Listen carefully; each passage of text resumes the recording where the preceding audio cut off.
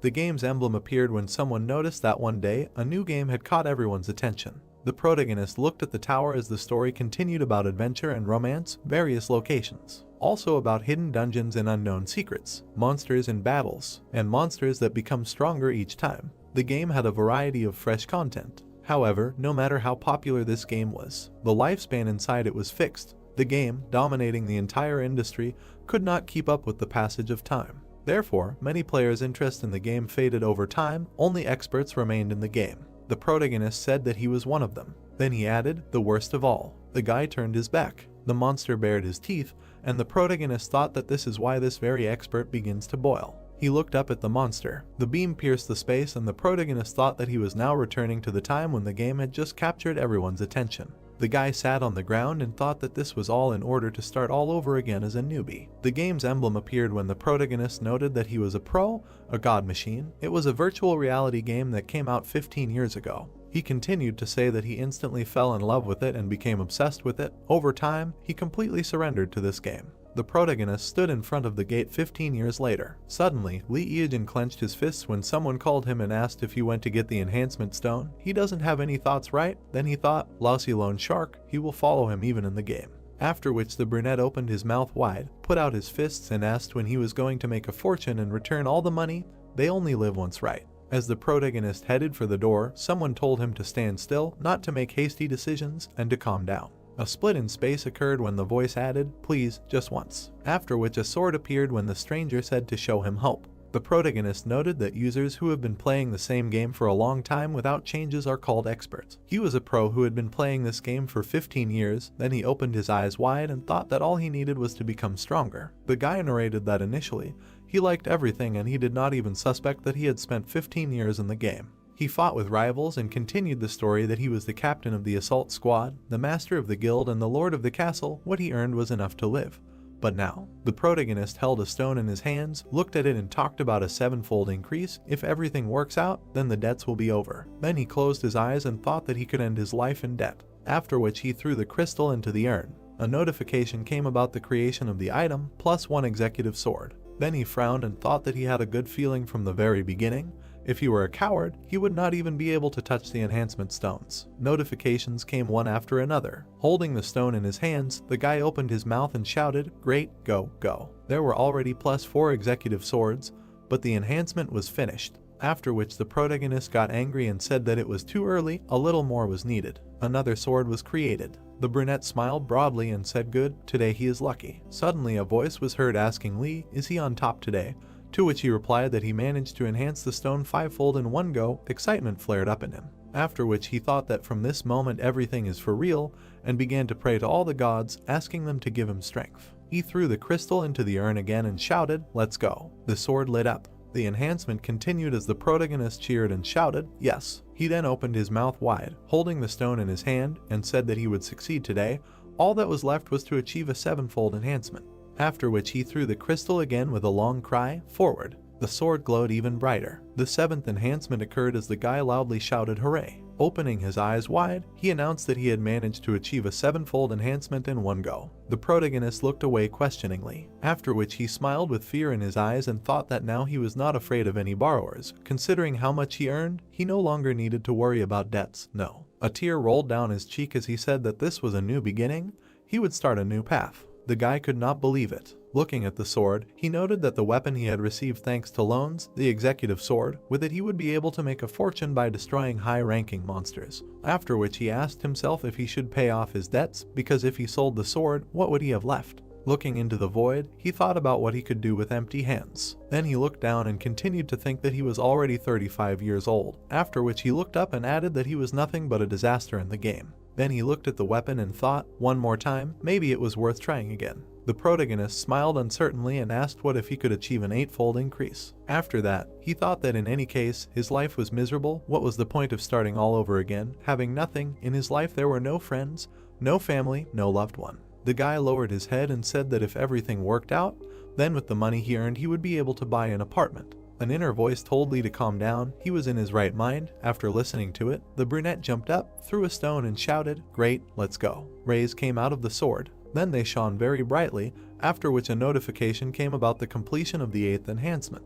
The guy's eyes were bulging out of their sockets. The protagonist began to cry, spread his arms and thought, thank the gods, they really exist. The virtual voice was delighted and asked if today was really his lucky day, to which the guy, with tears in his eyes, replied that he, too, about what kind of day it was. Then he opened his eyes and looked at the notification and the burning sword. Then he narrowed his eyes. The protagonist exhaled in relief. Then he bared his teeth, grabbed a stone and shouted, "Go," to which the voice asked if he was crazy, and he replied that he told you, a man only lives once. The voice ordered him to stop and asked what he would do if everything went wrong. After which the protagonist thought that the enhancement +9 is an extreme probability. The probability is 12/100 of a millionth. If everything works out, then he can get money that is not comparable to an 8-fold enhancement. He would be able to afford a luxury apartment in Gangnam, and he would be able to restore his old relationships as well as make new ones. The guy continued to think about absolute luxury, a life without worries, the legendary 9-fold enhancement. The brunette gritted his teeth, frowned and thought that he would create this with his own hands today. He would become the most special. Then he felt the power and realized that no matter what he did today, this was his day. But suddenly, darkness appeared around the guy and an error occurred. The sword disappeared and a notification about the enhancement failure came. The protagonist's eyes diverged in different directions. Sweat ran down his hand when he asked why the 9th enhancement did not occur. The guy was confused and thought that apparently today is not the day when everything is possible. A voice in his head called him and said that it was time for him to go. The protagonist fell into a stupor and asked himself where to go, into a barrel filled with cement or into a chicken feed grinder. He continued the thought that a new life would await him if he could stop at 7-fold amplification, and if he stopped at 8-fold, he could buy an apartment in an elite area, and then asked what happened to him. His thought continued with the fact that if he could stop, he would start living like a human. But suddenly he interrupted his thoughts and thought that everything was wrong. He should not have done amplification from the very beginning. He punished himself by having to use private loans.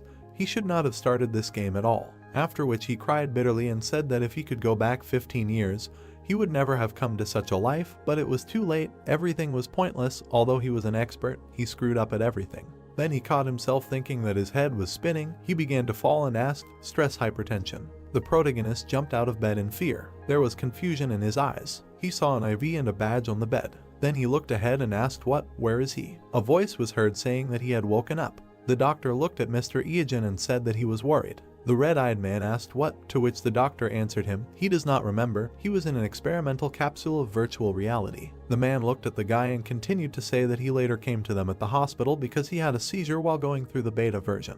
The brunette opened his eyes wide and thought, experimental beta version, what is he talking about? The stranger in the suit and glasses laughed and said that their company would provide him with a new capsule and a small amount of money as an apology. The capsule he used was rejected, but in any case, the incident must remain a secret. The protagonist mentally asked if this was deja vu, then looked at his watch and thought that the realization of reality was slowly coming to him. Then he smiled and asked, so only 15 minutes had passed since his arrival in the capsule. The guy narrated that when he was conscious, he was a being rejected by society, without family and friends. After which he opened his eyes wide and thought, really, he got into the past. Then the main character realized that it turned out that all these 15 years were just a dream. The city stood against the backdrop of the sunset. There was no light in the windows. The guy looked up. He was lying on the floor. There was a mirror next to him. He looked at himself and thought, smooth skin without a single wrinkle. Looking at himself, he thought that this did not at all resemble the face of a 35-year-old man who was addicted to alcohol and cigarettes. After which he frowned, and his face aged when he thought that all this was just a fantasy, and that was just a nightmare. The game emblem appeared again when the guy noted that his whole life was turned upside down because of this damn game. His younger sister said that she would do BJ and borrowed an item from him, but everything did not go according to plan. The girl was threatened with a knife when the guy kept thinking that she went into the hunting area alone and caught the eye of an enemy guild. After which she was attacked by a PK, and dropped the item when the player who kills other players picked it up and disappeared. The guy said that after, in order to somehow recoup the loss of the item, they tried hard to catch a high-level monster and sell its item. Then he remembered how they even took out a personal loan later. The protagonist said that all he knows how to do is play games. He was going to break this wall between the game and reality. He said that more than 15 years have passed since the game was released, so each time it's online was lower and lower. The ratio of 10-to-1 turned into 100-to-1. It was becoming increasingly difficult to pay off the interest, not to mention the debts. But in the end, he still bought an executive sword. He thought that he would increase its power and resell it. Then he remembered all the events and added that in the end, The protagonist stood at the mirror. He frowned and thought it really was just a dream. Then he closed his eyes, after which he opened them, clenched his teeth and shouted that this could not be. The evil guy thought that the most promising game had become useless to anyone in 15 years. All that time spent together had become his whole life. Then he looked away and said, "Whatever." The protagonist looked at the capsule and said that he needed to play once, after which the game emblem appeared. The protagonist was falling into the portal. Suddenly a notification came from the machine god that she welcomed him. Dragons were flying in the multicolored sky. A bright beam appeared on it. The guy landed on a rock, looked at the tower and said that all this was not a dream, after which he thought that everything remained the same as it was 15 years ago. However, he walked up the stairs, looked at the columns and said that he didn't know how far he could see into the future. What if it was a completely different game? The protagonist frowned, thought about the inventory. When it appeared in front of his eyes, the guy said, "A sword," but he had no other choice. A sword appeared in the protagonist's hand and he said that he had nothing to choose from. The guy had to fight a level D killer bug. The brunette frowned and said that, as he thought, he would be the first opponent. Suddenly, an opponent appeared in front of him, who tried to attack the protagonist, but he killed him. After which the young man looked up and said that it was easy to destroy these creatures. Then he turned around, saw a large insect and asked in surprise, "What?" The bug tried to strike with its paw, but the guy dodged them. The protagonist jumped up and raised his sword up. Looking at the opponent, he thought that his weak spot was obvious, after which he stuck the sword into the enemy and said, "The back of the neck." The insect's wing moved, so the brunette pulled it out. Then he looked at his hand and said that his body was so light, after which he thought that it was definitely not the body of a 35-year-old man, and asked if he was young. Then the game character was too. The protagonist approached the dead creature and said, "Look what this insect will give him," then frowned and shouted out. He had a killer beetle sting in his hands, to which he said, "Not bad." The guy stood up and said, "Good." Then he smiled and said that he would do everything from memory, after which he noted that he really went back 15 years. The brunette realized that he was given one last chance. At first he was going to have fun, but in the end everything went in the opposite direction. However, this time everything will be different. The main character smiled, extended his hand and said that he would take all the delights of the game, hidden places and objects, all this for himself, and only after that he would truly enjoy the game. The training tower includes 10 floors, with each rise to a new floor. The difficulty level and the number of monsters increases. Having passed all 10 levels, you can go out to the main world as a player of level 10. The monsters in this game were created strong enough and are given 5 minutes to survive this fight. Usually he is controlled much faster because he already has enough information about this game. You need to attack the monster at vital points to minimize the time spent on its destruction. Lee Eejin saw the sign of the 3rd floor and thought that there were 3 monsters. He saw the sign of the 6th floor and thought that there were 6 monsters. He smiled and thought that there was nothing special even if there were several monsters. Killer bugs were approaching him from both sides. Damaged killer bugs were lying on the floor. The protagonist looked up, trying to catch his breath. He turned around when he heard an announcement that a new record had been set in the training tower on the 9th floor, and asked if he wanted to add his name to the record table. The brunette combed his hair back. He lowered his hand and called himself an expert. He looked straight ahead and heard that the username had been registered, and that it was possible to select a difficulty level on the 10th floor. He turned around and thought in bewilderment that he did not remember this before. He remembered that before they simply called the rank, the next mission, there were not many hidden privileges with hidden items in the training tower. Lee Eejin stared thoughtfully at the notification and said that, apparently, these privileges were available to those who managed to break the world record. A C rank boss is 10 times stronger than a D rank boss, and a C+ boss is 1,000 times stronger than a D rank boss. A person in his right mind would never increase the difficulty level too much. The boss was raised to level C+. The protagonist threw his hands on his hips and thought that he had become almost a pro, and people like him could fight a plus and S rank monsters in the future. He ran up the stairs asking why he should be surprised by things like C+ rank monsters. He smiled as he went up. Darkness appeared and people began to discuss the protagonist. They were surprised that there was a hidden boss in the tower. Only a little time had passed since the game was created, and something like a hidden boss had already appeared. And recently a new world record was set on the 9th floor, and as expected from the Koreans, his nickname is Expert. So little time had passed, and he had already bent everyone over, and someone asked if he was streaming the walkthrough because it would be interesting to watch. The girl opened her mouth and said that she had not seen anyone inside, and if this really happened, then everyone would have noticed it. The man opened his mouth and said that it was impossible to choose a C+ rank boss on the 4th floor. The man looked askance and thought what the hell was going on. He had just passed the 10th floor but was hearing this news for the first time, and how could this even happen? All the players from the newbie village knew each other well. His identity would be revealed one day, and once he appeared, the scouts would take over. The monster was holding an axe in his hands. Then he struck. The guy struck the monster in the eye and said that he knew about the attack pattern and wondered if it would work. Once he got used to the weapon, he would not be able to take damage at all. Lee Eejin struck one after another and said that with his strength, he would be able to defeat the Skeleton King. The brunette swung the sword and then said, "The tasteless power of power," and then asked if this is what people who pass high levels feel. Then he threw me on his shoulder and said that now he can defeat him. The Skeleton King was sitting on the ground defeated. The guy got chest protection and he said that for an expert it was nothing. Protection appeared on his legs.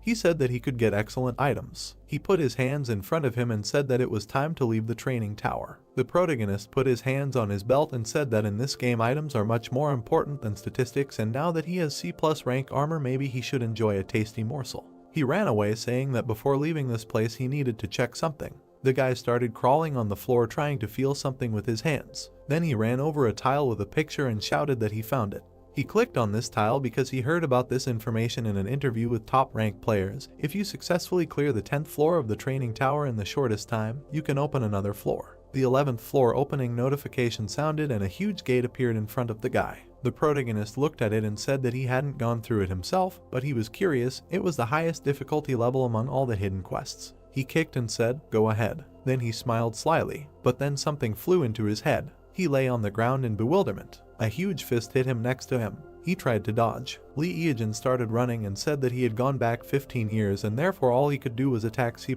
rank monsters, and he didn't understand how this monster could just jump out. There was an explosion. The guy fell from the blast wave. He opened his eyes wide and said something like, "Making fun of me, and how could he possibly defeat him?"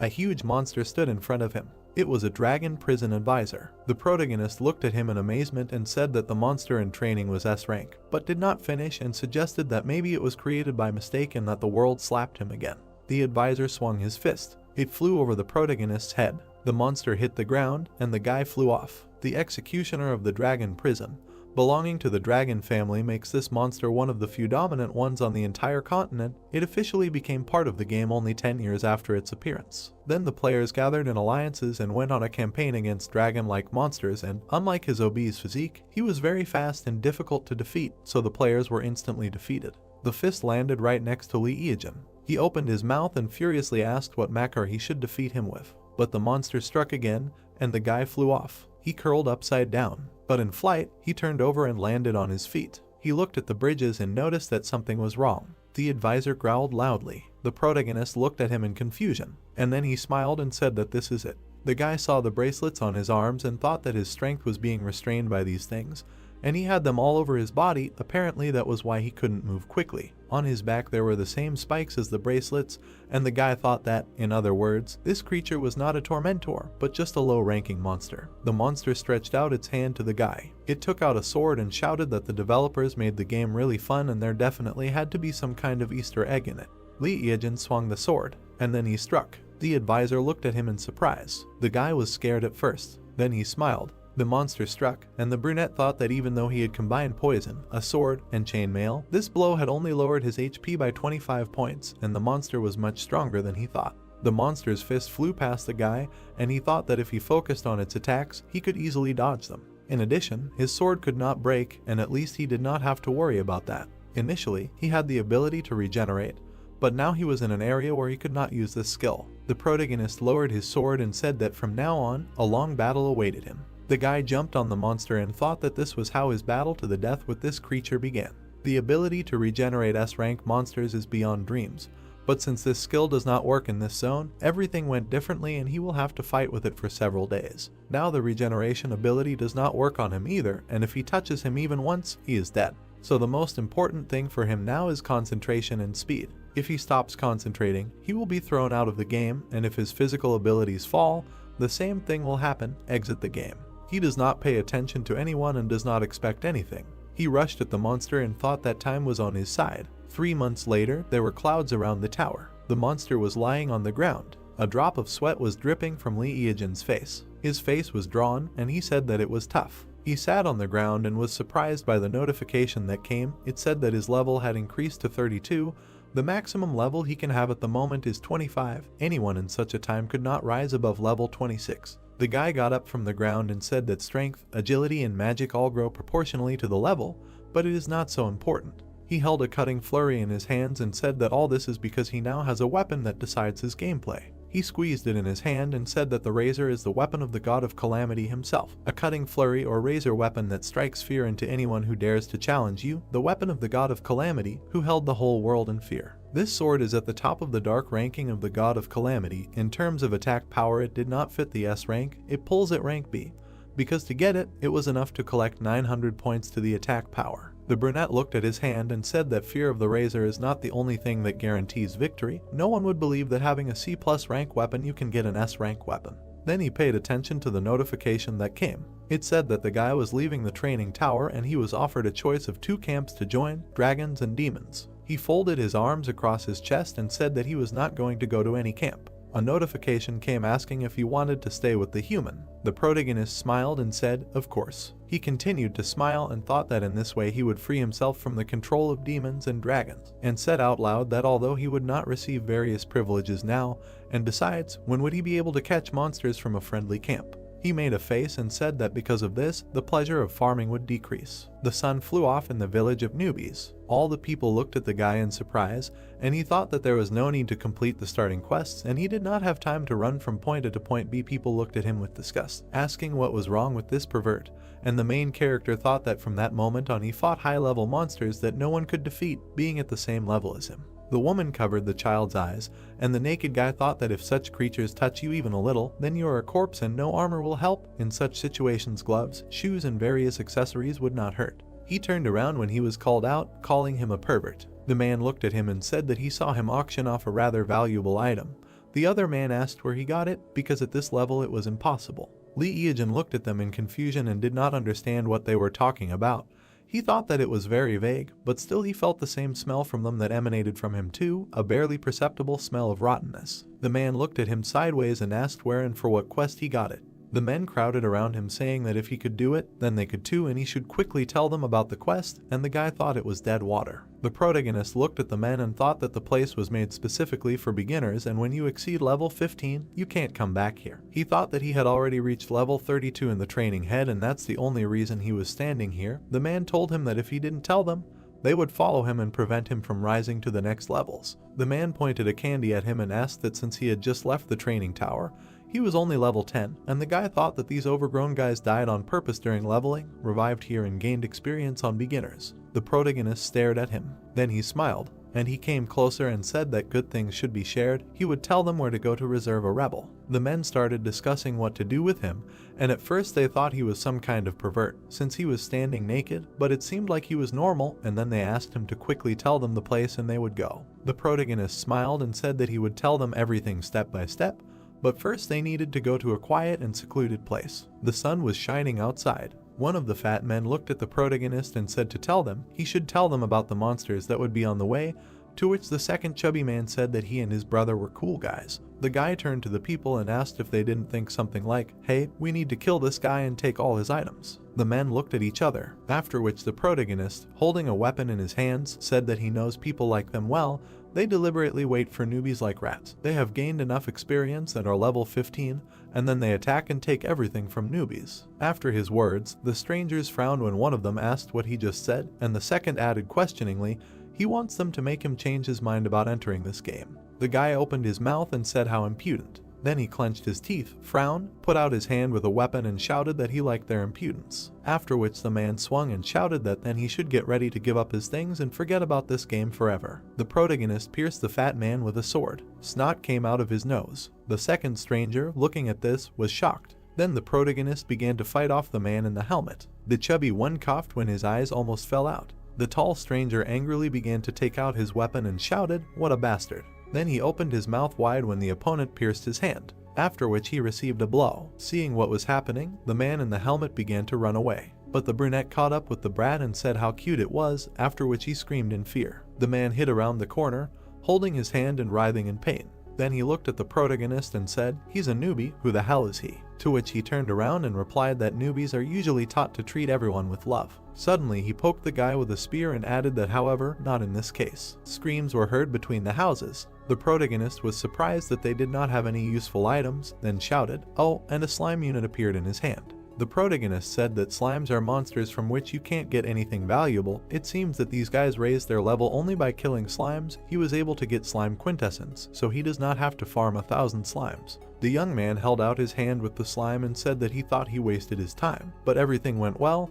This thing will come in handy when he attacks the dungeon. He then looked at the virtual tablet and said that it looks like his item was bought at the auction, then noted that the auction is held for 72 hours from the time of registration. But there are exceptions, in cases where the price increases at least 10 times the original price. The guy smiled and asked, "I wonder what kind of rich kid bought this?" His eyes grew bigger. In the tablet, he saw equipment that cost a lot of money. His mouth wide open, he shouted, "What?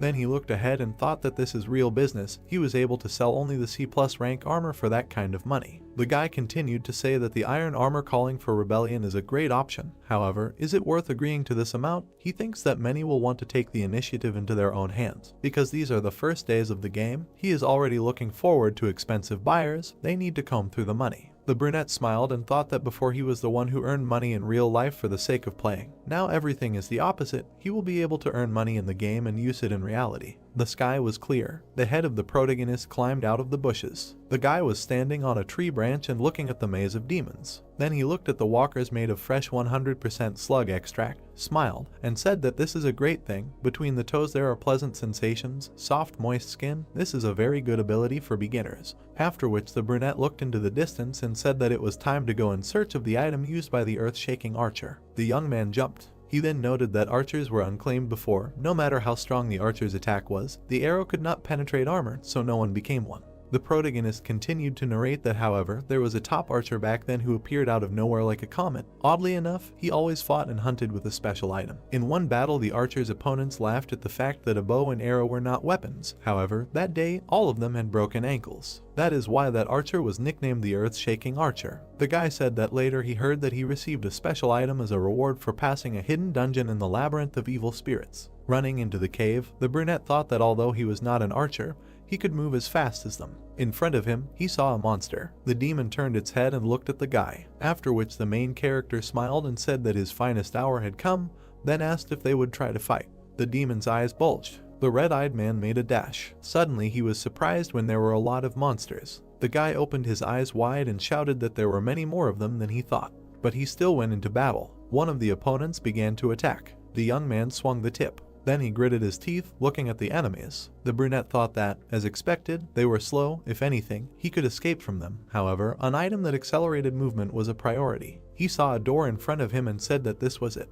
Then he jumped up and kicked it. Something was falling above him. A metal wall fell near him. Suddenly the floor broke and the main character began to fall. While he was flying, he said that this was great. He could find any way out of this labyrinth. It was not even more difficult than walking around his house. It was dark. The guy saw a monster in front of him. A danger notice came. It said that the dungeon boss was here. The protagonist was scared. The boss was preparing for a crushing attack. His footsteps were causing the floor to crumble. The monster was very big. Looking at its red eyes, the young man said that as he thought, if he was wearing armor, his speed would be reduced by more than 50%. The protagonist stood ready when he said that it would be the same even if he wore iron armor. That's why he doesn't wear it. The scarlet demon bared his teeth. The guy smiled and said that as soon as he came, he prepared a warm welcome for him, then asked if he was bored because no one had come to him yet. The brunette turned around, saw the demons and said that they were persistent guys. He looked at them sarcastically and added that they were not trying hard enough. Time was up. The monsters began to fall, yellow liquid pouring out of their mouths. One by one, they started dying when the guy said that when he looked at it, it was a terrible but powerful force. He then explained about the quick strike. It was a point damage technique that deals a certain amount of hits that cause bleeding, ignoring the shield, a cheating technique that made the Razor #1 in the rankings. The protagonist noted that the damage reduction for a second is 1/100th of the enemy's total HP. This effect lasts until the target is killed. He then looked at the demons and said that one by one, starting with the one who was injured first, it cannot be dispelled. Then he looked at the boss and said that now it remains to deal with him, and then asked, well, now only he is left. The demon took a deep breath. Fire burst out of his mouth as the guy began to run away and hid behind a stone. A notification came that the scarlet demon was caught. The floor crumbled under the monster's feet. The naked protagonist jumped. He jumped off the rocks and landed on his feet. The boy looked at his walking sticks in surprise. Then he raised his head, frowned and asked his opponent how long he thought he could last. The enemy stepped next to the young man as he swung the blade. 3 hours later, the brunette cleared the labyrinth for the first time. He spread his arms and asked if he could continue. In the beginner area there were 2 more C+ rank monsters besides the Akani, right? Then he looked away and thought. Lee looked into the distance at the nature and said, okay, he chooses it. The sky was brown. Insects were flying in the nightmare forest outside the beginner village. The protagonist quickly ran away from the C+ rank water spider. In motion, he turned to him and asked, since he had caught part of the prey in the net, why was he chasing him? Was even some insect an important prey for him? The rival was above the guy's head. Then the brunette turned around and saw an explosion. He jumped when a trap appeared under him. Then he smiled and said that this is exactly what he wanted. The spider was terrifying. The ground was shaking. Sounds were heard. The protagonist jumped off the cliff. Then he looked down in fear. An insect appeared behind him. It made strange sounds. The guy looked at it from under his brows. They stood opposite each other. The enemy made a dash, after which there was an explosion. Then the brunette laughed and asked. The intruder entered his territory, and he personally came to settle accounts with him. A scaly king cobra appeared, sitting on a rock. The young man said that this was a great chance to deal with 2 bosses at the same time and also increase his agility. Looking at the spider, he continued to say that the water spider, which never lets go of the prey, even if others are already looking at it, then turned his gaze to the cobra and added that the king cobra with scales, which will never let go of intruders in its territory. Continuing to look at them, he said that many players would have their legs buckled from seeing this. This is a funny sight for a person like him. Then the protagonist opened his mouth and said that seeing how they both die, a notification came about receiving the exoskeleton of the soothsayer and the scaly dream without blood and tears. Everyone was surprised that these are C+ rank items. People looked at this in surprise, wondering how he was able to get this and what monsters he killed, and also that this is impossible and this is just a bug. The man clenched his fists and shouted, 3,000, 5,000, are you kidding me, 6,000, 6,500, 7. Lee Eejin leaned back in his chair and said that he had only just started and the stakes were already rising. How much more could he raise? He pressed his lips together and asked if he was really like that. The guy looked to the side and wondered if the poor guys who were shaking over the crumbs that others were throwing down, was that really what they looked like when top players like him were looking at them? Then he looked closely. The phone rang. It was his uncle. The protagonist took the phone in his hand, scratched his head and said that he didn't want to pick it up, but if he didn't answer, the guy would start to annoy him even more. He brought the phone to his ear and said, hello. His head was blown off from the scream that when he was demobilized from the army, he should have stopped by to see him.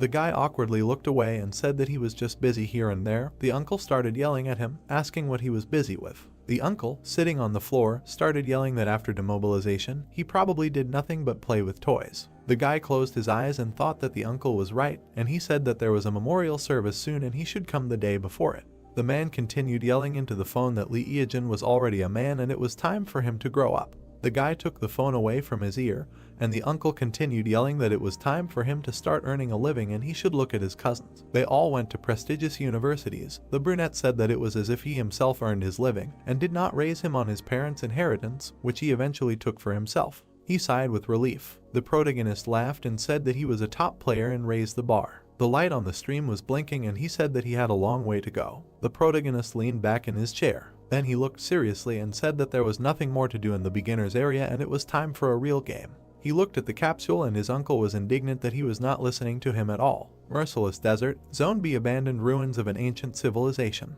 Lee Eejin looked through binoculars and said that if all his calculations were correct, then it should be somewhere around here. Since the player cannot enter this dungeon alone in the usual way, he will use a trick that only he knows. He looked at the camel and apologized to it, after which he killed it. The camel's bloody body lay on the sand. The protagonist smiled and said that he was there. Explosions began to occur in the sand. The guy looked at all this, saying that he was glad to see him after a long time. A huge sandworm towered over him. The worm opened its mouth. It looked up and said that he had successfully caught it and then ran.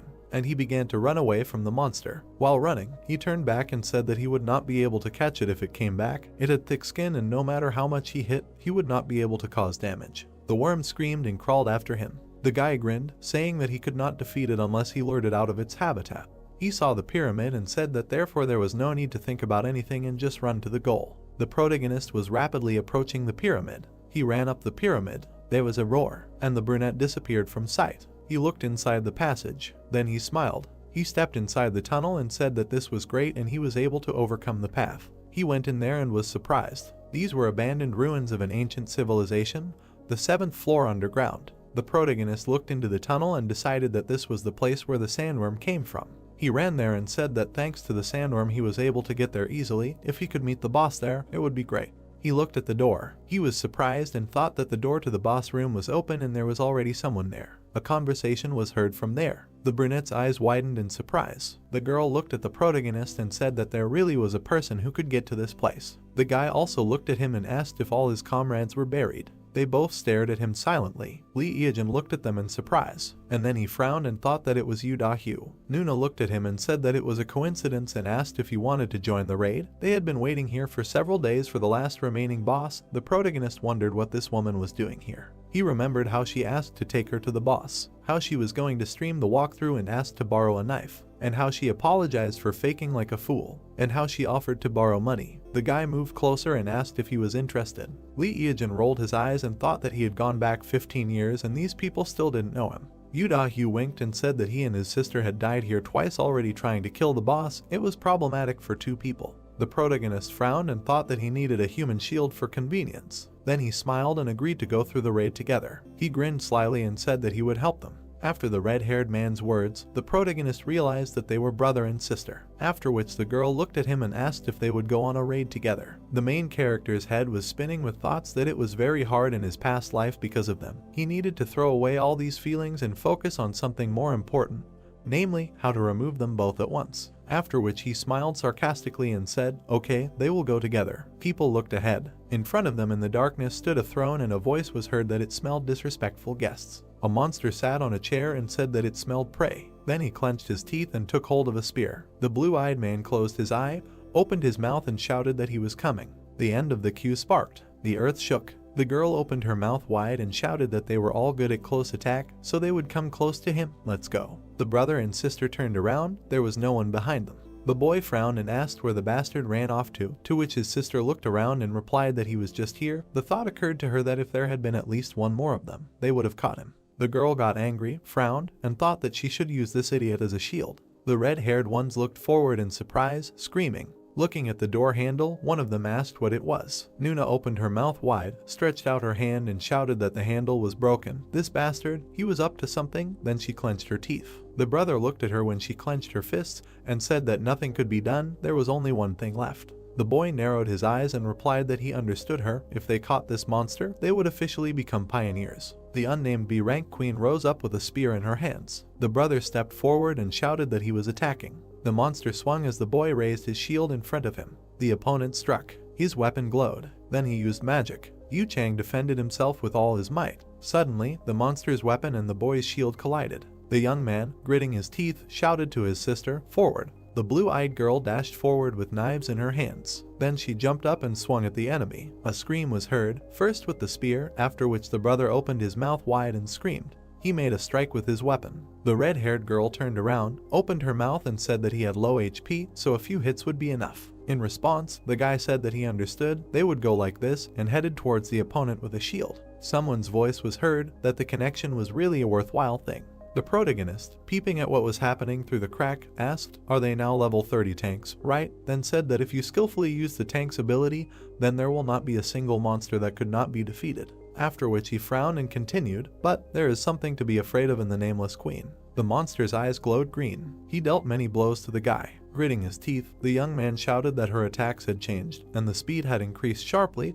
They would not be able to avoid all the attacks. The queen dealt a blow, after which there was an explosion. The fragments flew apart when the guy, closing his eyes, screamed. His sister tried to attack her rival. Then she opened her eyes wide and said, "Damn, they have already gotten used to her previous attack style. Now it will not be easy to dodge her blows and her speed." Suddenly the enemy appeared in front of the girl when she closed her eyes and said that it was too late. There was an explosion when the lady opened her eyes. The monster was lying on the ground, blood was flying around him. The protagonist was striking and saying, "Checkmate." The blue-eyed girl opened her eyes wide, stared at the protagonist and asked him. Then her gaze became angry and she continued, "He appeared at the very last moment." Her brother, gritting his teeth, shouted in rage that this coward was sitting in ambush the whole time. They could not get out of here because he broke the door handle. Throwing his sword over his shoulder, the guy replied that thanks to him they defeated the boss, and after all, it was he who saved their lives. Suddenly, a notification came that the nameless queen was successfully defeated, and there was another female player in their group. They were able to discover a hidden quest of forgotten ancient ruins. The heroes asked in surprise, "Female player, hidden quest, what kind of nonsense?" The red-haired ones turned around when the guy said that this bastard ran away again. The guy frowned and asked, "Doesn't she think it's weird? Why didn't their level go up? And why didn't anything drop? They weren't done yet." A voice was heard calling the girl. She grabbed her head when the voice said, "Her body." The monster, lying on the ground, whispered that she must give it to him. The heroine, holding her head, screamed loudly. Suddenly, her face turned black. Smoke swirled around her. Then her eyes turned yellow and she laughed. Standing with the monster's spear in her hands, she shouted, "Scum! They must kneel before her." Her brother was shocked. The protagonist turned his head and said that in order to enter this dungeon, more than 2 people were needed, and at least one of them had to be a girl. That was the reason. A question appeared inside Yu. What was going on? She was controlling her body. The brother looked at his sister questioningly. He received a notification that his partner's soul had been taken over by a monster, the new name of the queen Yu. The girl was told to forget her previous connections. Now she was the mistress of this dungeon. The blue-eyed girl's eyes widened and she thought that she couldn't believe her eyes. Why did they make such conditions for entering here? The red-haired man looked at her, cowering, and thought, all monsters are so crazy. The protagonist turned his head and said that in order to enter this dungeon, more than 2 people were needed, and at least one of them had to be a girl. That was the reason. Then he looked away and thought that in order to attack alone, he thought of cheating with these 2, but everything did not go according to plan. The guy looked ahead in surprise when an explosion occurred. The yellow-eyed girl stood in front of him, saying that she was the queen of Rhodesia, an ancient state that was destroyed during the war between dragons and demons. Then she opened her mouth wide and shouted that today she will revive Rhodesia. They are wild beasts. The real heroine was apologizing to her brother in her thoughts, and thought that her punishment is much more serious than his. Well, at least she will be able to find out what the reward is for this raid. Looking at the notification, she was surprised. It's strange why it hasn't appeared yet. The protagonist began to undress. Then the blue-eyed girl looked at him and shouted, "That's right, that pervert, the raid is not over yet." The naked protagonist raised his weapon and asked, "Well then, they will begin." The 2 personalities of the girl screamed that he was a dirty creature and a fucking psychopath. Then the heroine used force with a spear. The guy swung back. Then he smiled and said that she missed. The queen got angry and bared her teeth. Sparks flew. The brunette rushed from side to side. The girl struck again. The protagonist dodged him too. The yellow-eyed girl looked at him in surprise and asked what. Then she became furious, raised her hands and screamed that he was a fucking rat. She launched force around herself. Then the heroine looked down and asked what he was doing.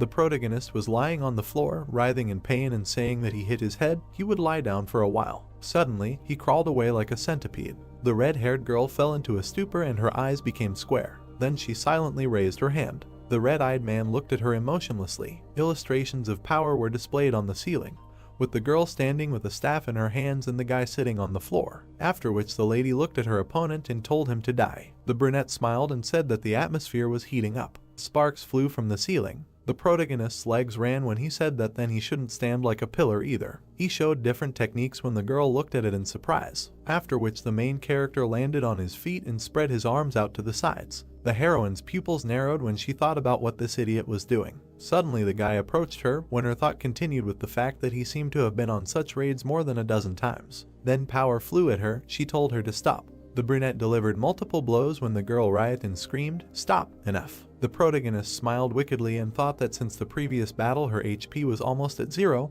then they would end it, the end. Then he raised the tip up when the lady extended her hand, defending herself. Suddenly she quietly said that she had freed herself. Tears appeared in her blue eyes when she asked him not to kill her. Swinging, the guy replied that he didn't care that she had freed herself, he was going to kill her anyway. Her eyes shrank when she thought that. Suddenly blood splashed and a notification came that the raid on the queen was completed. He had cleared the forgotten ancient ruins. He was awarded a reward. A shiny ancient bronze sword appeared in the protagonist's hands when he said, "Cool." Then he looked away and said that he had collected everything now. Then the guy turned his head, looked at the floor and said that it was the idiots who left so much behind. He started picking up the stones, saying it was a shame, but he would do it anyway when a voice called him a fucking moron. The brunette looked back. Dead Yu, who could leave a will to her teammates within 10 seconds of her death, shouted at him not to pick it up. The protagonist was already holding the coin in his hands when she started calling him a bastard, a monster, a moron, a thick-headed, a goat. Then he continued to pick up the rest, to which the heroine shouted he was serious. She opened her mouth wide with tears in her eyes and screamed, asking what the hell he was doing.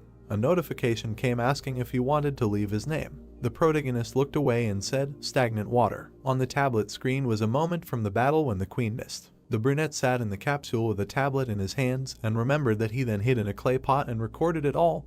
The recording continued all this time. Looking at the screen, he continued to say that the girl had such a face, he could not help but film it, did not think that he filmed the entire raid. Then he looked up and said that this is a video from his first raid. After which the guy sat down at the computer and said that it was somehow boring, maybe he could edit it and post it to the group. The protagonist was fast asleep when his phone was blowing up with notifications. The building stood in the evening city, one of its windows was open. The trash can flew off when an enraged Yu Chang walked around the office and shouted that the more he thought about this pervert, the more he pissed him off, to which his sister answered him that his rage would not change anything. Gritting his teeth and frowning, the brother looked at his sister and asked if she was laughing. He made them look like idiots. The girl silently filed her nails. The brother looked at the redhead when she told him to stutter, then turned to him and angrily asked who he thought was the face all over the internet. The guy stood there and listened as she continued to say that this pervert had uploaded a video in which he had censored only his own face. The brother only nodded. The blue-eyed girl bared her teeth and said that she would find this bastard. Then she hesitated and thought that her plans to become a beautiful brave mystic were ruined at the very beginning. Then she continued the thought that her first boss was a pretty babe, she would take revenge on him for this shame.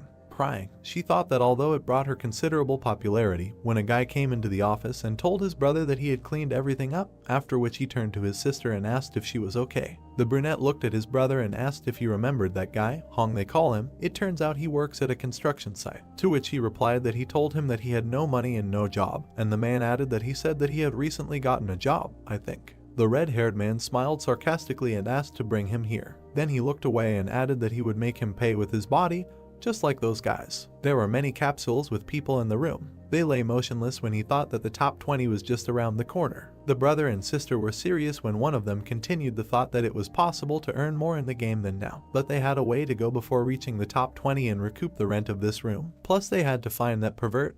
He would destroy him. A voice came from the research room of the Seoul K1 Pro Players team. Look at this. The guy was sitting at the computer and asking, a B+ raid video. When the second asked again, early B+, he didn't know who it was, but he was a monster. The brunette opened his mouth in surprise and said that it was a little strange. Looking at the footage from the video, he asked who this crazy pervert was. The young man looked at the screen and asked if he wanted to say that he won like this in the B+ rating, to which the first closed his eyes and replied that it was as if he saw the dance of death. One of the guys grabbed his head and shouted how they should play now if he exists, to which he received the answer that he should invite him to his father's noodle shop. The blue-eyed guy silently looked away. Director Ying stuck out his finger, opened his mouth wide and shouted, send a message to this guy from Deadwater right now, he wants this guy to join their team.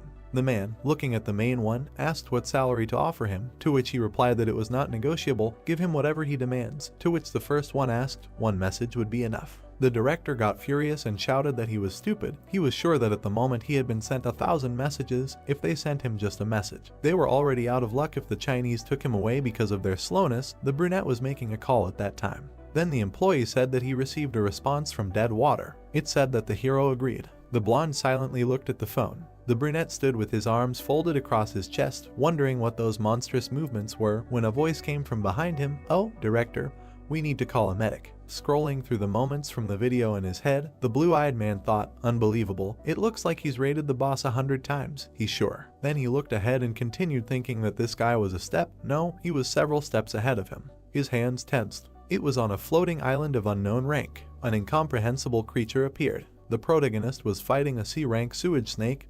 He cut it in half. Suddenly a notification came that he had found a secret dungeon, a rotting underground canal. When the guy plugged his nose and said, what a terrible smell, the name of the pioneer was added to the Akasha records. The protagonist narrated, recalling his reaction, that to be honest, he was shocked. He got more views than he planned. But if you think about it, you could have ended up on the main page of the site, but he, fortunately, ended up in the top best gamers. Then he opened his mouth and asked, with this, after which he scratched his temple and said, amazing. Remembering the fight, he said that if you look at it from another point of view, only because of 15 years of training, it looks easier than drinking water. He thought too highly of high-level players, the one who breaks mountains with one blow and makes cuts with surgical precision. He continued to say that he only thought about high ranks for so long that he unconsciously underestimated himself, But this could not last forever. The protagonist stood on his walkers and said that, "Pro player, this is not so bad." Then he frowned and said that it was not in vain that he spent so much time, no one will defeat him again, right? Director Young was crying on the couch some time later. A voice was heard greeting a wanderer in a decayed underground canal. In front of the protagonist stood a hidden NPC crying statue of Pygmalion. The voice asked the guy to fulfill one of its requests. Then the statue began to cry as the voice continued to say that if he fulfilled its request, it could take all the gold that was hidden behind it. The guy pressed the button to refuse. Then he heard a request not to do this. It asked to destroy it. The voice pitifully asked to end his suffering. The brunette looked away in surprise and thought, destroying the statue is a simple quest, but if he accepts it, Pygmalion will simply disappear and the reward will be small. This will not work. Then the crying statue lowered its head and said that if he does not want to destroy it, then let him take revenge on the one who brought him such suffering.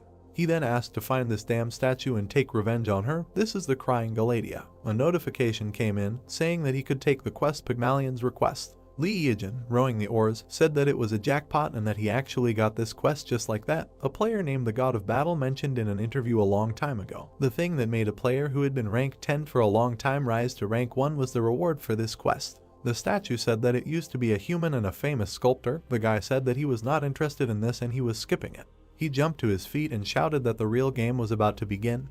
He would defeat this guy with whom he had so many problems. Forward to the jungle of chaos. But then something appeared from above. Nuna hit the boat with her axe. The guy, stepping on the ground, asked if she was really attacking him. The girl turned around and said that she had finally found this bastard and was going to take revenge on him for everything he had done to her. The protagonist turned around at the sound of shouts that they were all here too. A crowd of men were standing and shouting that he was a corpse and they were all out for revenge and that he shouldn't get into trouble. The protagonist looked around and thought that he couldn't remember them all, but he was causing damage wherever he went. Then he asked how they knew he would be here. Nuna approached him and asked if he thought she had been sitting idle all this time.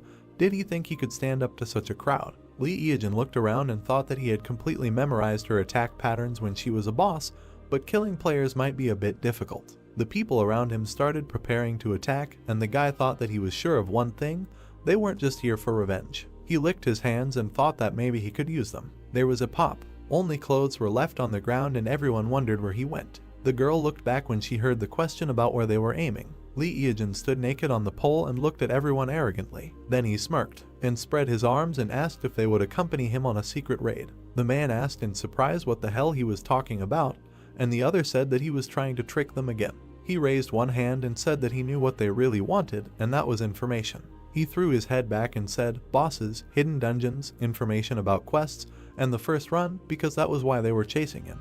Everyone looked at him in confusion. Then the protagonist scratched the back of his head and said that he thought his outfit was also quite unique. He spread his arms and said that in any case, as they expected, he could provide them with all this special class information. The girl pressed her lips and thought, the first run. Lee Eugene extended his hand and asked what they were going to do now if they wanted to go with them. And thus, their team was formed. Yu Da-hyu, Nuna, the Lone Shark Twins, Lee Dong-bai, Lee Yun-bai, Lee Jian-bai, the three beautiful musketeers, the mobs, the rest he sent in case of trouble, and the professional player of the sole branch of K1, Ma T-gang. The protagonist looked at T-gang and abruptly turned away, thinking that this was amazing. It really was T-gang.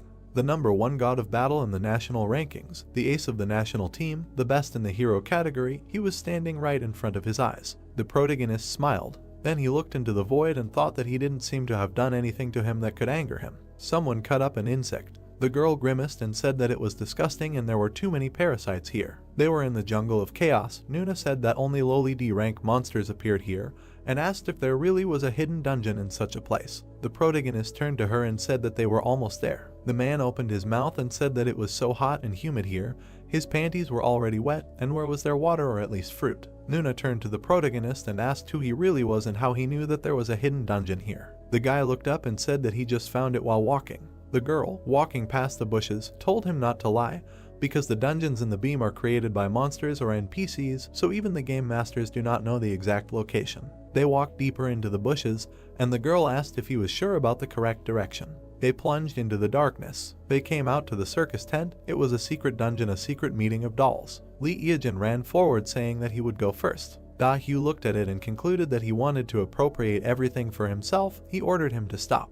They entered the hidden dungeon of the secret meeting of the dolls. The controllers behind the scenes were on alert, the entities on the stage awakened, the jesters began their performance. The blow fell between two guys. They were the serial killer pirate and the gargoyle. The protagonist rose into the air with the help of red leather steps and said that for guys like them who live for performances, there is nothing more terrible than the disappearance of the stage. Then he stamped his foot, and the ground began to crack. The monsters began to shake, and the protagonist said that for clowns and clown-like monsters, the damage from the earthquake is double. They also have the attribute of a minion, so the blood is doubled. The gargoyle tried to strike, but the guy dodged, and Pirate put out his hands. Lee Eoin continued to dodge the blows and said that in other words, they receive 4 times the damage from one blow. The protagonist plunged the blade into the clown's head. He smiled and asked what he should do because he wanted to be hit, but his body reacted on its own, so he missed again. The protagonist looked at the battlefield and thought that he had killed a whole bunch of C+ rank monsters in an instant.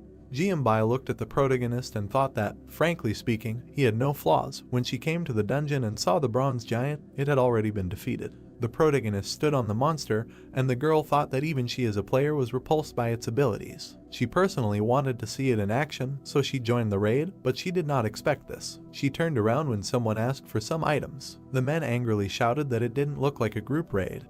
He just killed all the monsters by himself. They wanted the rewards too. Everything should be equal in a team. Eoin turned around when he heard this. The girl looked at them and thought that this sucked. Da-Hugh grimaced and wondered why they were whining. Teagang rolled over and thought that after all, he had no reason to be on his side and why they were probably even right. Tiak pointed his finger at the main character and said that he hoped that he didn't want to grab all these things for himself.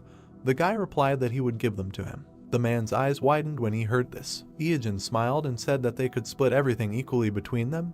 He was a team after all. The man grimaced. Then he rubbed his nose and said that he was better than they thought, and the guy replied that since they were a team, they should be honest with each other. Da-Hugh looked at them and thought they were idiots. She bit Booga and thought that it was impossible and he couldn't be that kind. He definitely had skeletons in his closet and he was definitely trying to use them. The man came up behind the main character and told him to open the door to the next floor. The girl thought that he was now acting like a simpleton. The door opened. There were many columns in the room. In the center there was a statue of a girl who covered her face with her hands. They found themselves in a secret meeting of dolls too. Everyone began to walk around the statue, saying that they didn't think it would be so spacious, and from a distance the statue looked like a piece of cloth.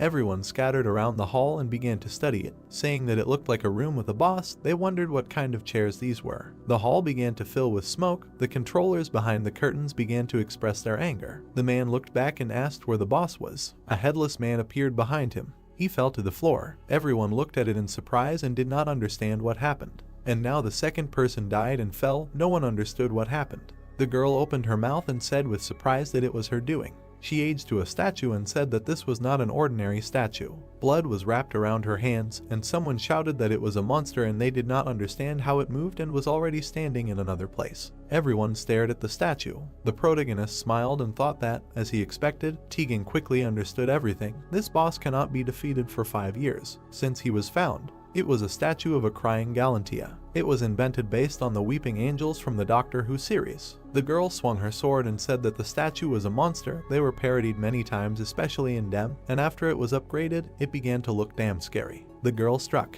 after which she looked in surprise. Dongbai was about to hit with her staff and asked to move away. Then she hit it and the statue burst into flames. The girl pressed her lips together in disappointment and said that it was unsolvable. Yunbai frowned and asked how they could defeat it. Teagang frowned and wondered when the boss would attack. Da-Hugh turned around and said that it seemed like their attacks wouldn't work until the boss moved and asked if anyone had seen her move.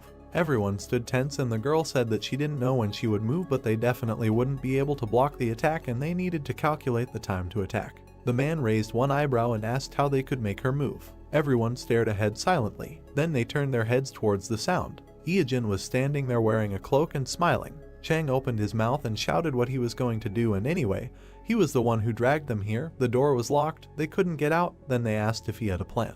The protagonist cleared his throat. He raised his finger and said that there were only 2 ways to leave this dungeon. The first was death. The guy raised his second finger and said that the second was to defeat the crying Galathea. The girl opened her mouth and shouted that if they could, they would have won already. How are they going to defeat her if they couldn't see her attacks? The protagonist chuckled and asked when he said that they would defeat her. The girl asked again in surprise, to which the protagonist showed his middle finger. He continued to stand there and he said that he would destroy her himself. Da-hyu looked furious. The man clenched his hand into a fist and asked why he brought them here at all. Da-hyu was surprised when she heard that they were useful. The protagonist smiled sweetly. Then Lute closed his mouth and said that they should give him all the money. Everyone looked at him in surprise and Da-hyu asked what the hell he was talking about. The protagonist folded his arms and said if they hadn't sat on the belt, so she should pay, he would defeat the crying Galatea, so they should provide the payment for survival. Chang clenched his fist and said that it was his fault that they were stuck here, to which the guy in response asked who made them come here. They only came here because of their impudence, they should hurry up and pay. He was sure that they did not want to play a staring contest with a monster that was too tough for them. The girl looked at him silently, then she cleared her throat and asked how much he wanted. The protagonist smiled evilly and said 100 million gold. Da-hyu looked at him furiously. Chang rushed to the guy and said that he was completely out of his mind, he thought that he could do whatever he wanted. The brunette cowered in fear and said that he was very scared. But then Chang's head was torn off. Da-hyu closed her eyes and thought that this idiot should have calculated the situation, and the guy told her that now she had to pay double. Then she opened her eyes and wondered why she had to pay for her brother, to which she replied that they were one family. A dagger appeared near the protagonist's face. The girl looked at him intently and said that he shouldn't play with her, she could just share the punishment with the others and finish him off here. How could she even believe that he would keep his promise? Then he grinned and said that if she didn't believe him, she could make a deposit. The DEM deposit system allows you to deposit the promised amount into a third-party account until the transaction is completed satisfactorily. In other words, it is a security deposit. If the payer is not satisfied with the recipient of the payment, the money is returned to him. The third-party account to which the deposit is received does not belong to anyone, it is protected by an absolute rule. The girl remained silent. The SU stared at them in surprise. The boy glanced at everything and continued to say that she could take the reward for defeating crying Galatea. He moved his hand to the side and said that he did not claim it. Everyone stared at him and thought that crying Galatea seemed to be a B+ rank boss. Also due to the advantage of being the first in the world to defeat her, the reward should not be less than B+ rank. T-Gang stared at him. Everyone stood silently. Out of all the items in the market, the current highest rank is C+. This is crazy. If they can get it, they will be one step ahead of everyone else. The girl gritted her teeth and put it that she can't fall for this. Why would he refuse a B+ rank item? It means he has something better. Hyojin stared silently. When a player is in a team, he has the right to distribute the reward from defeating the boss. Also, if you upload a raid video, you can expect to get views or even ad revenue. If you leave the raid halfway, the video is automatically deleted. You cannot refuse it. The girl began to slowly put away the dagger. Then the protagonist raised his finger and said that this is the right choice. They have 6 people and the fee is 100 million, so each one needs 14 million. He was very surprised when he saw that the girl contributed 200 million gold. Golden Rain contributed 100 million, Silver Rain contributed 100 million gold. Bronze Rain contributed 100 million, Teak contributed 100 million gold. The God of Battle contributed 100 million gold. Hyojin looking at this, he stared at them and thought that he wanted them to pay a total of 100 million. He seems to be these guys really want to finish this. The girl asked him to keep his word. She looked closely and corrected to make sure that he really will defeat the statue and all the loot from the boss will go to them. To which the protagonist nodded affirmatively, and he began to walk forward, thinking that they must really want to be pioneers. That was the reason for their success in the future. He frowned and thought that in their place he would give up and die, and out loud he said that when he gave the signal, everyone should turn away from the statue. He came close to it. 5 years after the discovery of the Weeping Gallatin, collective reflections, inductive records, counting every unexpected change, hidden options. He put the shield in front of him and thought that only after collecting all this, some guys, having resigned themselves to the possibility of destruction, decided to defeat the terrible and deadly monster. The brunette put the bronze shield of the ancient civilization in front of him. He grinned and ordered to close their eyes. Everyone closed their eyes. The guy looked at the statue and the reflection in the shield. The statue removed her hands from her face. Then she swung, but the guy saw it. He dodged all the blows of the statue, and then he plunged a dagger into her eye. Then he ran away from her. The statue kept trying to hit, but the protagonist dodged them all. He defended himself with a shield. The girl bared her teeth. She looked at her hands. Crying Galatea becomes indestructible when someone is looking at her, but when they stop looking at her, she turns into a monster and attacks the nearest player. The most frightening and important fact about this statue is that it is an attention seeker. The brunette opened his mouth and shouted for everyone to open their eyes. Da-hyu opened her eyes and looked around. The statue behind the protagonist returned to its original position. The guy attempted to attack the statue and thought that he had already checked everything. His information was reliable. Its attack pattern resets after each stop. Everyone stared at him when he asked them to close their eyes again, and the protagonist prepared for a new fight, and he rushed into battle. Everyone stood with their eyes closed. Tegan closed his eyes and thought that they were in the middle of a raid and their plan was to close their eyes, and in such a strange situation, all the team members could not leave one thought. Da-hyu closed her eyes and thought about what was going on there. She wanted to see what was going on there. Hyejin quickly ran away. He looked back. The statue tried to strike, but he buried his shield, after which it broke into pieces. The brunette looked at him and said that, as expected, this was too much for his shield, but he would squeeze everything out of it. The guy began to wave his spear in the air. He swung and said that in his best years, he could even defeat an A+ rank monster alone. He shouted that it was too early for him to die and rushed to attack. The guy, standing with his eyes closed, thought that he really wanted to look, but if he looked, the crying Galadia would turn into a statue again, and who knows how the dead water would react to that.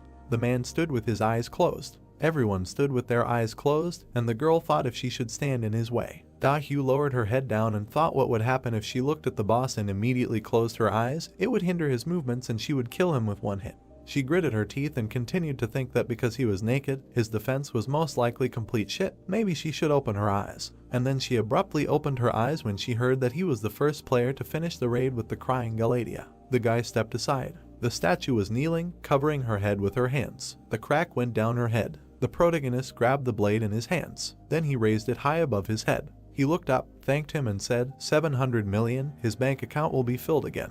Everyone around him rejoiced, and Da-hyu rolled her eyes and said that she felt terrible, but she couldn't do anything and it was still better than being killed halfway. She turned around and asked what was going on. She opened her mouth and screamed loudly that the boss had already been defeated and they still didn't have any reward. They had received a notification that they were the first. Why wasn't there any reward? Everyone started looking at each other. The girl turned towards the protagonist, and then it dawned on her, she remembered everything that had happened. The statue began to fall apart in two, and the crying Galadia cried out, and the body sealed and the statue awakened. There was an explosion, and the real boss of the upside-down world opened his eyes. Everyone looked at all this in surprise. A huge woman stood up from the statue. Tiek looked at her and thought that she couldn't do anything while they were looking at her. If they could immobilize her, they could come up with a plan. The monster opened its eyes. It was a Medusa of A+ rank. This monster, whose legend was passed down from mouth to mouth, and the dream existence was hidden by the Devil's Tower, just acknowledging its existence crosses out the ideals of magic passed down from generation to reign for thousands of years. Da-hyu began to turn to stone. She looked at her body and did not understand what was happening. Jianbai opened her mouth and shouted that her body was turning to stone. Yunbai looked at her hands that had already turned to stone and asked, didn't he tell her to look at her? She was indignant. Why did the scheme turn around so suddenly? Da-hyu turned around and looked at the protagonist with confusion. He stood there and smiled, after which he closed his eyes. The girl's eyes widened and she started screaming that the bastard knew what was going to happen and asked why he didn't tell them. The girl sighed and said that she was shocked and she shouldn't have interfered in other people's affairs out of curiosity. She frowned and said that she remembered his face. The protagonist looked at them in surprise and didn't understand what they were talking about, and then asked if they wanted to kill him. Absolutely all of the bodies completely turned to stone, and the guy said that in this day and age, information and experience are as important as money. The information and experience gained during these days are well worth the money, so for them it was a good deal. They even learned the location of a hidden dungeon. The guy narrowed his eyes and said that knowing the location wouldn't help them get through it. A jellyfish appeared behind him, and the guy wondered if he should play with it. Hyejin smirked and thought that after awakening, Medusa does not move for about 30 seconds. Since her specialty is burning mana, you cannot look her in the eyes. He clenched the blade in his hands and thought that even knowing all the patterns of her attacks, now he has a great chance while he has a bronze shield.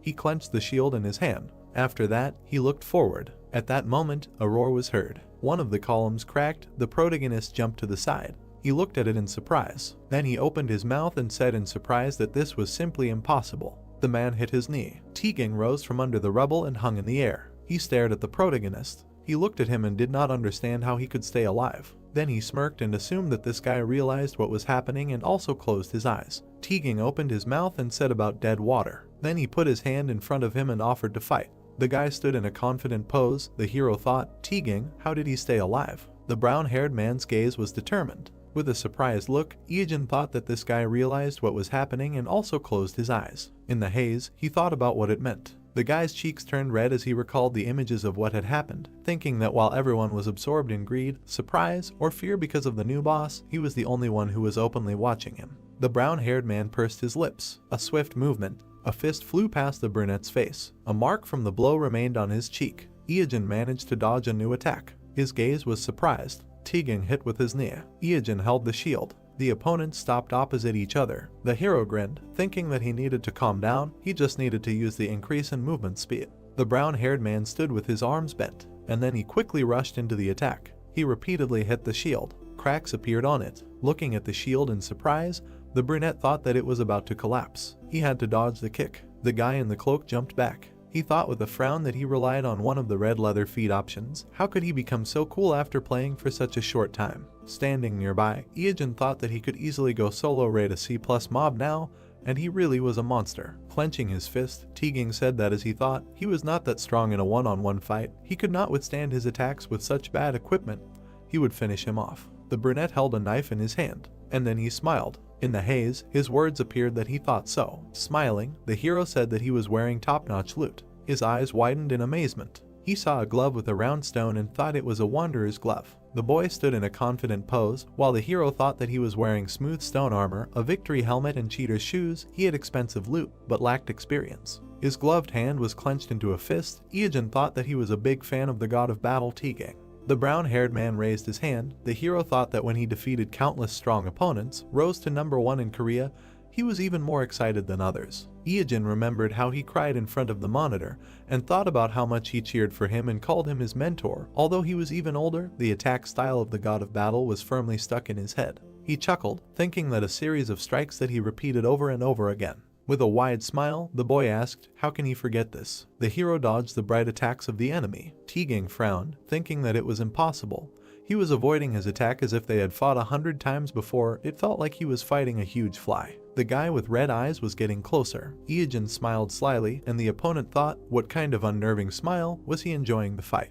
He gritted his teeth. Striking with his fist, he asked, who is he? A knife approached Tegan's throat. He waved his hands, closing himself. The brunette thought with a smile that he had a fragile chin. Squeezing the weapon, he thought that the fatal flaw that made Tegan, a former boxer, retire. Because of this, he is very sensitive when he attacks him in the chin. The brown-haired man's gaze became amazed. He sweated, realizing that his HP was falling. Touching his stomach, Tegan asked, what is he doing? Approaching, the guy with the knife said that they will see each other. He looked ahead attentively. Tegan smiled. His fist collided with the shield. Glancing at it, Iajin thought that he knew that he needed this bronze shield to fight the crying Galatea. The shield shattered into pieces, and the brown-haired man said that he would not die. There was no more shield. He lost. He would get this bronze shield faster and kill Medusa himself. With a slight smile, he said that no one could defeat the monsters that he had not defeated. The hero looked at him silently. The guy confidently clenched his fist, and Iajin thought that it resembled the spirit of the mountain, as expected of a hero from another era. Continuing to watch, he thought that it was admirable, and said what to do now. He knows that he can defeat her with his eyes closed, right?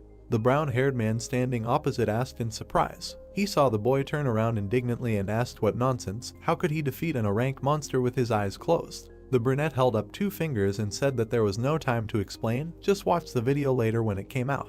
He imagined the figure of a woman with red eyes. Tegan frowned, thinking that he must be joking. It was impossible. He was really going to defeat her. Iajin walked forward in a cloak, thinking that he would return to Medusa's attack pattern. Cloaking his eyes, he recalled that Medusa's subjugation difficulty was still 5 stars, 3 active skills and 1 passive. She attacks at random. There is a 33% chance of one of the attacks appearing. Remembering the woman with snakes for hair, he thought that in addition, he should anticipate and avoid an attack with his eyes closed. Concentrating on the noises, he can hear more than the sounds of his body. The boy stood with his eyes closed. A sound was heard in the darkness. The brunette waved his hand and said that he was stagnant water and he was a streamer. Iajin smirked and said that he was continuing the quest weeping Galatea. He would challenge Medusa. He remembered the blow to his shield and said that under normal circumstances he would have used it. The shield shattered into pieces, and the guy explained that due to his companion's betrayal, the shield was destroyed, but it was nothing, and should he fight with his eyes closed, he had good hearing, so everything should work. There were red symbols around the woman. The hero explained that she had 3 active skills and 1 passive. Ice flows rose up. The first hellish frost. Ice spikes sprouted from the floor. Since he could not see, he needed to listen carefully. Flames rose up. The second wave of hellish flames. The guy remembered how he dodged it and explained that it was burning and spread in a large fire. Of course, if he could not see, he needed to listen carefully. The hero was surrounded by smoke. He said that after dodging these 2 random attacks, He remembered walking with his eyes closed and told him to crawl along the floor to make a physical attack. Since his eyes were closed, he needed to remember where exactly Medusa was. The opponent's eyes were glowing red. Iojin said it was time for the third active skill. A huge black snake appeared from the portal. He said it was the summoning of Jormungandr. Holding a knife, the guy explained that if they were afraid that they would see its size and their fighting spirit would be broken, then they should not worry, it was just a summon. This guy's attack pattern was very simple. The tail moved quickly. The hero said it was a tail strike from top to right.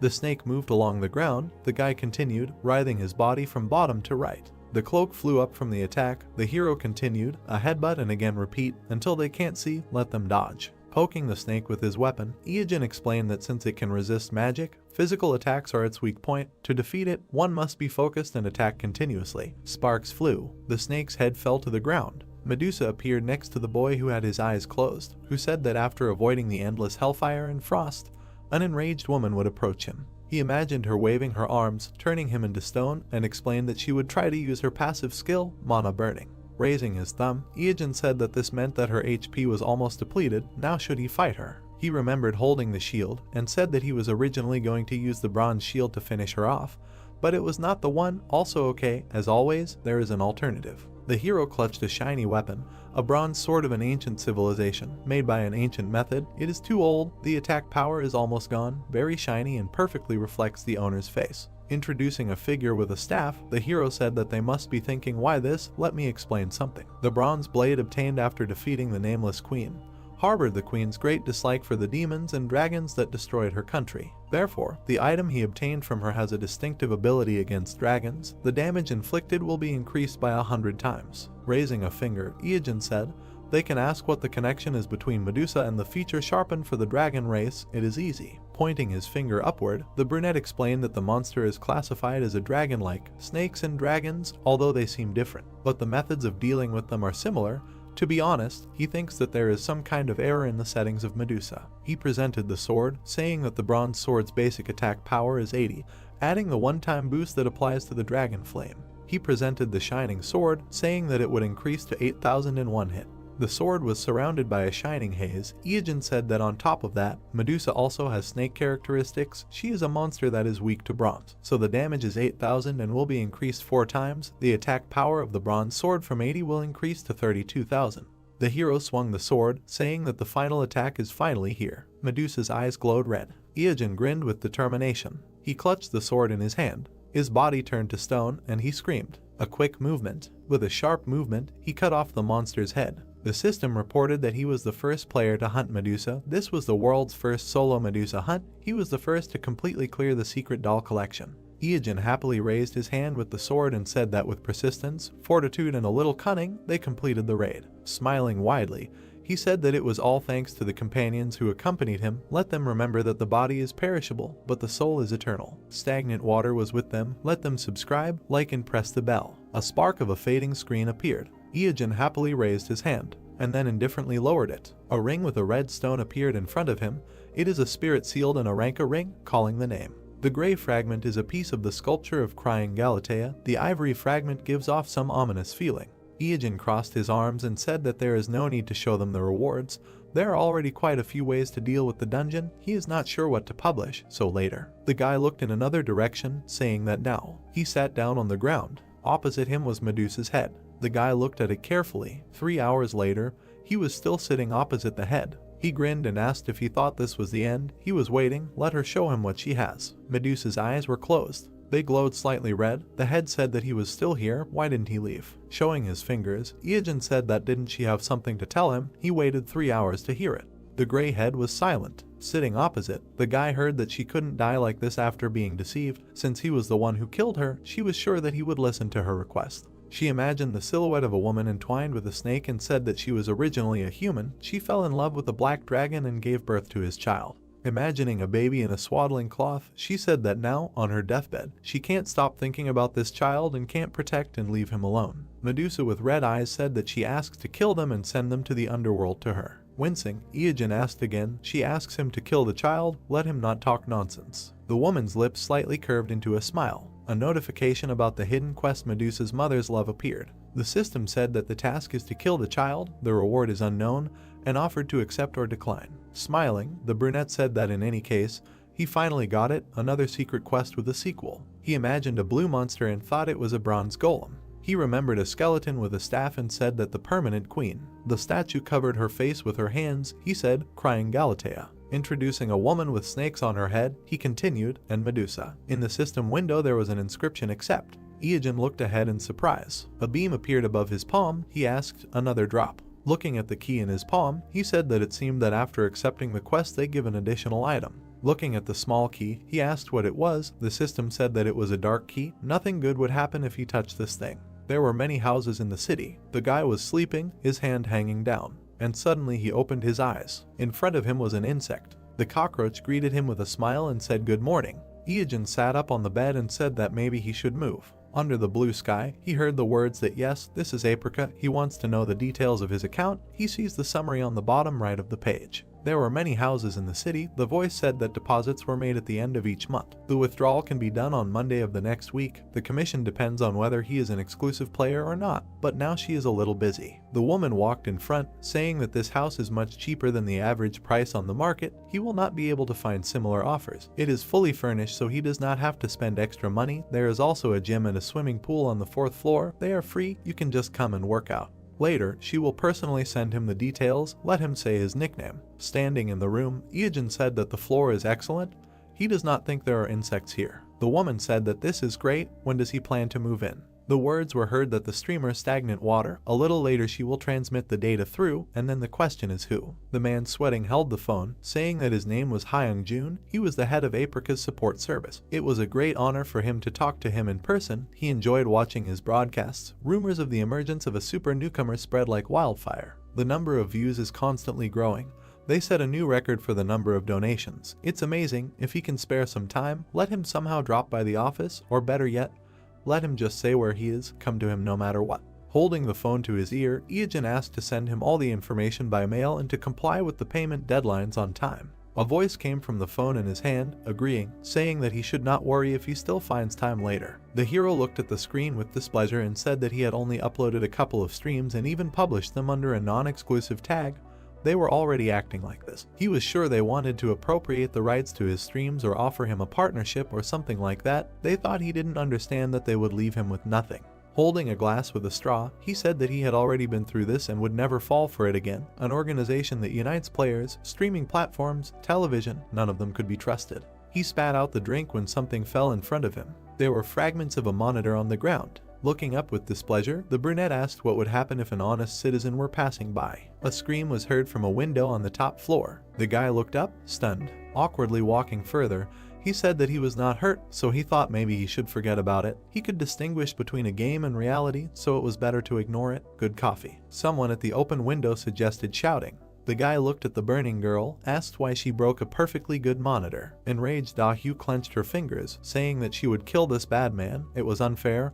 He had deceived them, but the views on this guy's video continued to grow. There was a tab with videos open on the screen. She asked if he was winding them up. How did a paid video end up on top in the trending tab? She was curious, so she paid too. Chang closed his eyes, hearing that he had gained popularity thanks to Medusa, which they were all hunting for. Covering her eyes with her palm, the girl said that she was so angry that she felt like her head was burning. The brother replied that she was distracting, so let her just calm down and drink something.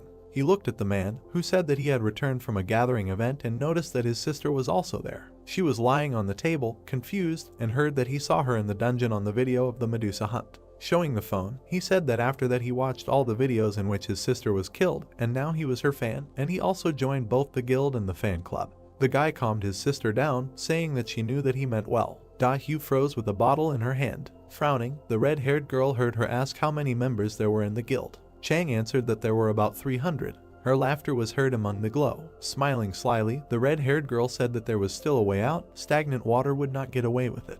Her eye was glowing blue. The body of a monster was lying on the ground. A green body was also lying nearby. Words were heard that this was strange. The snake lay with its mouth open. The hero said it was a king cobra with sharp scales. Walking past the bodies, Iogen said, the horned lizard and the camel lechiel, all strong C+ rank monsters. Why are they all dead? He was walking through an abandoned land somewhere in the eastern hemisphere of the Den of Immorality. Looking to the side, the brunette thought that he did not think that someone would visit the dungeon before him. Jumping down, he thought, who came here first? Iogen landed near the blue monster. The blue Oni turned to him. Grinning, Iogen said, "What a surprise, he is so huge, I bet no one will get close to him." The hero was surprised when the monster attacked. Dust rose around. Looking at the monster, the hero said that he was lucky he has business with him. The blue giant swung his leg. With a smile, Iogen said about the earthquake. Raising his foot in a red boot, he said that he would see how it goes. A bright flash rose. Clouds of smoke flew away. The guy in the cloak attacked. About 3 hours later, the monster's head fell to the ground. Looking ahead, Iogen thought a squad was here. No, it looks like one person worked. Besides, arrows were stuck in the monster's body. In the legs as well, the hero realized that he was an archer. In the rapid movement, the guy thought that some archer was trying to make a solo raid. It can't be. The guy in the cloak stood among the rubble. A blinding flash appeared ahead. The hero covered himself with his hand, and then looked away in shock. Hiding, he drank a potion, saying that all he had was this pair of stone slabs and potions. He was naked and completely unprotected. He almost died in the stupidest way. The monster lowered his huge hand. He had white teeth. Sticking out his tongue, the guy thought that it must be.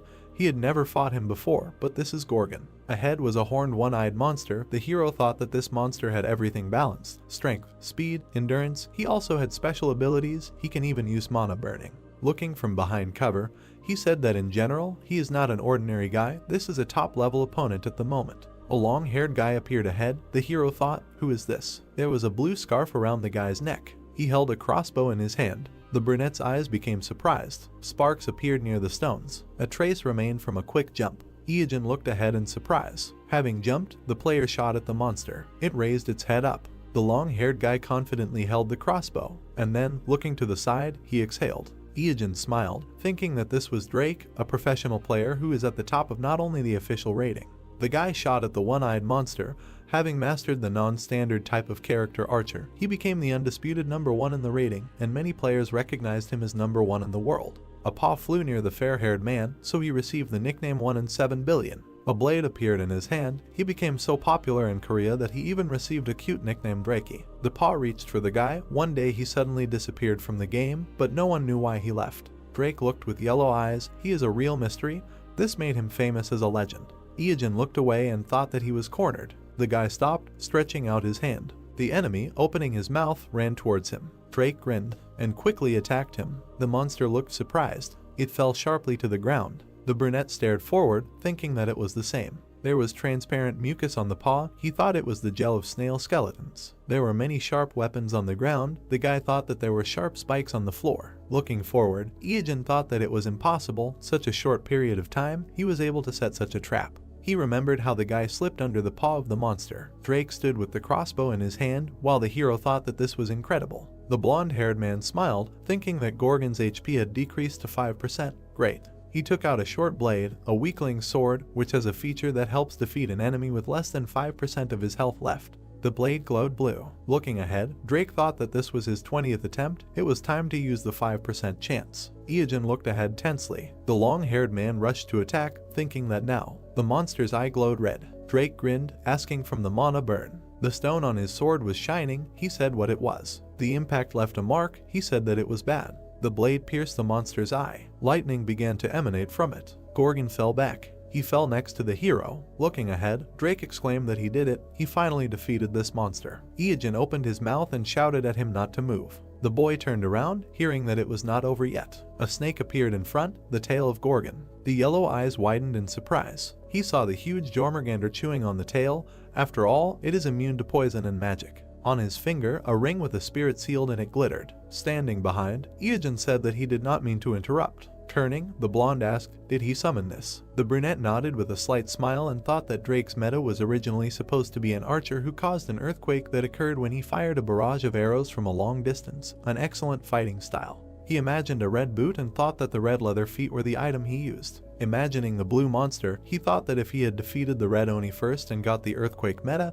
he might not have had to fight Gorgon for so long. With a slight smile, Drake said that he had no use for it. If he died here, he would have nothing to do because the game would block access for a while. The brunette looked surprised. a notification appeared saying that he had successfully completed the world's first Gorgon raid. The solo raid rankings were compiled. Drake in first place, 7 deaths, 182 surrenders, 62 hours 3 minutes 21 seconds. The long-haired man reached for the dropped item, a fragment of Gorgon's horn, and said that they have a saying in their family, pay back a debt twice as much and revenge tenfold. Smiling, he said that he saved his life, so he would definitely save him twice, no less. Iijin looked at him with a slight smile and thought that this was not bad. As a character, he mentally raised his hand and thought that the #1 player in the world promised to save his life twice. In comparison, the reward for killing Gorgon was nothing. On the outside, he smiled calmly and agreed, saying that he would probably use it once, probably right now. Standing next to him, the guy in the cloak said that he planned to reach the very depths of the den of immorality. Drake turned to him and asked again, isn't this the lower floor? Iijin passed by. He approached the stone building.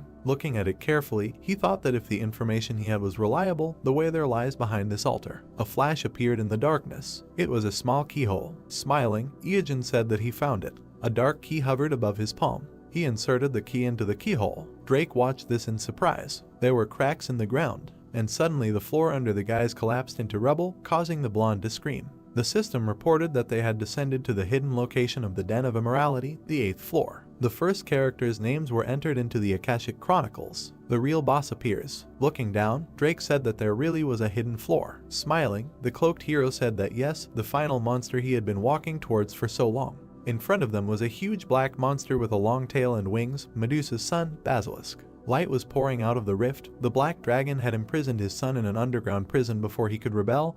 His mother Medusa he had sealed in a statue, so Basilisk was separated from his mother after his birth. The black silhouette of the monster appeared. All this time it had been building up rage towards the black dragon. Iijin exhaled and said that it was quite cruel to imprison his son in the sewers out of fear of being usurped. The black dragon is a coward. Drake added that he did not know about this hidden boss. Smiling, he said that he was excited. The brunette chuckled and clarified what he said. The guy shot down. A spark flew off the monster's armor. Drake looked away questioningly. Iijin, who was standing next to him, said that it was because of his ability called Immorality. Looking down, he continued that it was a passive skill that returned 90% of the damage to the attacker.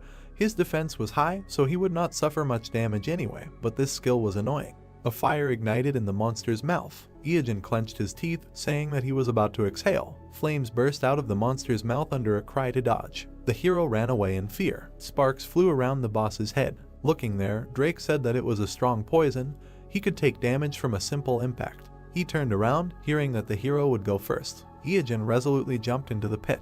The confused brown-haired man said that the entire 8th floor was flooded with this poison. There was no room to stand. Looking ahead in surprise, he asked what he was planning. The guy in the cloak stood on the snake's body. The black snake had a red eye. Words were heard that the immunity to Jormungandr poisons was beyond his wildest dreams. Smiling, Iijin said that there would be no problem with the poison as long as he was here. Flames burst from the monster's mouth. The hero's cloak fluttered. He grinned as he clutched the weapon. Suddenly, the ground rose up under him.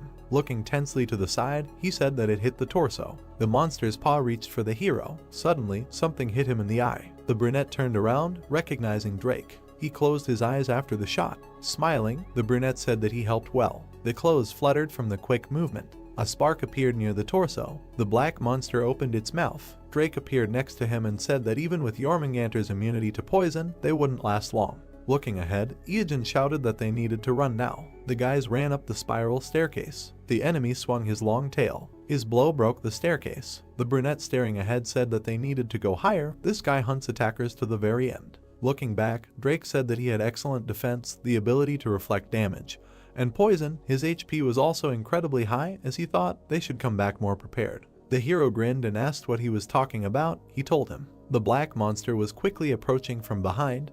A question was heard, was he really going to hunt him? Glancing back, the long-haired one asked if he was sure he could survive his poison. Iijin clenched his fist, saying that he was actually thinking about it. He imagined the boss, thinking that exiting the dungeon through the basement would take about 2.5 hours, plus the time it would take to finally reduce his HP with point damage. Together, about 3 hours. This would significantly undermine him. Is it possible to avoid Basilisk's poison for so long? Iijin grinned, saying that there is a way out. He will see for himself if he goes with him. Drake grinned and said that he will trust him. The 6th floor. Glancing back, the hero said that this sound is him spraying poison. Let him hurry up and jump to the 5th floor. Green smoke burst out of the monster's mouth. Drake turned around and asked how he could tell the difference between spraying poison and inhaling it. His comrade replied that it could be understood by the sounds, obviously. The hero clarified what he meant and received the answer that when he uses the exhalation of a club of poison, the FPC is 50, and when he sprays poison in the air, 370. Didn't he know that there is a difference of 20 FPC? Not to mention that his tongue moves up and down before exhaling and slightly right and left before spraying. 5th floor. The heroes spread out from the rapid movement. The brunette said that this is the sound of the 3rd octave. These are grenades made of scales. All the scales fly at an angle of 45 degrees, so it is enough to just lie down. 4th floor. Flames flew above the guys. Drake said that every monster on this level could destroy enemies just with a breath of poison. The item said that they were all so strong that he could not kill a single one. 3rd floor. Basilisk's face appeared in the darkness. Looking down, the brunette thought that he still had 80% HP left, and in the meantime, there was less than half to go. The comrade standing behind exclaimed that he would be caught if he just stood there. Iojin turned around and said that he would take a look. He thought it was about time. There were 2 cracked columns ahead. Running up to them, the guy called there. Looking at him in surprise, Drake thought, isn't the exit on the other side? Why here? Suddenly, Basilisk appeared in front of the hero. Sparks fell. Lightning appeared in the haze. Iojin smiled, saying that it was great, just in time. A bright beam shot among the lightning. It crashed into the ground between the opponents. The monster clenched its fangs. He smiled and said that thanks to it, he could buy some time. Standing behind the blue monster, the guy exclaimed like a Pokemon that he chose it. Drake was shocked, turned around to the guy who shouted forward Blue Oni. The blue monster rushed at Basilisk. A reddish haze in the darkness. Blue flashes appeared. Red and blue zigzags merged. The system reported that the fusion of items was complete. Blue Oni stood in front of the monster. Smoke surrounded its muzzle. Drake looked at the brunette in surprise and asked if he had really thought this through, to which he received the answer that of course, fortunately, they arrived just in time for the Blue Oni to regenerate. Looking ahead, Iojin declared that he would simply attack everyone in his territory, even if that creature was Basilisk, which was 10,000 times stronger. The black paw squeezed the blue one. The hero thought that besides, its strength was enough to mistakenly classify it as a rank higher than C+. Basilisk squeezed the Oni's hands. Iojin thought that he hoped. Black fingers squeezed the wrist. The blue monster screamed. The boss opened its mouth. A stream of flame burst out of it. It surrounded the head of the screaming monster, and then everything disappeared into the haze. Basilisk was standing next to the remains of the skeleton. Iojin quickly ran forward, saying that great, he bought them 10 seconds. The heroes ran up the stairs. The guy thought that Basilisk's HP was now 50%. They had fallen significantly. Turning back, he thought it was worth a try. The monster was smashing the steps. The 1st floor. The guys stopped in front of the huge boss. Drake said that Basilisk was still alive and kicking. It was a shame that they did everything they could. His comrade giggled and asked what he was talking about. They had exhausted themselves so much to get here, could they give up now? He imagined the image of the red monster and thought about his secret item he had patiently prepared all this time. A blue monster appeared in his memory. Imagining the fusion of blue and red, the hero thought that his finest hour had come. In front of him was a boot. The system reported that it was the skin of the legs of Jormungandr, rank B+, attack plus 500, movement speed plus 50, and the ability to use the earthquake skill. These shoes were created by fusing the skin of the legs of red and blue Oni. The boot was put on the hero's foot. With a determined look, looking forward, Iojin said that his preparation for a full-scale dungeon raid was finally finished. Everything was going according to plan. He raised his foot, shouting for him to taste the most devastating area of effect attack that monster's capabilities could offer. The eye on the boot glowed, a scream was heard, it was showtime. Rock debris flew up. There was blue smoke in front of Basilisk. Then he fell into the abyss. The monster fell along with the debris. Looking down, Drake made a surprised sound. Standing next to the rift, he said that this was a terrifying force. The monster's body disappeared into a bright haze. The hero explained that the Den of Immorality is essentially a deep hole between each floor. A lot of space. Basilisk fell from the 1st floor to the 2nd. Wouldn't that cause a huge decrease in HP? The impact caused many cracks. The guy continued that during the fall, his immorality feature would reflect damage to everything around him. Looking down, the brunette continued that the floors were already weakened due to Basilisk's rampage, and his poison was everywhere. Now all this still affects the attack, so while the floor under him will collapse, this is behind the floor. The puzzle monster fell among the rubble. The guy continued, falling lower and lower. He continued to fall into the darkness. Looking down, Iojin said that with each floor he would lose a lot of HP. A crack appeared from the impact. Stones flew up. The monster lay among the rubble. The rubble quickly fell down. The hero continued that the floor would collapse up to the 8th floor. Flying among bright flashes, the monster fell to the ground. The hero explained that in the end there, where it all began. And up was raised a black hand. Looking at the cliff, the brunette said that it will take this guy a long time to get back up again and thought that by then the point damage from the chisel should finish him off. Hearing he continued that from now on it is a battle with time. The guys looked down carefully. Pointing a finger forward, the hero suggested throwing down rocks just in case while they wait. Stroking the snake on the muzzle, Iajin said that he was quite a useful ally. Drake looked ahead. He was absolutely useless and thought that it was necessary to grab popcorn. A notification appeared that they were the first players to complete the Basilisk raid. They were the first to clear the Den of Immorality, completed the hidden quest Mother's Love Medusa, and killed the child. Here is the reward. An image of a black armor appeared, which was called the Heart of Immorality. It is in a plus-rated armor with plus 500 defense and the ability to use the unique skill Immorality. It is made from a perfectly tailored and perfectly dried basilisk heart skin. Iajin chuckled, thinking that this is a great drop. He never thought he would get something so unexpected. Now he has to go down to the 8th floor again. Drake looked at him with a smile, saying that he did nothing, so he feels awkward about his name being written in the raid clear. He got the title thanks to hunting basilisk, but not a single item due to his low contribution to the hunt. The brunette retorted that no, it was great for an impromptu team, but that's later. Since he doesn't know the layout of this dungeon, will he help collect the dropped items? Looking at him with a smile, the guy said that there was no need to ask. If anything, there was something else he wanted to do. He should not be shy and say it. The hero looked at him with a slight smile, thinking that he was quite polite. A question was heard, that earlier, when he entered his name in the rating, he said stagnant water. Without turning around, the brunette answered that yes, what? The fair-haired touched his chin. Shifting his gaze, he said that recently many large guilds ordered his murder. Iajin raised his eyebrows in bewilderment and thought, an order to kill. Staring at the guy in shock, he asked what he meant. He did nothing like that. Waving his hand, his comrade replied that he also received everything simply with a reward. A notification appeared that they were looking for any player with the name Stagnant Water who behaved unusually and rudely. The list of crimes: trolling, stealing monsters, stealing items, killing players, showing off their naked body, stalking, and so on. They are waiting for players who can deal with this problem in cold blood, and then there is the amount of the reward. The hero stares at the system window in bewilderment, saying that this is ridiculous, and there is not a single accusation that he agrees with, except, perhaps, showing off his naked body. Looking to the side, Drake said that it seemed like a lot of people would come for him. How about hiding for a while? He stared forward with a completely gloomy expression, and then he chuckled. A shadow fell on his face and laughter could be heard. Iajin smiled slyly, saying that they wanted to catch him. It was so cute. He imagined an image and many birds, thinking that imagining the faces of all these newbies who would surround him like chickens, wouldn't it be exciting? Drake was surprised to hear the guy say that before these chickens grew into fighting roosters. The brunette stretched out his palm and asked that getting rid of them early wouldn't be such a bad thing. Among the sands of the harsh B-rank desert, there were black thorns. Sparks flew around the monster. The man clenched his fist, shouting that he was the one who caught it. Let him give it to him. The man with the sword replied that he should take his hands away, or he would cut them off. Pointing his finger, the man asked if he shouldn't apologize if he bumped into someone. Replied, why would he? He bumped into him, wanted to fight. The crowd cursed and pointed their weapons at each other. A quick movement and a shout to everyone. The people turned around in surprise, hearing that they hadn't forgotten why they came here, right? The guy holding the mace, hearing how they were told not to waste their strength. The silhouette of the platform appeared ahead. The girl with the microphone raised her hand, shouting that today they had a common task and only one goal: to kill stagnant water. The red-haired man exclaimed in surprise that it was the leader of the UD Guild. The second exclaimed that it was the beautiful boss. Dahu held the microphone, shouting that they would not lose precious HP by fighting against each other. Who should they point their blades at?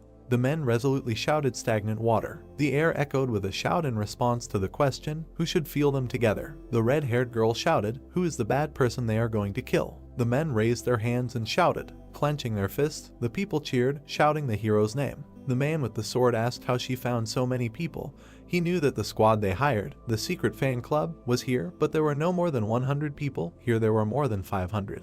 Dahu put her hand on her hip, saying that it was not only them. Many Chinese tops came too and heard the question, why? She introduced the man on the throne in front of the information window and said that recently a Chinese rich man named Yungxi personally announced a large reward for this bad guy's head. She thought the Chinese players were unhappy with the Koreans taking the initiative. There were sparks in the pink smoke, and words were heard that there were 3 major forces here: the UD Guild, the Incheon Alliance Guild, and Yungxi's bounty hunters. The girl chuckled, thinking that all these people gathered here to catch stagnant water, even embarrassed by how much stronger they are, but they will get rid of him with confidence. Stepping forward, she said that thanks to him, they will be able to find him. As the guild leader, she is grateful and turned to Drake. The blonde looked at her determinedly, saying that they had to team up for a while, so he knows a little about him. Looking at the guy, the redhead said that she understood what he was getting at. Speaking of which, how did he know his current location? The guy with the blue scarf replied that he was stalking him. He got the information from the player league. Crossing her arms, Da-Hyu asked what he wanted in return and received the answer money, to which she asked if she planned to kill him and get a reward from both them and the Chinese. Shifting her gaze, Drake said that due to some circumstances, he could not receive a reward from the Chinese. He would transfer the entire amount from their guild, so let him pay him everything. The girl looked at the hero carefully. Imagining the guy with long hair, she thought that Drake was not in the official rankings, so she did not know his level. The guy dodged the claws. She thought that he was already famous in the underground gaming world. She imagined him with a determined look, thinking that as long as he did not oppose the Yudi Guild, this could work. The girl said that it was fine, as long as he definitely finished him off. Turning around, she said that they would see each other later, but the guy stopped her. Da-Hyu turned around. Smiling slightly, the blonde man asked, was she by any chance planning to kill him and be done with it?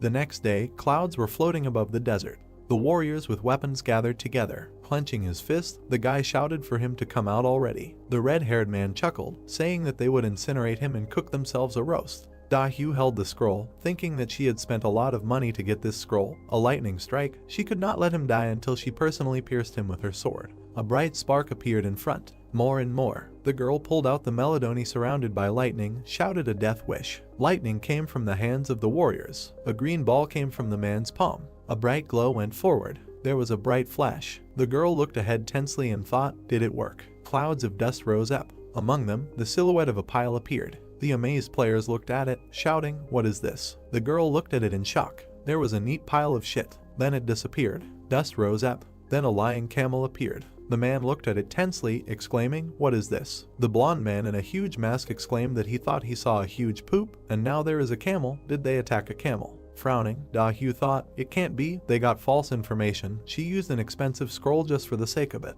Suddenly, her eyes widened in surprise. She thought, what is this? An earthquake. The sand hills were really shaking. The cloaked brunette who appeared said with a laugh that they had asked for it. This was a gift from him. Let them enjoy the horror of their first encounter with a monster. A huge monster burst out of the sand. The guy stared ahead in shock, thinking, wasn't it daytime now? It had suddenly gotten dark. He and his comrade looked up in surprise. A huge worm appeared in front of the players. It opened its round, toothy mouth. The girl looked up tensely. With an expression of horror, she screamed, what is this? Sparks of energy flew forward. The worm attacked, scattering parts of the players' bodies. In the desert, there were stone cliffs the day before the raid on stagnant water. Dust rose near the cliffs. Iyajin turned around and asked, did he get all the rewards? Drake, who was standing behind him, said that yes, the United Guilds actually wanted to stab each other in the back. They all put a price on the heads of the group leaders. The brunette chuckled and said that of course he expected that from them. In front of him was a whole list of kills with a reward for killing each of the guild leaders. The guy in the cloak looked at his comrade and asked if he had spread the information that he would be there at 2 o'clock, to which he heard the answer that yes, they believed it even easier than they thought. The brunette continued that he was not affiliated with any of the groups, so they should believe that he had no reason to lie to them. As long as he was fighting these 3 guilds, tomorrow he could remove the targets from the list and get the reward. A question was heard in the sandy desert, is this what he planned? Drake looked at the guy, saying that there were already hundreds of people gathered there. Tomorrow there would be even more. Each of them an experienced player, and they all gathered to kill him. Yungshi from the Chinese player base only made things worse. Yellow eyes widened in shock. Iyajin closed his eyes with a smile, saying that the name is made up of a part that means snort and a part that means won't tell. Sticking out his tongue, he slyly said that therefore, if someone wanted to know his name, he would have to say that he wouldn't tell. Drake looked at him dumbfounded, and then opened his eyes wide, that it was him, wondering what he was going to do with the crowd that had gathered. The hero replied that he would understand tomorrow. A bloody camel was lying on the ground. A swift movement. A 50-meter-long plus-rank sandworm was scattering the players' body parts. The red-haired man exclaimed in shock, where did it come from? The players clutched their heads in fear, screaming. Chang frowned, ordering everyone to attack. In front of him was the round mouth of a monster. The people felt an earthquake, and they fell sharply into the abyss. A huge worm towered over the desert. A cry was heard that the monster was causing an earthquake. The blonde man in the huge mask cursed in confusion. The brown-haired man asked with tears on his face, how should they persuade the melee squads to lose their lives in such a way? Da-Hyu, who was standing behind them, exclaimed at them not to panic. With a determined look, she shouted that it was an earth or mud type monster, which meant that the damage from ice increased 4 times, let the magicians use ice attacks at once, and flashes of bright lightning flew. The man hit the monster with an axe, a cry was heard to gather all the guild members. The crowd gathered around the monster, hearing that it was rank A+. Sparks appeared on the monster's body from the attacks. Swift movement. The girl stretched out her hand, ordering to defeat it. The guy added that after spreading the news about the monster, they received more advantages. He grinned slyly and said that when the people who started the battle would soon die, a new wave of the team would end up taking their place. The leader said with a grin that they still had a lot of shells. Lightning surrounded the worm. With a determined look, the girl shouted that just a little more. The gray-haired man addressed her, saying that she was slowly moving into a defensive position. Tiik grinned, saying that if they could support the attack, it would definitely not hold out. Rubbing his nose, he said that to be honest, after the mission was over, he had something to tell her. Dahu was surprised to see a spark flickering. There was fletching sticking out of the ground, she said. This arrow. Turning around in displeasure, she exclaimed, Drake. Gritting her teeth, the girl said that even if he couldn't kill stagnant water, why kill Tiik now? Now she would have to team up with someone else even if they were almost all dead weight. She saw the arrow hit the guy and exclaimed, about her brother. The girl turned around in shock. Behind the rock was the figure of a guy. Drake was holding a weapon. Looking at him in shock, the leader cursed, shouting that he was originally on stagnant water's side. A spark came out of the weapon. A swift movement. Iajin in a black cloak said that if even a newbie like him managed to defeat the sandworm, this kind of pinpoint approach works well. He imagined the lying pile, thinking that stagnant water did not realize that he had summoned Jormungandr to hide, thanks to its immunity to magic. Introducing the camel, he continued that for a monster, it had low physical resistance. Things would be a lot easier if they had an archer. Thinking that in the midst of the confusion, he attacked and awakened the sandworm. As those with bounties on their heads, they should have come for it, but now the crowd of newbies seemed to be delayed. Clouds floated across the sky. The monster's mouth was black and scorched. It scattered into ash. The monster fell on its side. The players watched in surprise as it fell next to them. The man in the helmet asked in fear, did it work? The blue-haired player exclaimed, was it defeated? The people raised their hands joyfully, shouting that they did it. They defeated an A+ rank monster, they won, but suddenly the answer was no. The ground beneath their feet shook again, and they exclaimed again. The armored men looked at each other, asking, is it still alive? A leg in a blue and red boot appeared. The hero said that they did not win. The guy in the cloak grinned. Surrounded by sparks, Iajin said with a smile that he won. The armored men asked with displeasure, what is he talking about? Standing in front of the hero, they exclaimed, does he want to take their loot? The brunette grinned, thinking that he could not do this if they did not help him complete the task. His eyes widened. He thought that he could not believe that he actually defeated the sandworm. In his past life, he was defeated for the first time 5 years after the release of the game. He thought with a smile that now only 6 months have passed since the launch, that's 10 times faster. The hero turned around when he heard his name being called. A figure with a sword was approaching him. Surrounded by lightning, Dahu shouted that he had lowered his defense. The girl hit the hero in the chest. Dahu opened her mouth, screaming that he had weakened his defense. She hit the guy with her sword, wishing stagnant water death. Smiling evilly, the girl said that his defense was poor. She was surprised, barely managing to finish, that he would not survive with such a thing.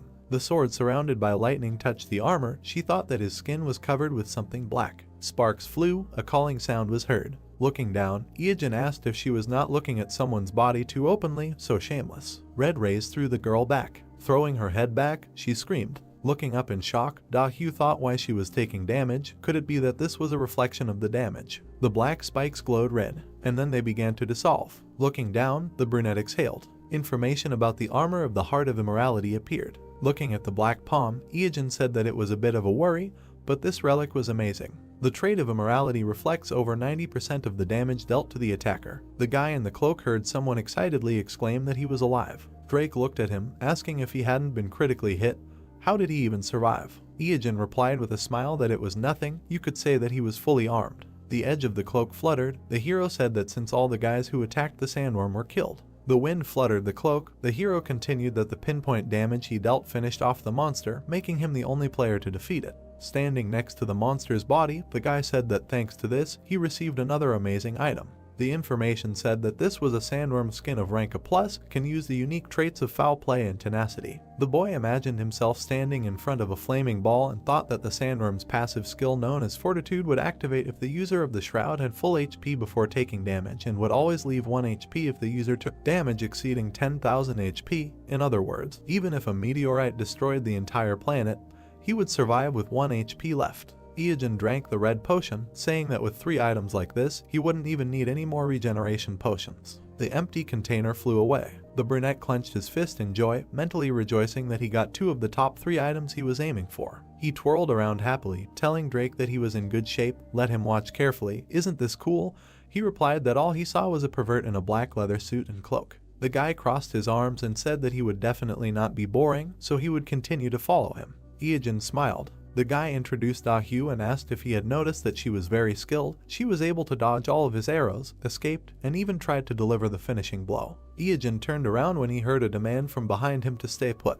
The figures standing behind the monster's body were indignant that this was their sandworm, first dressed as a pervert, and now wanted to carry off their prey.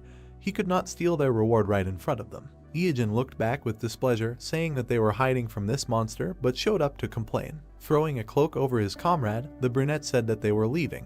The player stepped on the monster's body. His face became surprised. He asked where they went. There was only desert sand ahead. The guy said that they dissolved. The wind drove the dust. There was a brown cloth on the sand. The boys hid under the sandworm's skin, which reduces the chance of being noticed by the player or monster by 50%. Iajin said that he was sure that they were newbies with 6 months of experience, so this disguise was enough. Now they could go to a safe place to log out. The heroes looked ahead carefully. Lying under the skin, they both thought it was awkward. Under the sky, the hero thought that because he was technically naked, his stomach was growling too loudly. White clouds were floating in the sky. There was a sign on the brick building. From the video on the screen, words were heard that this was the end of their review of the Red Oni, one of the 3 main bosses in the newbie area. Next time he will talk about the long sword of the Needle King Cobra. Let them not forget to like, share the video and subscribe. It was stagnant water, disconnecting. The guy with the phone exclaimed how cool he was. The other said it was amazing how he could explain things so well while fighting an Oni. The student sat with his head on his hand. Teagang turned around when he was called. 2 guys approached him. With an indifferent look, the professional player of the K1 Soul branch asked what they wanted. The blonde looked at him awkwardly. Standing next to him, he hesitantly said that it was nothing, just what they talked about last time. He wanted to know if he got them. His hand squeezed the handle of his backpack. As he walked away, Teagang said that if he meant the hunter's bandana and the bold armor, he already had them. He interrupted the thanks, saying that there was nothing to thank him for, just to get the money ready. The blonde standing behind him asked displeasedly why he was leaving. The class hour had not even started yet. Looking after him, he sadly thought that he had hoped they could play together. White clouds floated across the sky. Teagang looked ahead with dissatisfaction, saying that he couldn't continue to earn so little. Professional gamer groups forbid their members from participating in other commercial projects. He walked with his hand in his pocket, thinking that the regulations monopolized the players. Because he dropped out of school, he had nowhere to go. He walked down the city street, thinking that when he tried to stay in the dorm, it was annoying because everything the older ones did was gather all the younger ones and make them do everything for them. The house is empty because his parents work day and night to pay for his younger sister's treatment. There was a bright building ahead. Teagang thought that he wanted to debut quickly to participate in tournaments, but with his history and the school's interference, even that would be difficult. He closed his eyes and said that since he was a rookie who hadn't even debuted, he couldn't get anything from sponsorship or advertising. He had to earn money somehow. Something black was flying quickly. Teagang caught it with his hand. He looked at it and asked, "What is it?" He was holding a blue poster of the East Pacific ship, Toto League, which said that there was a cash prize of 1 billion won and that they were looking for the best young professional players in Korea. If you wanted to bet, all types were allowed. Feel free to call, come and become a superstar. White clouds were floating in the sky. There was a car parked not far from the house. The woman in pink was shouting discontentedly, so this is how he decided to spend his father's inheritance. The man in the tie reminded the older man that he had said that he could get a bigger share. The man angrily shouted that he had his own needs too, if he had forgotten, and besides, he was the oldest of them. He should give them a bigger share. Iajin heard someone shouting with an awkward smile. Did they think that this conversation was not only about them? The guy held the phone to his ear, thinking that for the first time in a long time he decided to come visit his uncle. On the phone, he was told that a memorial service would be coming soon, so he needed to come at least a week before they arrived. The displeased uncle asked the hero if he thought he had crossed the line. The guy awkwardly asked again. The man opened his mouth in displeasure and shouted that he was already at the age to go to college, find a job and become completely independent. He expected them to still pay the bills and fuss over him. The boys looked ahead in confusion as he ordered him to look at his cousins. They hadn't relied on their parents since they started going to school, and how good was he at school? The cousins chuckled a little. Spitting out saliva, the man yelled that no, he was just sitting there playing his stupid games, and now he sees the difference between him and those who have real jobs. Iajin let out a sigh, dejected, thinking that who knew he would make a speech to pretend that he was actually protecting him. The children held their phones. The man waved his hand, telling his brother that he was sure Iajin thought about such things, but he angrily replied that he didn't, and then said that they would return to their common problem. They needed to discuss it together. The indifferent brunette listened, that it was about his grandfather's inheritance. It shouldn't be a surprise, since they all knew that he was no longer with them. The boy smiled and asked how much he had left. He asked again in surprise when he heard the man put a 20 and 2 zeros next to it. The furious man, spitting, shouted that so much money was no joke. He was too inadequate to understand what it meant to have so much money. Iajin raised an eyebrow pitifully, thinking it was only 2,000. He hoped in vain. He wondered how they would react if they knew that he had earned 40 million in 3 months. The man held up the papers, saying that the paperwork seemed quite complicated in this case. The man with glasses heard him ask for permission to help. Iajin raised a finger and said that he would submit these documents to the district office and ask for a geographic survey and the issuance of documents for land distribution. It should not take long. The relative froze in dismay, and then pointed his finger in displeasure, shouting why he was butting into the adults' conversations. Iajin smiled sweetly and said that he just wanted to offer his help, but if they didn't want to involve him, that was fine. Sitting with his legs tucked under him, he continued that it seemed like the inheritance request hadn't come through from the local courts yet, so the whole process would take at least a week. If they went to the registry office later and got the registration number, the inheritance would get a new number. The cousins were displeased to hear that only after that would the inheritance registration process be transferred to them, but they would need to prepare the land transfer application and official seal in advance. They would also need to choose the right seal and a suitable representative to oversee the process. The bespectacled man smiled, saying that if they thought about it, they could really use his help. The brunette said with a smile that they would leave the inheritance worries to him. Iajin smiled. His uncle grinned darkly. The guy thought that he had learned all this in his past life after he had set him up. In the bluish space, words were heard that by the way about this. The guys surrounded the hero and asked what he was doing these days, since he should not go to college. The cousin with glasses smiled, saying that he was 21, so it was a little late, but perhaps if he started studying now, he could still take a place at a lower level. The second brunette said that he was older than him, he could tutor him if he did not know how to study. Iajin looked at them with displeasure, hearing that he should go to college at any cost. Then he turned his gaze. The children continued to look at their phones. The uncle shouted at them with displeasure that they were sitting in their phones all this time, as if glued to the screens. He smiled nastily, saying that perhaps they wanted to end up like their elder Iajin. Arching his eyebrows, the brunette thought that he had already started on the children. He knew how much pressure they would be under from their parents. He imagined a boy studying, being told that his brothers had become doctors and lawyers. Do they think it's enough for them to work all night? A girl wiped away tears, hearing that they should be doctors or lawyers like their brothers. Their parents, spitting, said that it was for their own good. The brother with glasses smiled.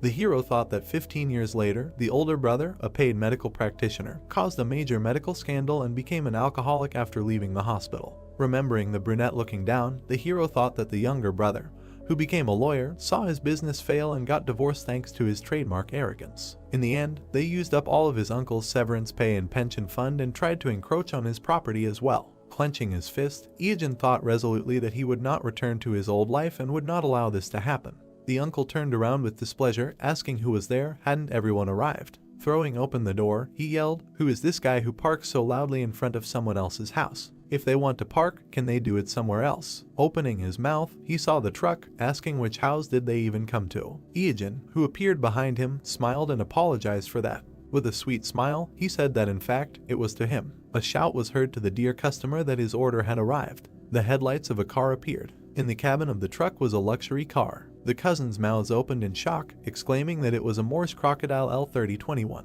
The children stared ahead in admiration, saying how cool it was. Iajin signed for the delivery man, saying that this was an inimitable service. The delivery man said that delivery was a service that was included in the order. The door of the blue car opened. Holding his jacket in his hand, the boy said that they had discussed the main things about the inheritance, so if there were any other problems, they should contact him. He had important things to do, so he left. His relatives watched him get into the car with their mouths open. The uncle looked extremely surprised. The sky was clear. Opening his mouth in displeasure, he shouted that they were looking at their phones again. How many times had he told them to study? Frowning, he continued, unless they wanted to become like Iajin. Then his eyes widened in shock. Holding the phone, the boy said that they wanted to be cool like him. A video was open on the phone screen, and words about likes, subscriptions, and that stagnant water was with them could be heard. Rapid movement. The car moved forward quickly. The boy said that it was really a waste of time. He tried to give them a chance. With a smile, sitting behind the wheel, he continued that in any case, the moment had come, the big event that everyone had been waiting for. On the seat was a crumpled poster. In South Atlantic, the Amazon, a red beam was rising from the device. Words were heard that the Asian Toto League was finally starting. The man spread his arms, saying that he thanked everyone for joining them today, whose decisive victory would bring the player a huge prize of 1 billion won. The girls had masks with ears on their faces. Words were heard that today's match had already begun. This was the first duel in honor of the opening of the event. A long-haired man in armor stood in a confident pose. Words were heard that their first player was a private league participant with impressive skills and past experience defeating opponents in this tournament, number 48 PK Joe. The man smiled widely. The guy was warming up his hand. Words were heard that on the other side was a newcomer to the event, number 9 Machios. The guy looked forward with determination. The words were heard that this was the first duel in honor of the opening of the event. The brunette grinned predatory. The host continued, number 9 Machios against number 48 PK Joe. The participants stood opposite each other. The audience chanted PK Joe's name. Someone asked, who is the second? In the stands there were blue figures of temporary avatars to hide the identity of the participant. A question was heard, didn't they hear that he had a Korean accent when he spoke earlier? Another exclaimed that there was no way he would bet on Korea. Japan would definitely not lose. This was probably a child with a fake avatar created to bypass the law on the closure. In the orange glow, the order was heard to get ready and begin. PK Joe with a predatory smile pulled out a sword, saying that everything will be over in an instant. A quick move, a quick draw. A powerful energy crumpled his face. The guy standing opposite attacked. The fingers were clenched into a fist. The man thought he couldn't even react. T-Gang looked forward resolutely. The brunette frowned, saying that he was an impudent child. A bright flash came from the attack. The brown-haired man hit him in the side. A glow appeared next to PK Joe's face. The blow threw his head back. The screen showed the intro that number 9 Machios had won. A scream was heard that it was incredible. Against all expectations, the fan favorite PK Joe had been defeated. Number 9 Machios had won. The guy was standing next to his prostrate opponent. The spectators in the stands were discussing where he came from. Someone was betting on him. The chances that he would lose were 8 to 1. The brown-haired man frowned, thinking that this was to be expected. In tournaments like this you have to hide your identity. So the standard attack patterns of fake avatars are used. A bunch of nameless ones who awkwardly adapt to unfamiliar equipment. No problem, the victory will be his. A red beam emanated from the device. The host said that it was unpleasant to lose money, but they should not be so sad. Now he had better try to win the next fight. Who will be next? The guy smiled, thinking that out of a total of 50 participants,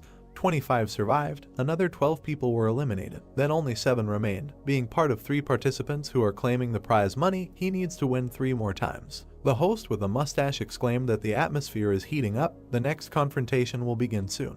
The bet number 9 Machios appeared on the screen against number 21 Stagnant Water in Korean writing. The guy's eyes widened. He said not to tell him that this guy is also here. A man in a black cloak appeared. There was a black mask on his face. He heard the words, stagnant water, is it really him? Blue Eyes looked forward. Frowning slightly, T-Gang thought it was an imposter. Standing in front of the guy in the mask, he thought that this shorty was clearly not 2 meters tall compared to their last meeting in the dungeon. His height had changed by at least 20 centimeters. It was impossible to grow like that, even if he ate well. The man in the white mask told him to start. A cry of the beginning was heard against the orange background. The player was clutching a spear in his hand. An eye flashed in the slit of the mask. The guy said, "Come closer." None of his blows would reach the target. The brown-haired man continued to stand, and then he grinned. Stagnant Water was surprised by the rapid movement. Machios was quickly approaching him. Flashes appeared from the blows. The guy clenched his fists. Then he attacked under the knee. The brunette in the mask made a dissatisfied sound. A red beam appeared from the attack. The hand was clutching the blade of the hedgehog needle from the dungeon. Looking at this, the blue-eyed guy thought that he was a melee player, but chose the style of this. Probably he has low HP. The masked guy's cloak was fluttering. The hero thought that he had an advantage in a large reserve of HP. That's why he should develop melee skills. Not to mention that this guy's speed is much lower than the real one. He dared to pretend to be naked in front of him. Clenching his fist, T-Gang thought that he asked for it himself. Resolutely knitting his eyebrows, he offered to dance. The stone on his forged glove of rank C+ glowed. An orange haze surrounded the enemy. The masked guy cursed that he had become even faster. The fist was surrounded by bright swirls. The glow was getting brighter. Clenching his fists, the guy appeared on fire. The avatars in the stands were discussing that this guy was a professional player. These were fire fists, amazing. The round stone on the glove was shining. The guy thought about a full charge. Flames were coming from his fingers. Gritting his teeth, T-Gang thought that this was the attack he was waiting for. Let him receive it. A vein bulged on the brunette's neck. People were discussing that stagnant water was so weak, he came here for 2 rounds. The brown-haired man's eyes became amazed. He remembered scenes from the past, a dark figure, a guy in a cloak, flying debris, the brunette's rapid attacks, flying bright sparks, the way he frowned forward, and how Iajin showed him 2 fingers and cursed in his mind. Flashes appeared in the fire. The man in the cloak slid back. Clenching his fist, T-Gang thought that the one who could beat him in a one-on-one duel, which he thought was impossible, the one who could complete dungeon raids on his own and succeed where professional players failed. He looked forward resolutely, thinking that he was missing even a part of his aura, and demanded to reveal his real face. The face of a dissatisfied man appeared. The spectators asked, "How is this possible?" The avatars in the stands were discussing the Lord of Western Chukos. He is a professional player who ranks 3rd in China, 6th in Asia Coast. The man chuckled, and then cursed. There was a white pattern on the round shield. He said that he was tired of hiding his style. Sparks flew from the tip. The man continued that in a situation like this, it would be pointless to give up on victory, right?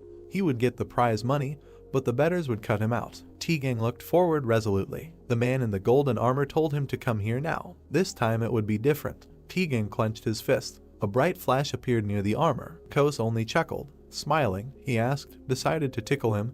Didn't he tell him that this time it was serious? Sparks flew. The attack left a bright trace. Covering himself with his hand, the brown-haired man thought that he was too strong. If he really hit, then the end is near. Looking ahead sullenly, he thought that, in addition, despite his size, he was too fast. First he should create distance. The guy took a step back. Kos smiled wider and said that he was scared. Let him come closer.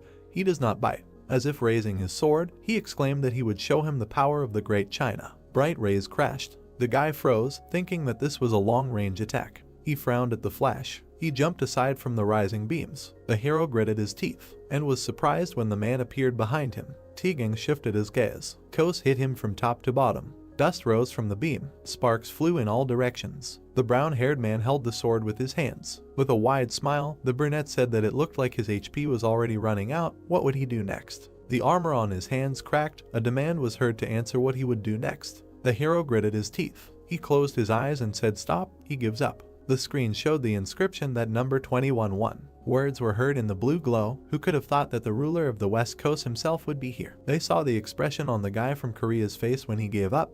But we need to go back to the question, what is a professional player with a 6-figure salary doing here? The man in armor said that this Korean does not have an ounce of courage. The avatars in the stands heard that the next opponent would be the contestant number 3.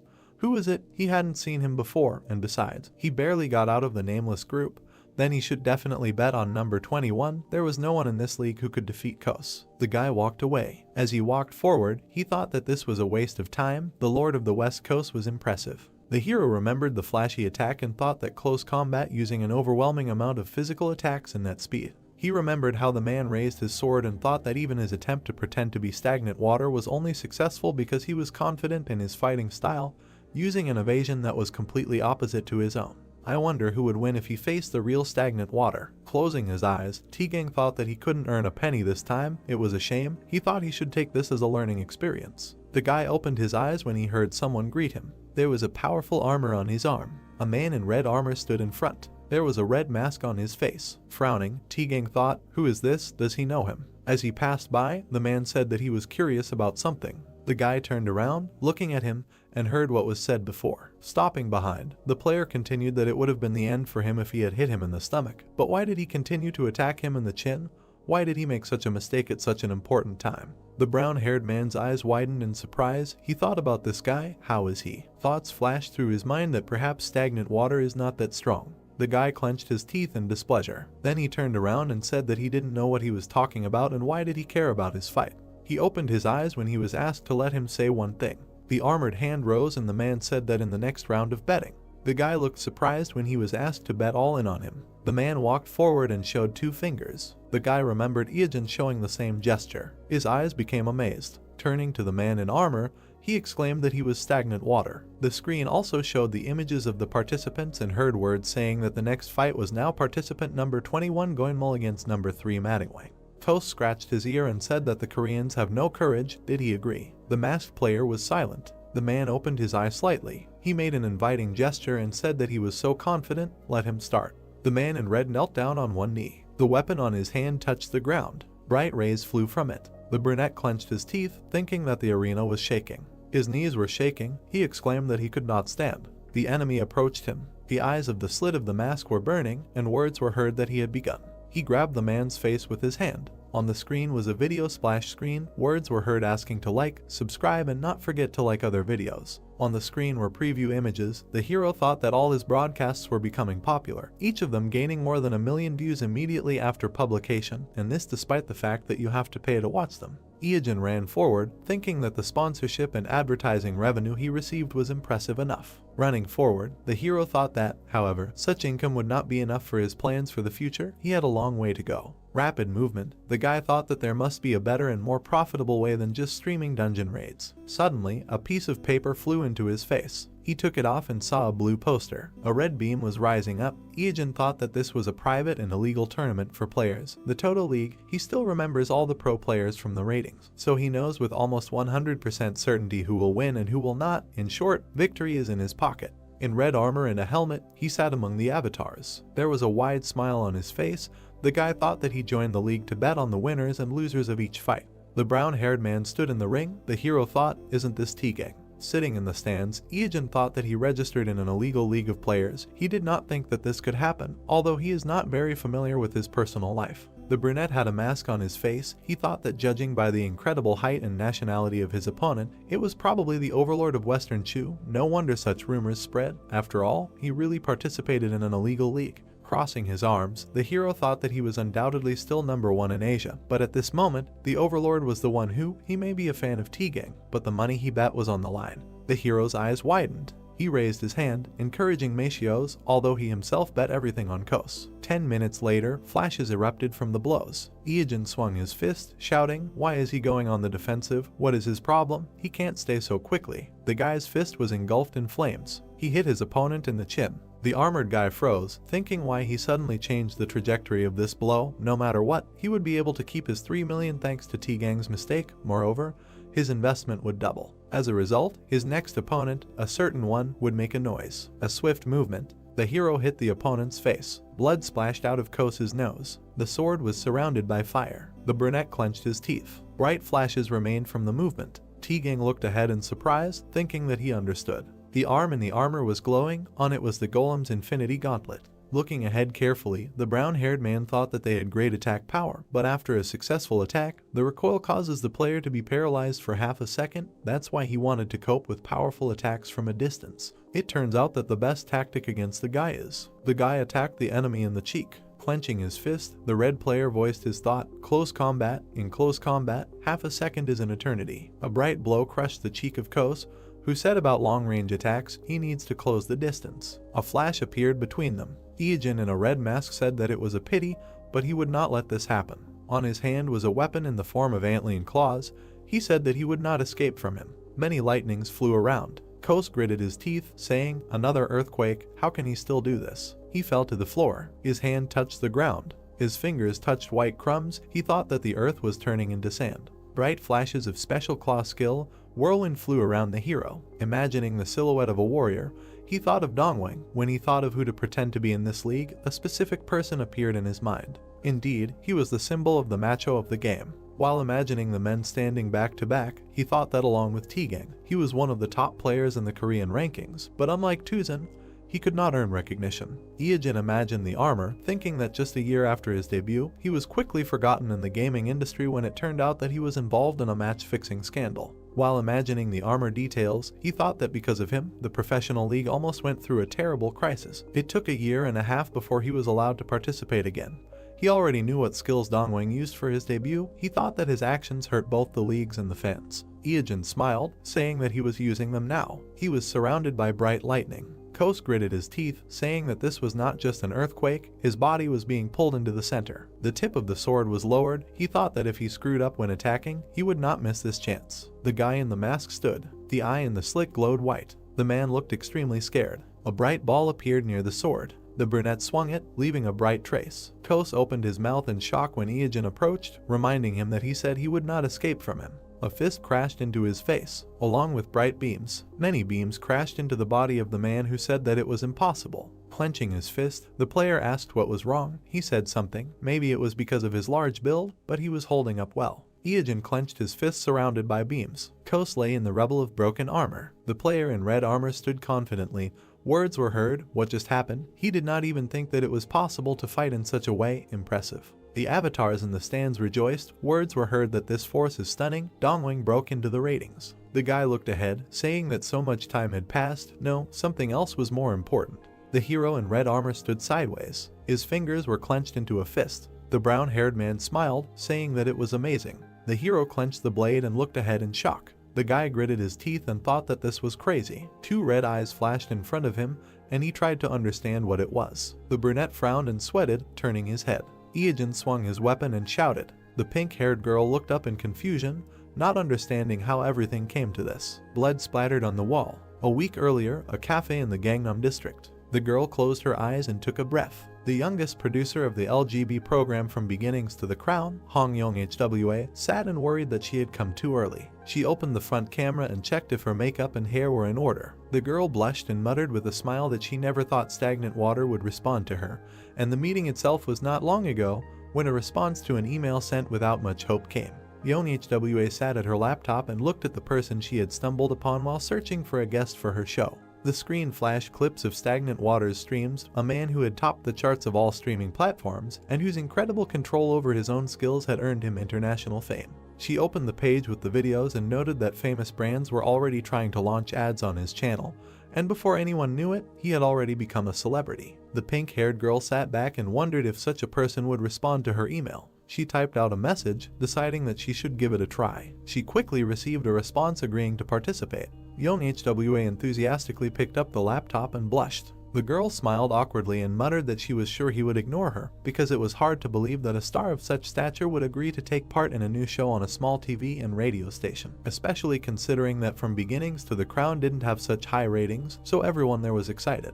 A little earlier, her colleagues had been fussing and trying to tidy up the girl, choosing her clothes and doing her hair. Yong HWA put the straw in her mouth and noted that she was so nervous that she didn't know if she would be able to speak at all, and it would be better not to blurt out too much or with a strange pronunciation. She flinched when she heard the sound. The man adjusted his cap. A guy in a mask and dark glasses walked inside. The girl turned around and thought that it must be Stagnant Water. She jumped up and waved at him, and he was surprised to think why she was talking with a straw in her mouth. He put his glasses on the table, and at that moment the girl said that she was glad to meet him. The interlocutors looked at each other, and the young man said that there was no need to stare like that. Yong HWA flinched and smiled awkwardly. The girl scratched the back of her head and muttered that she was uncomfortable seeing him in clothes, because he was always naked, and the brunette reminded them that they were in reality now, not in a game. The hero narrowed his eyes and wondered if she had arrived 2 hours earlier or if he had messed something up and misunderstood her letter. The pink-haired girl looked at the interlocutor with confusion,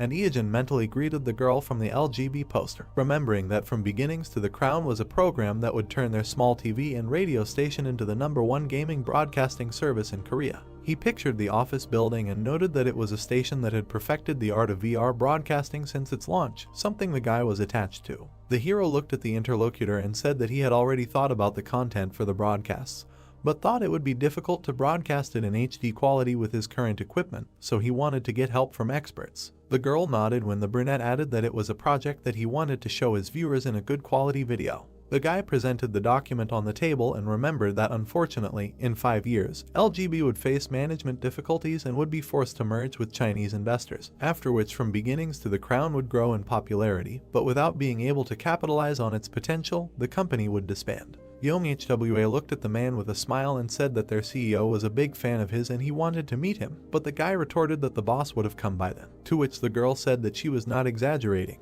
It was just that the man had a heart attack when he heard about Stagnant Water's response and was taken to the hospital. Iijin sighed as he looked at her and mentally asked him not to screw up this time. The pink-haired girl leaned over and asked what type of content he was planning on making, and the boy noted that she was impatient and asked what if they were disappointed. The woman smiled and exclaimed that what Stagnant Water had brought would not disappoint her, because it would top the charts anyway. The guy closed his eyes and wondered if she would have spoken like that if he had been standing there picking his nose. The brunette pulled back his mask and noted that he had come here thinking about how to convince them, but it seemed there was no need for that. He leaned his elbows on the table and declared that he was going to go through the Tomb of the Brave. The girl stared at him in admiration, her eyes shining, after which her surprised exclamation was heard throughout the cafe. The protagonist imagined a tall building and remembered that the Tomb of the Brave was a tower that had 108 floors in an event dungeon, a place where players competed to see who could climb the highest in the least amount of time, and it was currently the most popular event in DEM, so there was fierce competition between players from several world rankings.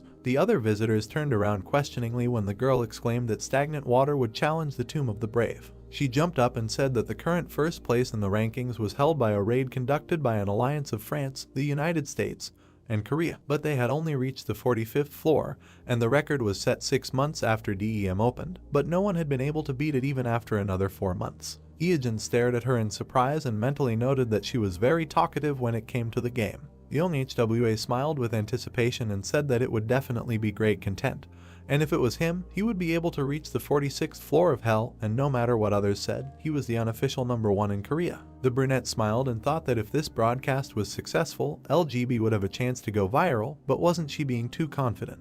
The guy smirked and remembered that he had another reason, and the girl kept shouting that stagnant water would definitely be able to do it, and the hero and the waiter asked her to calm down. 1 week later, the sky was covered with clouds. The hero was standing in front of the Tomb of the Brave. The guy looked ahead and asked if the broadcast was going on now. He turned to the blue light, the camera in support mode, and Young HWA replied that she couldn't go on air right away. The girl was sitting at her laptop with headphones on and was saying that after recording the video in HD format, she needed to do the timing and write subtitles, and also edit the frames, so there was a lot of work. The tower was hidden behind the clouds. It was an event dungeon created in the likeness of the 108 earthly filths, and the participants needed to defeat the monsters that multiply on each floor. The hero mentally divided the tower into several levels of difficulty and thought that the ranks of the monsters increased depending on the floor. His body began to be covered with black energy, and the guy noted that even after 15 years, this place had not been completely cleared. He smiled and thought that the last thing he remembered from the future was the news that the 106th floor had been cleared, and 10 months had already passed since the launch of the game. At the moment, the record is still the 45th floor. Iogen frowned and decided that it would be nice to break records, but he was not interested in advancing in ranks. The brunette smiled and reminded himself that his real goal was to find a clue to obtain the last of the 3 artifacts. The hero grinned and exclaimed that he hated standing still and asked the girl to watch and enjoy how he would break all the records, and Young HWA happily supported his mood. The guy ran forward, shouting that the world record should be waiting for them. Blood spurted. The protagonist narrowed his eyes and gritted his teeth, pointing his blade. He frowned and shouted loudly. Iogen crouched down and thought that he couldn't give up, because if this continued, he would die and he couldn't lose. The young man clenched his weapon and indignantly noted that a bunch of nerds had overtaken him. The brunette sweated and, gritting his teeth, decided that he had to defeat them. The boy swung his arm and shouted for the enemy to attack. The blue flame looked ahead in confusion and asked what the hell that was. The protagonist raised his hands and exclaimed that he had won. There was a red puddle on the floor, a C-rank queen slime, specialty, regeneration, habitat, all continents. The boy wiped his sweat and muttered that he was close to giving up, and the girl exclaimed how he could have spent 2 whole hours fighting a normal slime. Iogen pointed and countered that the queen slime was a monster with the widest attack range in DEM, and there was no strategy to dodge its special attack pudding packet. Young HWA smiled tightly when the protagonist said that he would have definitely been flattened if he had gotten caught in her attack range, after which the girl muttered that he tried well, but the protagonist thought that he had wasted too much time on the first floor. The brunette moved forward, saying that it should be easier from now on since they defeated a relatively cunning monster. Then the monsters followed one after another, but the hero won until he received a notification that he had ascended to the 46th floor of the Tomb of the Brave. The guy stood in front of a huge creature. Young HWA looked at her companion in shock and exclaimed that he had passed from the 2nd to the 46th floor without damage. The black monster opened its mouth. It was a B+ rank Kaidamaru, with the features of giant, demon, stealthy, earthquake, hybrid. Its habitat is the burning rotting lands in the kingdom of giants, and its size is 45 meters. The hero grinned and muttered that he hadn't seen him for a long time. The guy looked at the enemy and noted that he did not expect this guy to appear here, which was an unexpected bonus, and offered him a dance. The monster broke 2 columns in front of him. The brunette bit his finger until it bled and frowned. The young man waved his hand, brushing away the blood, because one of the basilisk's features is poison, and it poisons the blood of the one you aim at. The monster stepped right on the drops of blood on the floor. Kaitamaru roared and flinched, feeling pain. Iijin grinned and exclaimed that this is the basilisk's poison, which is 2 ranks higher than his. The enemy stepped hard on the ground. The monster spread its paws and released powerful energy. The protagonist crouched to the ground, and his cloak fluttered. The brunette grinned and noted that his physical strength was incredible, but his attacks were too easy to predict, so the outcome of this battle was determined. The guy looked warily to the side and remembered that one of Kaitamaru's features was stealth. The monster was sitting on the ceiling, and the boy thought that their habit of hanging upside down like bats did not seem like a natural distinguishing feature given their size, which is why other players were getting too close and letting him strike first. The brunette frowned and tensed up. He bared his teeth and thought that they could not hide their distinctive smell. The monster suddenly jumped out and struck. The monster opened its mouth, sparks appeared around it. The creature screamed and attacked with a fireball. The hero raised his hand with the spirit sealed and Aranka ring, which has plus 300 magic power and can summon Jormungandr, and shouted, "Not so fast." He frowned, and the attack passed him by. The boy took out his blade and swung. Iijin began to run around the enemy, delivering slashes. With a sharp movement, the boy cut off several limbs of the monster. He jumped up and plunged the blade into the monster's head. The brunette bared his teeth and declared that his surprise attack had failed before it even started, so he had no chance. All that was left was to die in the shadows. Sparks flew to the side and the ringing of the blade was heard. System windows appeared in front of the young man, stating that for the first time among all servers, the boss of the 46th floor of the Tomb of the Brave, the lone Kaitamaru, had been defeated. The protagonist stood in front of the defeated enemy, and the system asked if he wanted to receive a reward. The young man furrowed his brows and exhaled. He wiped the sweat from his forehead and muttered that it took a little longer than he thought. The brunette turned to young Hwa, who was frozen with a shocked expression on her face. She opened her mouth and shouted that this was simply amazing. The pink-haired girl clenched her fists and exclaimed that for the first time in history, the 46th floor had been passed.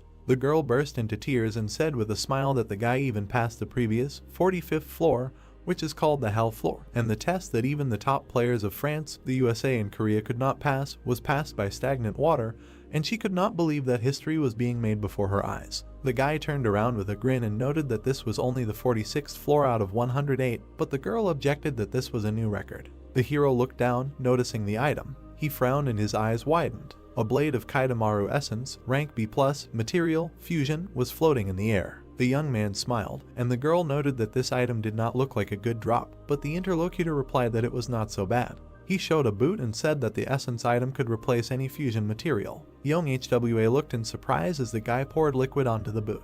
The shoes began to vibrate and emit energy, and the system notified that the fusion of items had begun. The guy looked at the shining thing in his hands with a smile, while the notification said that the fusion was ongoing and the process could not be interrupted. The blue light smiled, and the girl exclaimed that she did not know such a possibility existed, and this was the first time she saw the fusion of items. Iijin grinned and clarified that with this, the stream ratings are guaranteed to be high. Young Hwa happily raised her hands and shouted that the world's first clearing of the 46th floor and fusion of items went to them. Their viewers will applaud standing. The brunette smiled and thought that it was time for him to show himself, because he should be enough. That is the key to the last of the 3 artifacts, and it was worth going this far. Notification: you have ascended to the 47th floor of the Tomb of the Brave. A dark figure sat ahead, and the hero thought of the slutty succubus. A blue light shone on one of the floors of the tower. Iijin walked along a dark corridor decorated with statues. The guy shuddered and looked ahead. He jerked back, dodging the attack in time. The young man looked at the mark on the floor, and young Hwa exclaimed that she could not believe that he dodged. The brunette looked up and mentally noted that he must have been waiting for her to come. He sweated and smiled. A black wing appeared. A girl with a scythe, a slutty succubus, was hovering in front of him. The brunette stuck out her tongue and narrowed her eyes. The blue light glanced at her, and her partner noted that this boss was just a beauty, but looked weaker than the previous ones. The hero frowned and replied that he would go. The enemy swung her scythe and smiled. The guy dodged the attacks cutting through the air and thought that she had a special feature, duality. The brunette sweated and widened his eyes, remembering that such monsters are divided into 2 types, those who attack with physical force, and those who use magic, and once you choose one, it cannot be changed back, and the guy chose a demon with a physical attack. The player clenched his teeth and dodged, cursing, because he thought that if it were magic, then most attacks could be neutralized by Jormungandr. The guy sweated, noticing that the blow landed right next to him. Explosions were heard throughout the corridor, and the young man noted that this was not bad. The columns and ceiling were covered in cuts. Ijin frowned and noted that the speed was high and it was difficult to avoid due to shock waves, but the longer you delay, the worse. The brunette grinned, and the guy thought that there was one dangerous way, but either all or nothing. He turned around and clenched his fists, realizing that even if everything went smoothly, he didn't know if he would win. The succubus furrowed her brows and looked at her opponent questioningly. The guy used the skin of a sandworm, and a bright light began to emanate from him. The brunette frowned and clenched his teeth from the tension. A black paw, depravity, appeared from the hero's body. The succubus quickly appeared next to the young man, and he flinched. She struck with a quick movement. The hero jumped back and exhaled. Ijin crouched to the ground, and young Hwa said that she didn't know what he did, but it seemed that the attack did not work.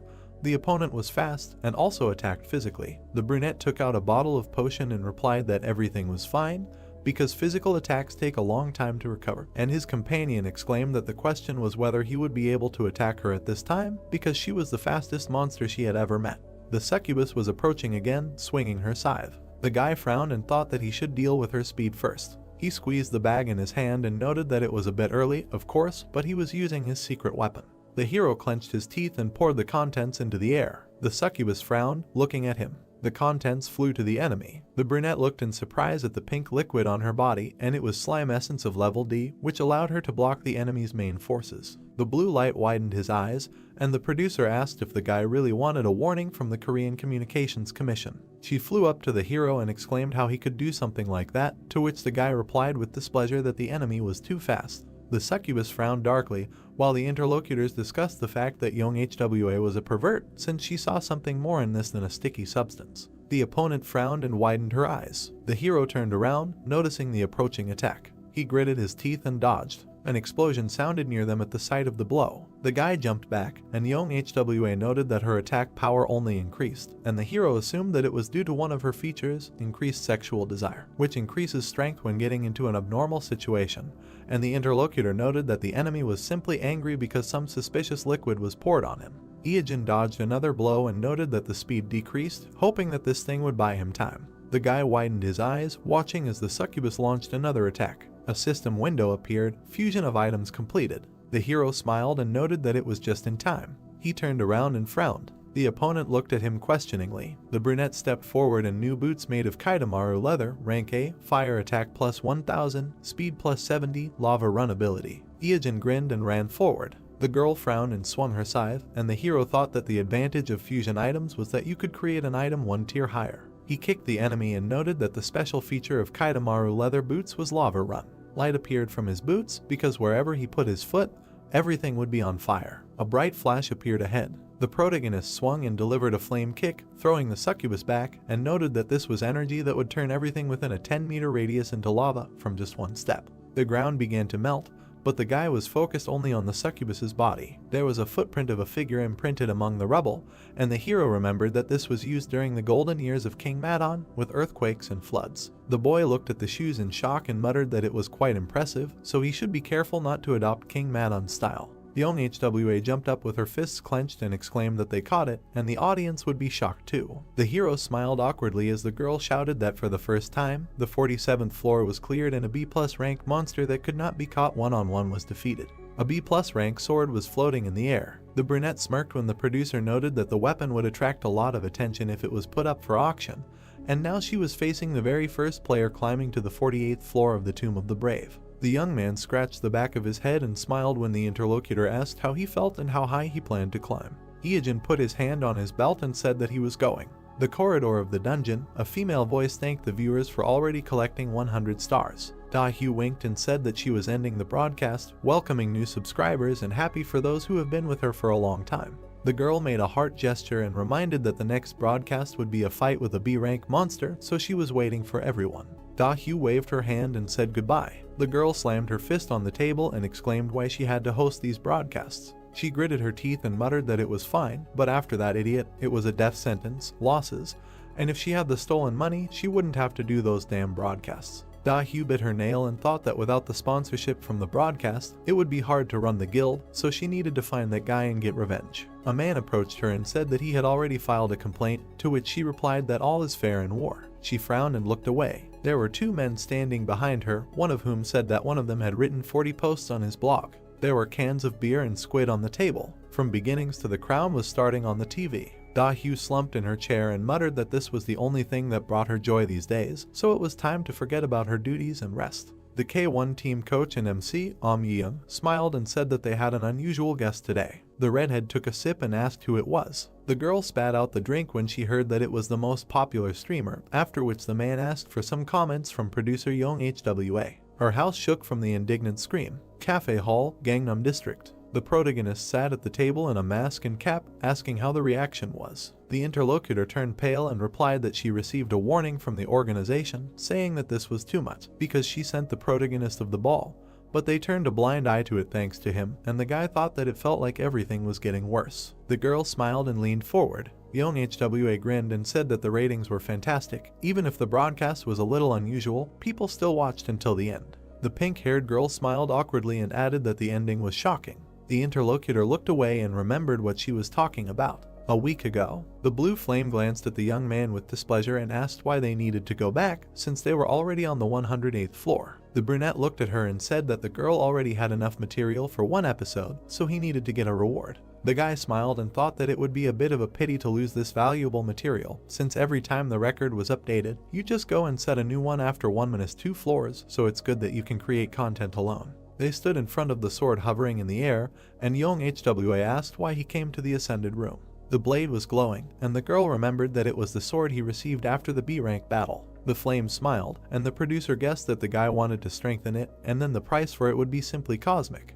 The hero grinned and muttered that this was, of course, true. He threw the crystal into the compartment. They watched the light coming from the weapon, after which a notification appeared stating that the enhancement was successful, and a +1 sword was created. There was another flash in the air, and a new notification. The enhancement was successful, a +2 sword was created, and then a +3 sword. The blade sparkled, radiating energy, and Young HWA enthusiastically noted that this was already the 3rd level. The blue light turned to the young man and asked if the stats had become even cooler. She froze when she heard that the enhancement was successful, and a +4 sword was created, and then a +5 sword. When the system notified about the 6th level, the producer silently widened her eyes. Young HWA flew to the hero after the sword reached the 7th level and asked if that was not enough. The brunette silently threw another crystal into the compartment. The weapon glowed brightly, a new notification, the enhancement was successful, a +8 sword was created. The pink-haired girl questioningly looked at the monitor, not understanding what was happening.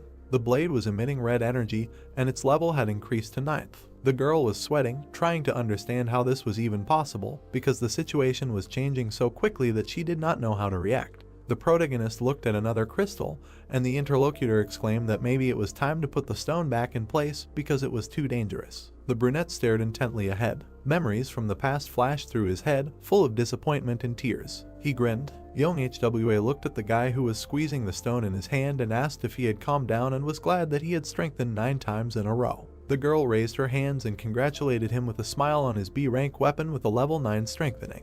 The hero silently threw the crystal into the compartment, and a glow appeared. The producer's eyes widened and loudly protested. The blade became invisible behind a bright flash. A notification appeared, error, strengthening failed. The weapon fragment fell at the player's feet, and the system notified about the destruction of the sword +9. Steam was coming from the blade. Eogen silently turned around and looked at the blue light. The guy made a face and shrugged. Young HWA collapsed on the floor, exhausted, and her colleagues ran up to her, asking if everything was okay, ready to call an ambulance. The pink-haired girl sighed tiredly and muttered that there were a lot of comments, and it was a shame for the sword, although it was not hers. The hero crossed his arms and replied that nothing could be done, and someday it would be more interesting. The young man grinned and thought that he did not regret it, because this was an item that was destined to be destroyed. He imagined the weapon and remembered that it would be clear when, compared with the real level of the sword, this blade had weak characteristics, and under the bullshit there was truth, a hidden item. The girl smiled and asked the hero to help her with the next broadcast, and the brunette agreed, on condition of good payment, to which she immediately agreed to give more than he wanted. Eogen looked questioningly at the phone, hearing the call. He glanced at the screen and saw a letter about joining. The hero put the gadget in his pocket and noted that it was the same sender again. The brunette froze and widened his eyes. The guy abruptly took out his smartphone and stared at it again under the puzzled look of the interlocutor. The young man looked at the screen, not believing that this was so. The protagonist sweated and realized that this was a ManhwaCapped account. The director was talking on the phone and asking, He is not a professional player registered to someone else, right? They cannot allow others to take him away? Then ordered to immediately send him an invitation letter, to which he received a response from the interlocutor that it is impossible to contact him. There is no email, no phone number, they can only leave a comment under his video. The blonde guy, sitting at the table, continued to say, no, if he gets picked up by some foreign team, it will be a loss for the whole country, to which the guy asked, so he should continue posting comments. The director said, okay, let him continue in the same spirit, write a whole wall of text, but do not try to cheat and just copy-paste the text. All the messages need to be formulated differently, not repeat themselves. The man looked aggressively at the monitor and thought that Madong Wang. This guy meets all the requirements of a professional player. The macho and berserker styles are different in that they crush the enemy with the onslaught of pure force. Then he continued the thought that for someone seasoned in the Shadow League, he has crazy skills and control, not to mention his unique sense of combat. Fans will have no choice but to bite. This is the perfect formula for box office success. The brunette stood behind the main guy and asked that this Madong Wang, judging by the rumors, is very good. Yes. Gray-eyed turned around and asked back if he hadn't watched the video he sent him. Lim Joseph smiled and replied that he didn't watch the videos from the illegal Toto League. He then spread his arms when the director looked at him in surprise and continued to say that he heard that he had defeated the Western Chu Lord. But anyway, this loser's skills had only gotten worse after participating in illegal leagues for so long, even he could have won hundreds of times. He then looked at the man who was staring at the computer and asked if anyone who had a taste of the underground's prize money would also want to come out and play by their rules. Even the salary they offer to professional teams is just a pittance compared to what he can get competing illegally. To which he replied that all the illegal leagues are now being shut down, the country is putting pressure on them as they speak, so all the players have no choice but to say goodbye to these shady deals. Yang turned his head and continued to say that this is the best time to get Madong Wang. The brunette silently closed his eyes and then said, "Director." Suddenly, he opened his mouth in anger and screamed, why did he never pay so much attention to him? To which he replied, go to hell, what complaints could he even have?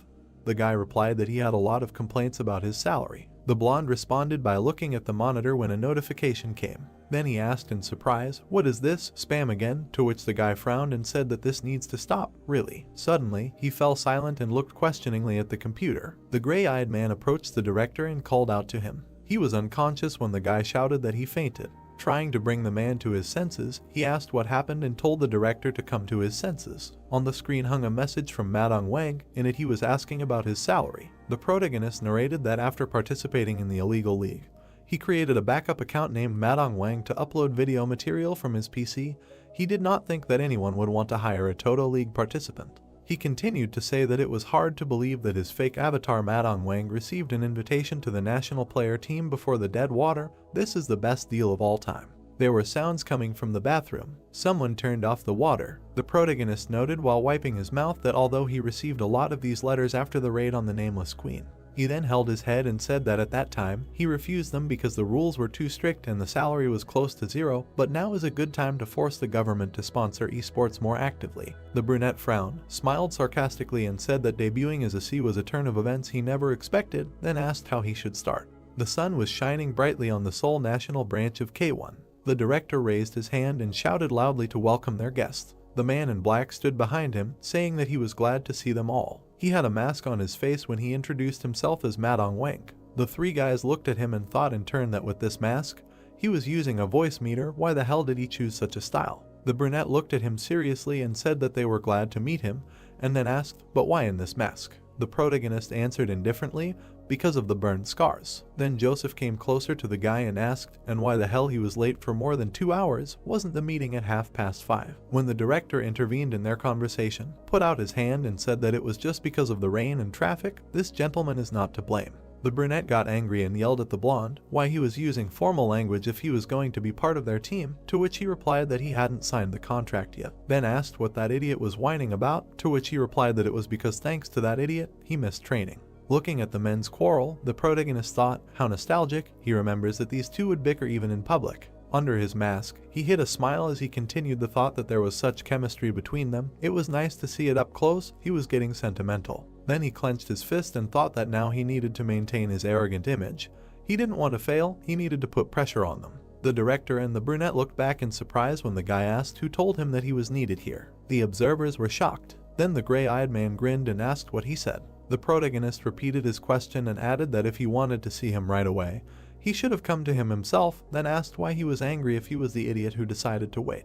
A voice could be heard that he sounded very confident, too much pride for someone who didn't even have an official rank. Yunho and Song Byung-gun stood and looked forward when the latter asked if he would mind if they helped him tone down his ardor a little. The red-haired man smiled and asked if he really thought the skills he learned in the illegal league tournament would help in the real professional leagues. Suddenly the director turned around and asked what was wrong with them, then turned to the new guy and said that he was really sorry, they were usually friendly. Maybe it was because they missed training today. Then one of the guys asked, he had to take the entrance test anyway, right? He would see for himself if his skills were good enough to make a fuss about him. The gray-eyed guy frowned and thought, this is just a guy who broke into an illegal league with no previous records. Who knows? Maybe the match was rigged in his favor. They invited someone who is an expert in PK at best to their national team. He needs to be put in his place. The brunette then looked away and asked who wants to start, to which he heard the first one answer that he will go first. Doesn't he know that PvP is his specialty? The second one said no, he will go, and the third one said that he is in the lowest place in the official rankings, so he should start with him.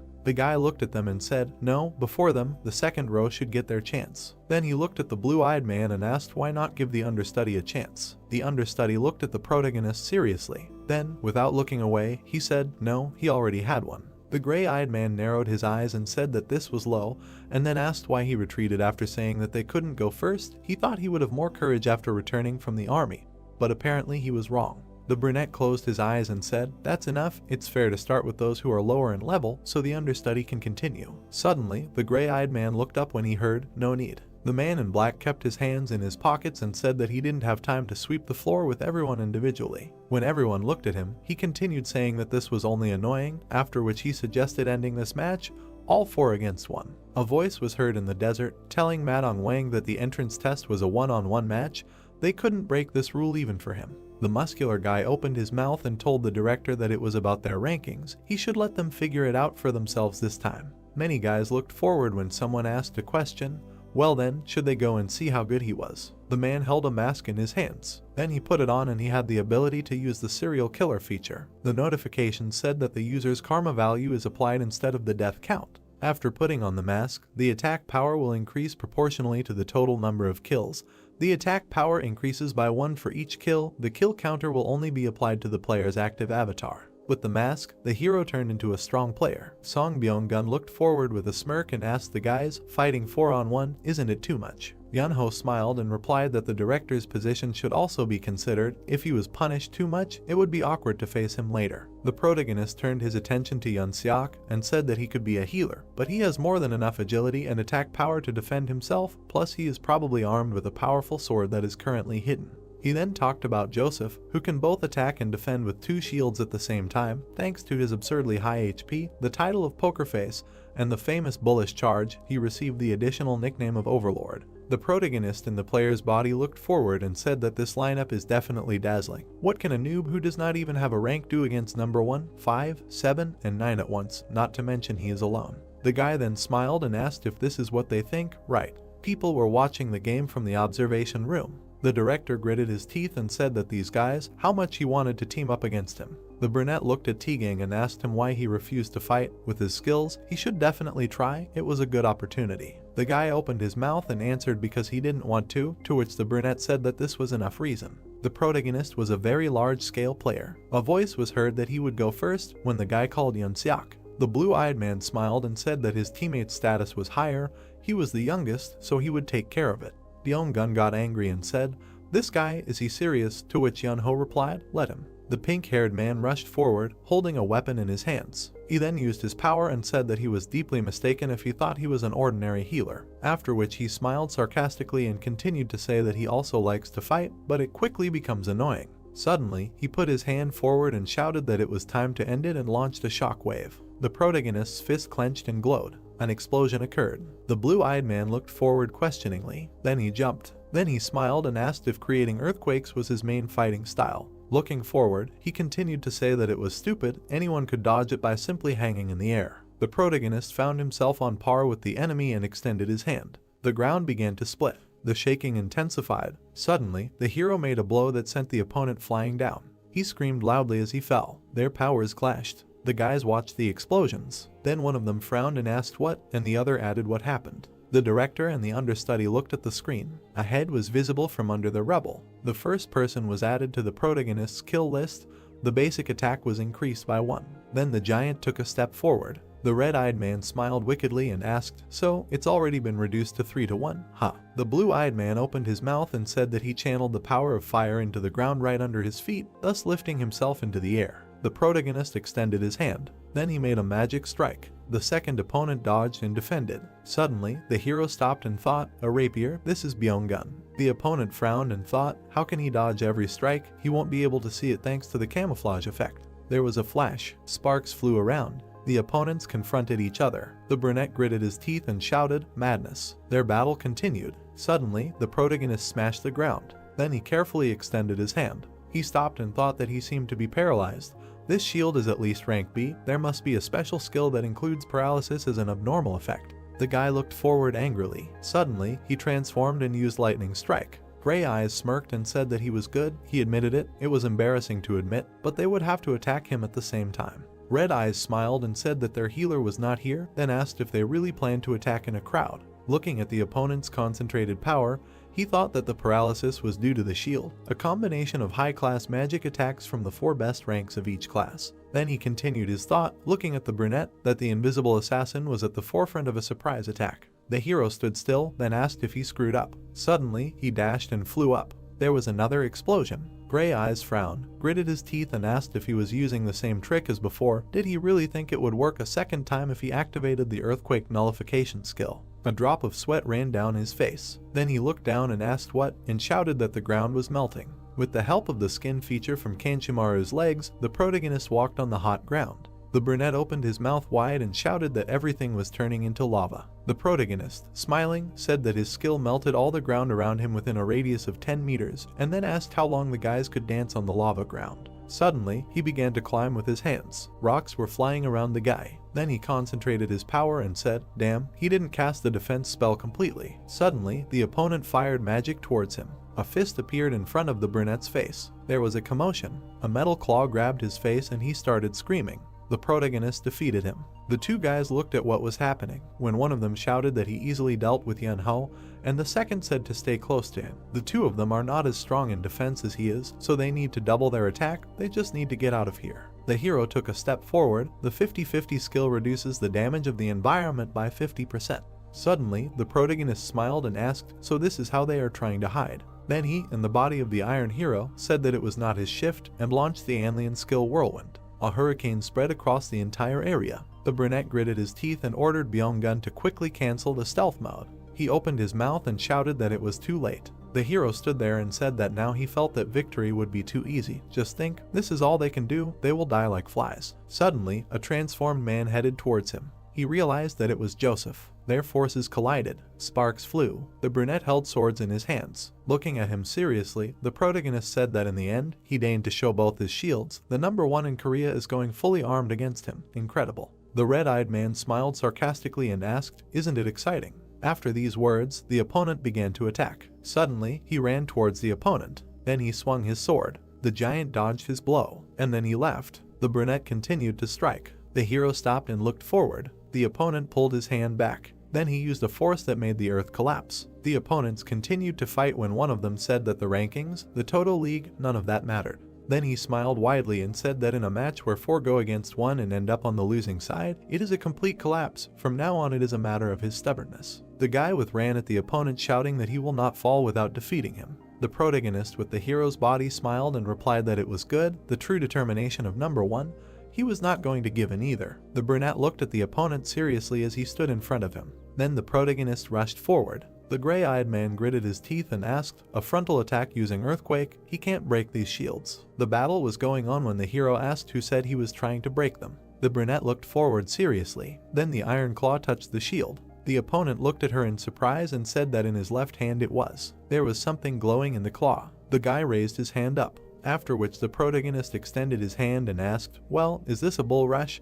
His special move. Then he swung his fist and shouted, "Checkmate." There was a flash between the players. Ijin frowned and said that no matter how high his defense was or how much health he had, it did not matter now. Suddenly, he clenched his teeth. Then he launched his power and shouted that he would grind him into dust before the earth recovered. The director was shocked. The brunette looked forward, raising his head. Sweat was pouring down the blue-eyed man's face. Someone noted that the top players of Korea, a dream team of 4 leading players who even participated in professional leagues, a team of such a level was defeated by 1 person. The protagonist looked at the destroyed earth and said that there was not a trace left of them. Ma Dong-wan, no, dead water. The narration began that, compared to how he was when they clashed in the illegal Toto League, he seemed to have become ruthless, destructive, and much stronger than before. He plays completely differently than his seniors, the players in the rankings, and the rest of the older generation.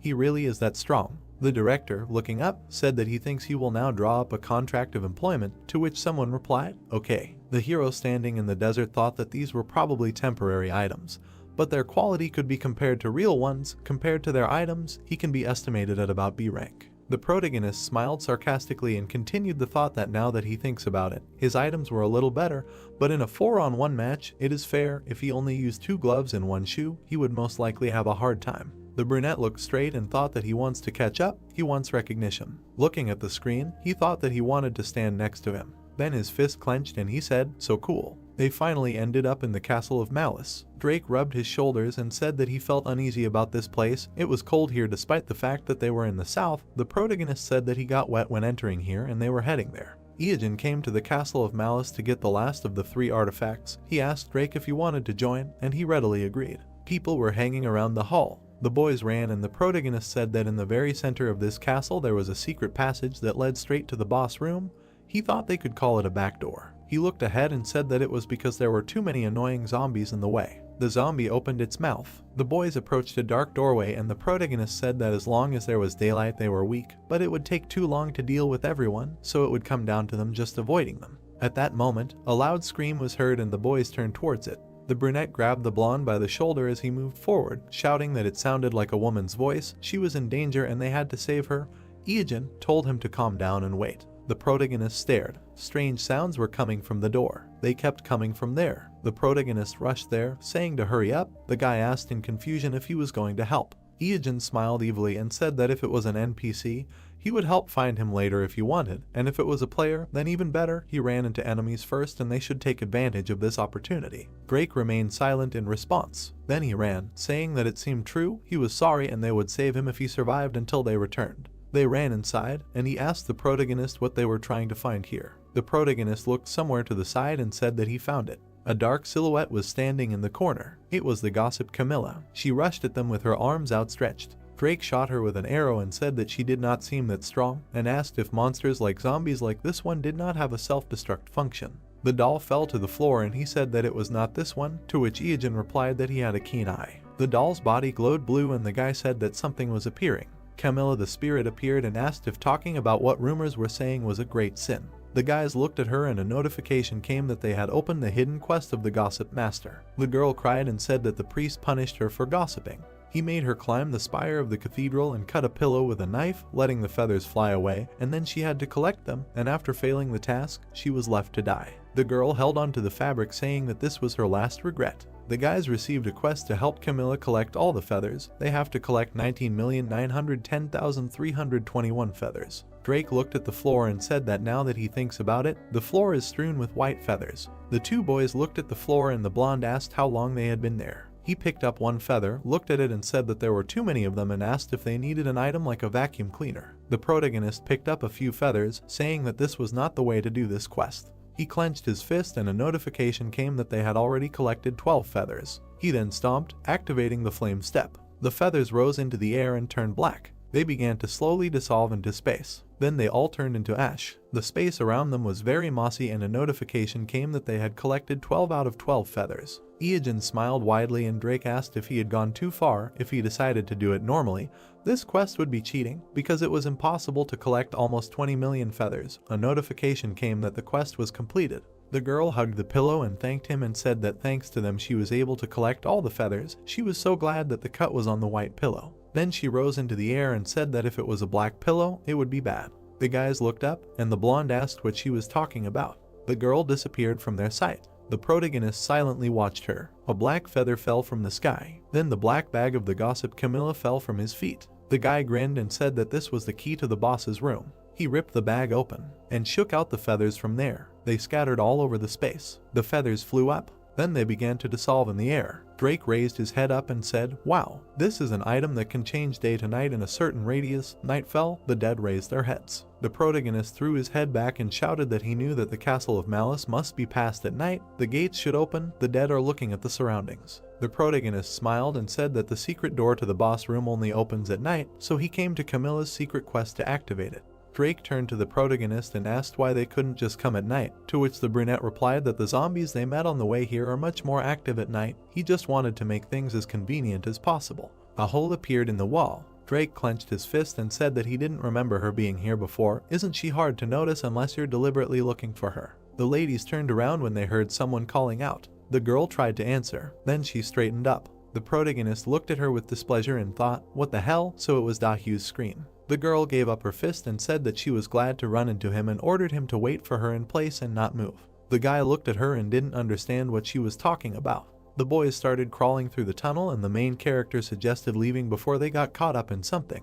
Dahyu ran after them shouting that they told them to wait for her. Then a lot of zombies appeared. The girl opened her mouth in fear and shouted to wait a second. She also ran into the tunnel. The zombies pressed their faces against the iron bars. The hole in the wall disappeared. Half an hour before arriving at the Castle of Evil, the girl looked at the camera saying that everyone thought she would go to the boss. It must be because last time she said it would be nice to speed up, but even a scary military march starts with a normal step. Then she stuck out her tongue and asked how they were going to get to the boss. Then she smiled at the camera and said that as she promised in her last stream, today she will record a guide on surviving against B-rank monsters. She will call it Survive the Castle of Evil. The girl smiled at the camera and said that their mission today is a full review of this dungeon filled with zombies. Most of them are from C+ to B rank, so you need to be careful otherwise they can fatally injure. Dahyu showed a heart at the camera, winked and asked to pray for her. Strange sounds were heard. A zombie appeared behind the girl, and she screamed that she was scared. She ran away from the zombie and screamed.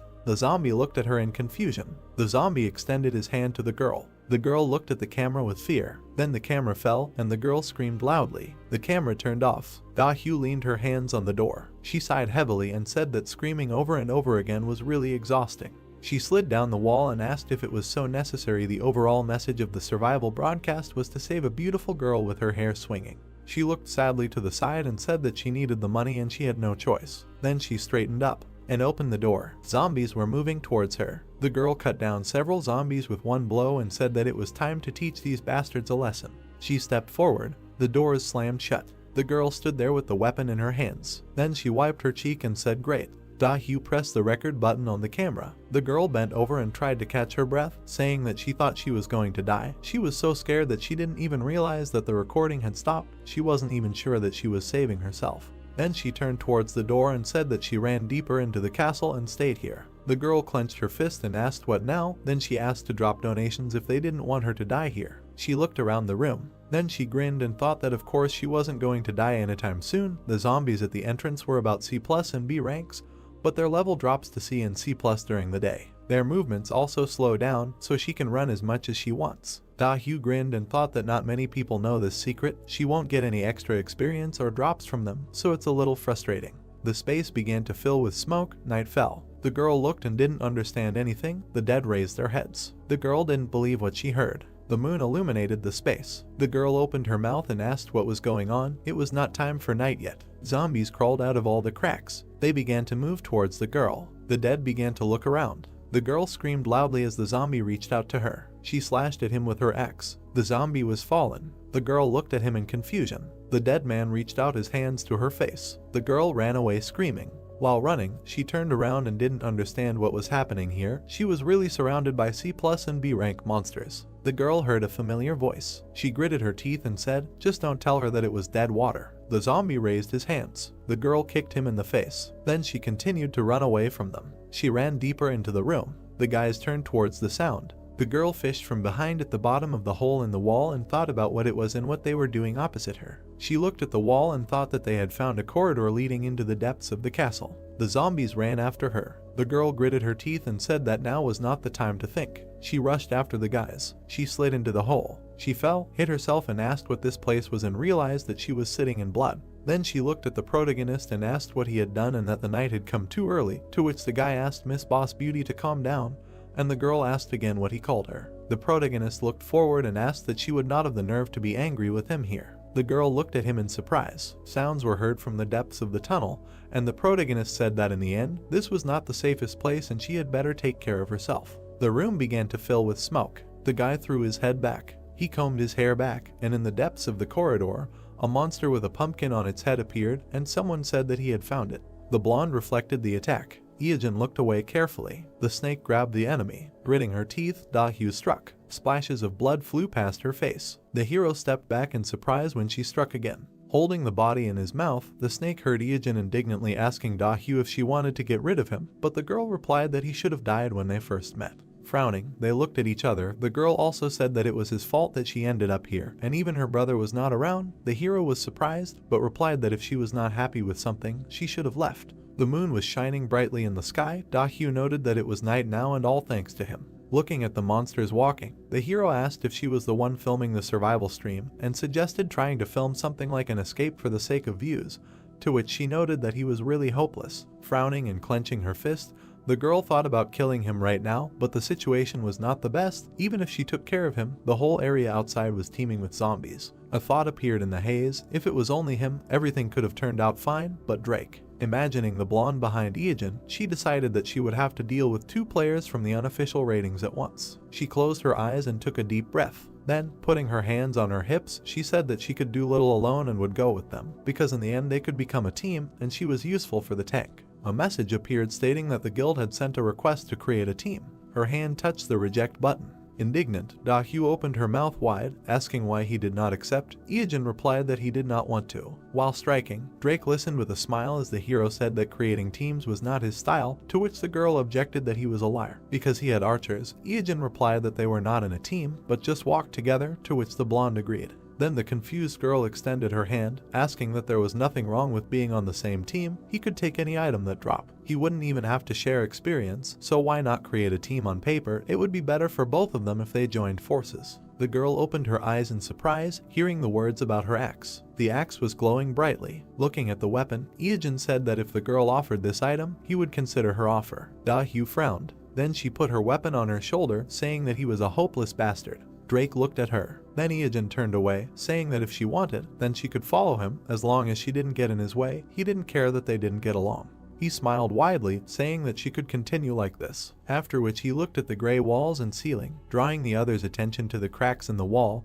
and told them not to go too far, otherwise the stones would collapse. Looking at the other wall, he noted that they would not be able to run across in time, so they would have to just crawl. Seeing the dark corridor ahead, he said that arrows would fly at them here, so it was better to lower their heads and not step here, otherwise they would fall into a pit swarming with zombies. And then he looked at the floor, said that there would be a thread that would tie their ankles, and then the guillotine blades would fall on them right from the ceiling, so they had to be careful. Smiling, passing all the traps, he told them to go exactly 5 meters forward, and then to the left, there was a dead end ahead, so they had to be careful. Da-hyu, who was walking behind him, asked him in surprise how he knew all this, and was he a master of the game? To which Ijin replied that he simply knew everything in advance, because if he were a master, he would be swimming in a pool of money and shares without having to play. Looking at the hero in the cloak, the girl could not understand how obsessed he was with the game, because many of these traps were not even discovered. Ijin silently frowned, thinking about the fact that he had never actually died on this map, and all thanks to the collective information. Seeing the red floor in front of him, he thought about the location of the traps and monsters was the experience of countless players who died over time. Studying and analyzing was his rebirth. He touched the wall with his hand, thinking that it could be said that he was now rotten water, the water that had stagnated in one place for 15 years, now this was his essence.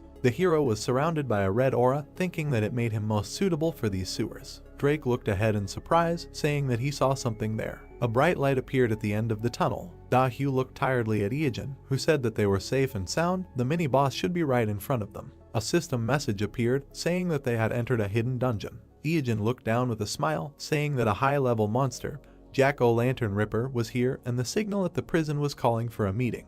The iron bars were cut off. He carefully looked at their sharp ends. Ijin and his companions stopped when he said that something was wrong here. A dark aura appeared against the windows. Someone's eyes glowed brightly. The monster was holding a scythe in its hands. It was Jack-o'-lantern Ripper. Drake and Ijin looked at it carefully. The guy asked if it was an awakened monster, to which the hero replied that they had not entered this area yet, and that someone must have done it before them. Our hero frowned, wondering who it was. Could it be that the player who had previously planned to attack this monster existed so early? A certain sound was heard. The monster swung its scythe. Someone blocked its attack. Then the monster attacked again. The guy, opening his mouth, noticed that it was acting quite quietly. Its blades and scythe crossed. The man with a scar on his face smiled, saying that it was not that easy. He dodged Jack again. The monster swung again. This time, it managed to injure its opponent. Looking at this, Drake replied that it was a great blow. The wound on the man's body was recovering.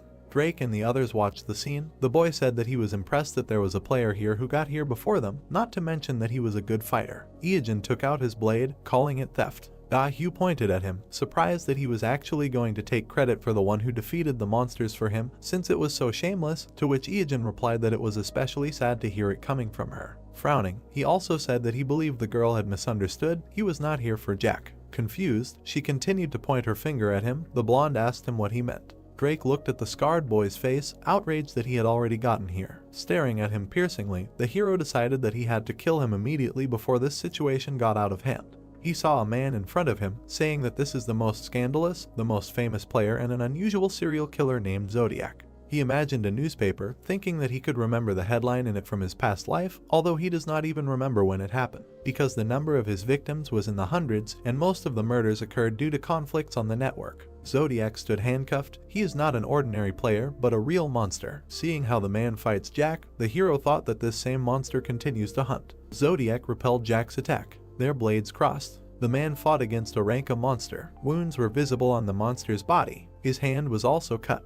The monster held his scythe. This monster has 1.5 million health points. He is standing here in a critical condition. The man lowered his hand with his blades. Then he brought it to his face, noting that Ranka is not a joke at all, and they are both exhausted. It took longer than he expected, but it seems he is almost done. Taking his hand behind his back, Zodiac said that it is the end. Suddenly, arrows hit him. The man looked at the arrows in his hand. Drake held the crossbow in front of him, saying that this is a strange reaction. Zodiac looked at him. Then he rushed forward. The blonde was able to block his attack. Zodiac frowned slightly, surprised that there is a player who got here. The blade left a bright trace. Drake fired again, but missed. Meanwhile, the man attacked the blonde. Bright sparks remained from the impact of the blades. Drake smiled, thinking that this is true. He remembered his words about how if it was PvP, he wanted to try it first. Then Iogen stood in front of him and gave him advice about how the man was known for being a pervert. With a smile on his face, he warned him to avoid close combat. Normal people often get scared when something goes wrong, and even in a game with automatic pain suppression, it is impossible to ignore the body's unconscious reflexes, but this does not work with Zodiac. Then he imagined the man in full height, saying that when an arrow is fired, he looks at it without blinking, and only before it hits the body. He dodges. Leishnayan syndrome is a rare disease that causes the inability to feel pain, and therefore Zodiac does not know what it means to flinch. Then the blonde licked his lips, remembering the words about how the enemy never felt pain, using the split second that usually goes to blink or flinch to accurately calculate his movements, and repeated the idea of avoiding close combat. Drake held his blade out in front of him, saying that hearing this made him want to test himself even more. Zodiac looked at him in surprise. He then had to dodge the attacks. The swings of the blades left bright marks. Drake tried to attack Zodiac again, but the man blocked it. Sparks flew from the swing of the blade. Looking at his opponent, Zodiac said that the blonde was strong, and it seemed that this was not the first time for him.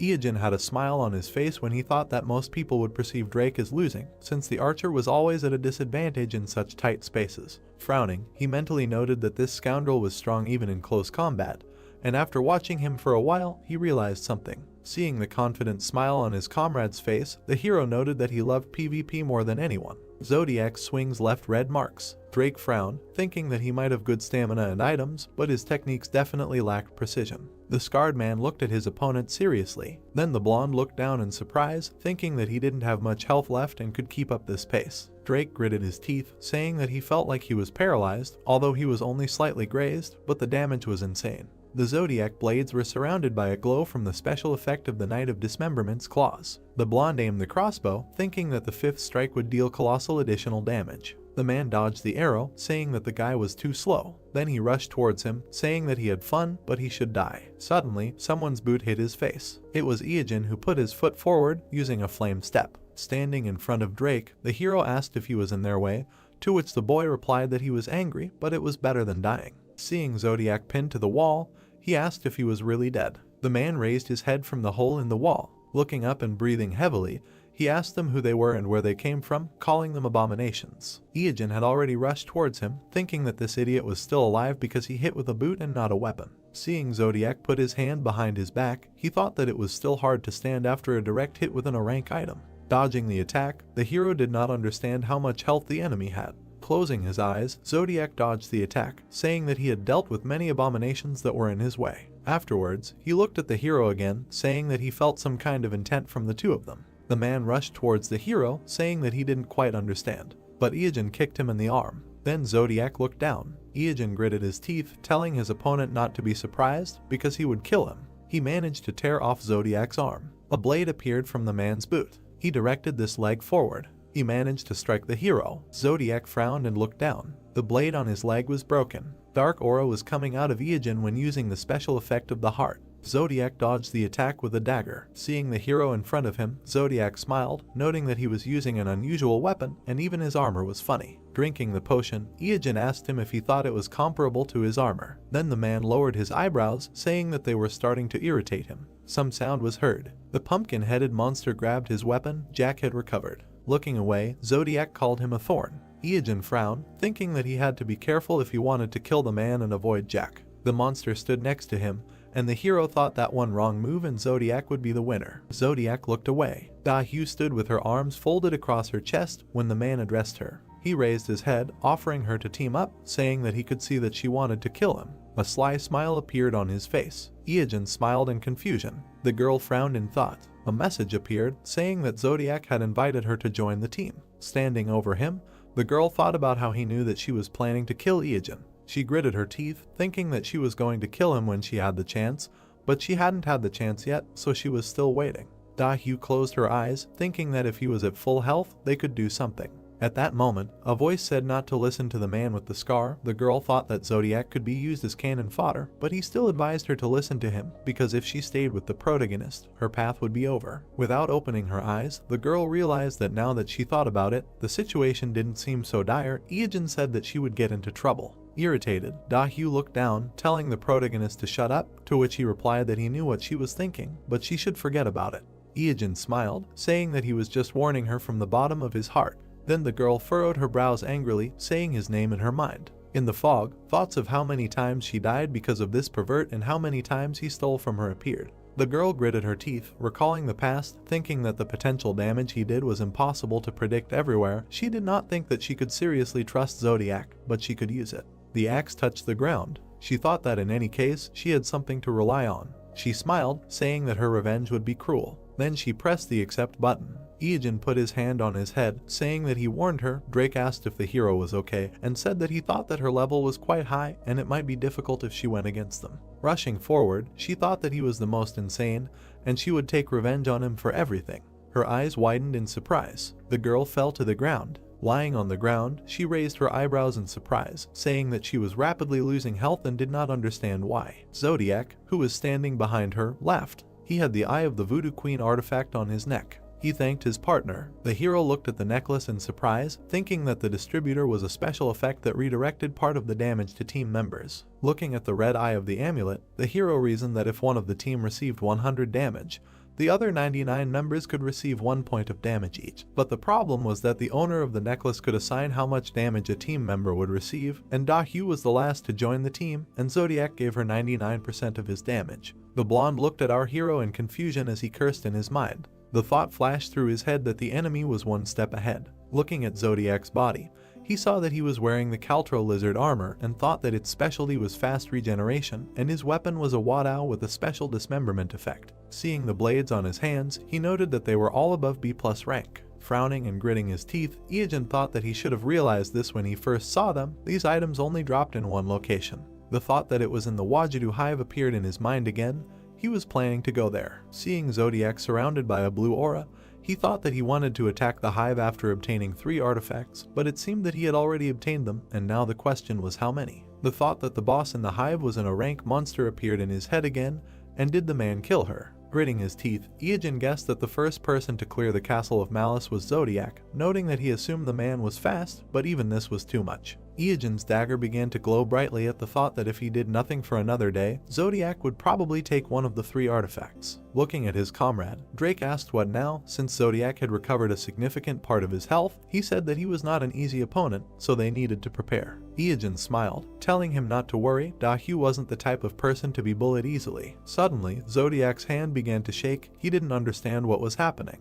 Looking at it, he noticed his body was starting to freeze. The girl lying on the floor said to him, "You're welcome." She smiled ominously as she asked, did he really think it would be that easy when anyone who crossed her path would end up dead? Dahu leaned on her disappointed captain's battle axe. Its effect increases an ally's attack power in defense, but when the user dies, the debuff is applied to that ally. The man placed his hand on his head as the girl noted that there were many debuffs such as poison, paralysis, sleep, confusion, burning, frostbite, and more, while he cursed. His other hand dangled helplessly below him as he received the worst debuff, sleep. Drake smiled as he looked at this, wondering if this was the reason she begged them to join the team, to which the girl retorted, "When did she beg?" Looking up, Iogen smiled as he said that she was planning to use it on him, but ignored his warning and was now in a sorry state. Condition. There was a sound and the hero said goodbye to her. Jack swung his scythe. Zodiac's head fell to the ground. His body touched the ground, and then it fell completely. The comrades looked at the dead enemies in front of them. Iogen clenched his fist in victory, saying that he killed 2 with 1 blow, finishing off Zodiac and even eliminating the annoying Dahu. Although he did not expect it to turn out like this,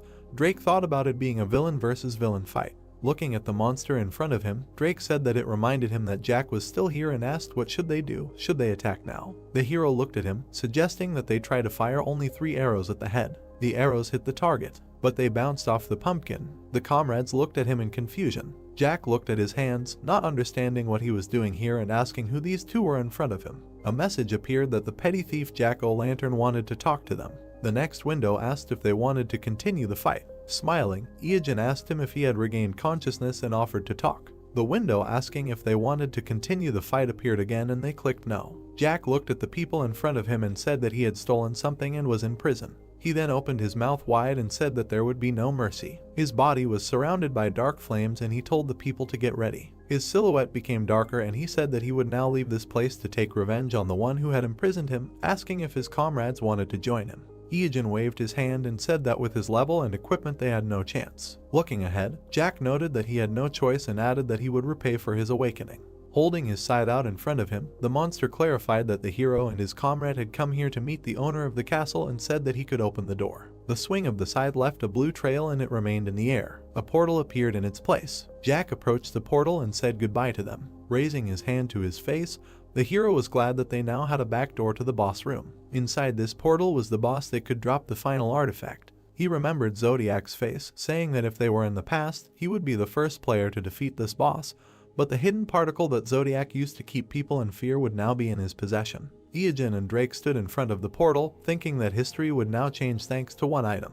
The top of the portal was visible. Iogen and Drake ran forward. The hero said that this made everything easier. Moving along the corridor, he saw a door leading to the boss room, but the intermediate mini-boss was supposed to appear here. The corridor ahead broke. A monster with red skin appeared in front of them. Iogen's eyes widened in surprise. The monster was large, red, and a message indicated that it was a gorgon. Then the hero frowned, thinking that it was strange, because if he remembered correctly, the intermediate boss that protected this place should be at the level of the succubus. Could it be that the differences appeared because they were pioneers? The monster did not look at them. In the background of the fog, he suggested that his comrade go first. Drake took out a crossbow, saying to leave it to him because he had a personal score to settle with this thing. Looking at it carefully, Iogen asked if everything would be okay, because the monster may be weaker, but it would be more troublesome than the previous gorgon. Remembering the previous fight, Drake replied that he regretted not being able to finish it last time, because he was one of those who held on to these feelings. Then the snake attacked him. Frowning, the blonde added that he wanted to try later, but now was the perfect opportunity and he had a useful item from Jack. An object appeared in Iogen's hand. Smiling, Drake added that he wanted to know how much stronger he had become. The hero rushed forward, saying that he would not interfere. The blonde thought that he did not even think about it. The monster turned his attention to the hero. His paw was approaching him. At that moment, several arrows pierced it. Then the monster looked at the blonde, who told him that he was his opponent. Drake smiled, saying that if he looked the other way, he would turn him into a porcupine. The monster stretched out his hand to him. Only darkness was visible. The haze gathered under the ceiling. Someone wondered who he was. The one sitting on the throne did not understand where he was, saying that he did not remember. New reports appeared that he had entered the lower floor of the Castle of Evil, the Hall of the King, and the name of the first visitor was recorded in the records of Akashic. A certain sound was heard. Iyajin was heading towards the figure on the throne. He clenched his teeth tightly. The silhouette sat motionless. Still, he was able to block the attack. The hero frowned more deeply. Sparks flew from the contact of the blades. Dark silhouettes began to gather around. These silhouettes surrounded the figure on the throne, and it turned out to be a bat from the King of Darkness. Iyajin smiled, saying that it seemed that he would not be able to finish him off with one blow, and it would not be so easy. The man began to get up from the throne, saying that he did not remember. Huge horns grew from his head. This was the King of Darkness. Before the dawn of time, during the battle between heaven and hell, there was a being who stood at the forefront and stole many angels' hearts. He was the king of vampires and the closest servant of Lucifer, one of the 7 demons. With his mouth slightly open, this man only wondered who he was. When the number of angels he had killed reached 1,000,000, every species called him the King of Darkness. This king raised his hand. Then he stretched it out. With that, he grabbed one of the mice that flew by. A whip of darkness appeared in his hand. Iyajin smiled, noting that his attack pattern remained the same, and this was the first one, called the Blood Whip. The hero deftly dodged the king's attacks. This whip shattered the floor into stones. His swings left dark marks. The attack hit Iyajin's hand. Gritting his teeth, he looked at it. Frowning, the hero said that he was slightly hit, but immediately took away half of his health, so if a small attack does so much damage, then how deadly will a full one be? With a smile, an object appeared in his hand. A question appeared in the fog. What is this? He remembered Jack, who said that it was free and would help defeat the King of Darkness. Then the hero looked at this object. Drake also looked at him questioningly, asking if he could just put it in his mouth and use it. Noting that it was very convenient, the interlocutor added that it was especially convenient for an archer, whose hands are constantly busy. The item looked like a pumpkin-shaped candy called Halloween candy. Iyajin pressed it and one of the candies fell into his mouth, for which he mentally thanked Jack. As he chewed it, he thought that this would actually be a permanent item if Jack were dead, but he was much more useful alive. Iyajin held his weapon tightly. The man with horns raised his hand above his head. Smiling, the hero realized that this was the second attack. Dark auras were sent out from his fingers. The hero managed to dodge this attack. He had to retreat to avoid being hit. Putting the weapon aside, Iyajin said that it was dangerous as always. Normally, it would take him another 10 years to arrive here. Thinking back to his past, he thought that when he was in the top 100 in Korea, back then, fighting the King of Darkness took 24 hours straight using all types of spells and potions, like viewers of his stream prompted. Seeing the King of Darkness in front of him, he noted that he had nothing now, only blood. A kick on the ground shattered it into stones. Watching the bats approach, he thought that the knowledge that had taken root in his bones and flesh over 15 years of playing was experience. Seeing the imperturbable face of the King of Darkness, he also thought that 3 artifacts could defeat even a god: the heart of the basilisk, the skin of the sandworm, and the next final piece. The bats burned in the fire. The King of Darkness standing in front of him held this piece. Iyajin looked ahead with a smile, thinking that in this life, all 3 artifacts should be his. He put his 15 years of playing and would get them no matter what. Many swords appeared in the sky. The horned one raised his paw, and the guy thought that the 4th attack would be the Dark Force. The monarch extended his hand releasing the swords, and he continued his thought and thought that since he dodged the first attack, the rest would be easy. The black-haired man began to dodge the rain and thought that although they were fast, they happened at regular intervals, so if he moved accordingly, it would not be so difficult. The black-eyed man made a swing. He confidently, with a little anxiety, looked ahead and said that he did not think he could dodge this one. The shadow hand made an area attack. After the white-haired man squeezed his hand releasing the shadow, many spikes came out. The hero sat with red eyes and dark skin, and the special effect of the sandworm cover and the heart of the bastard was activated.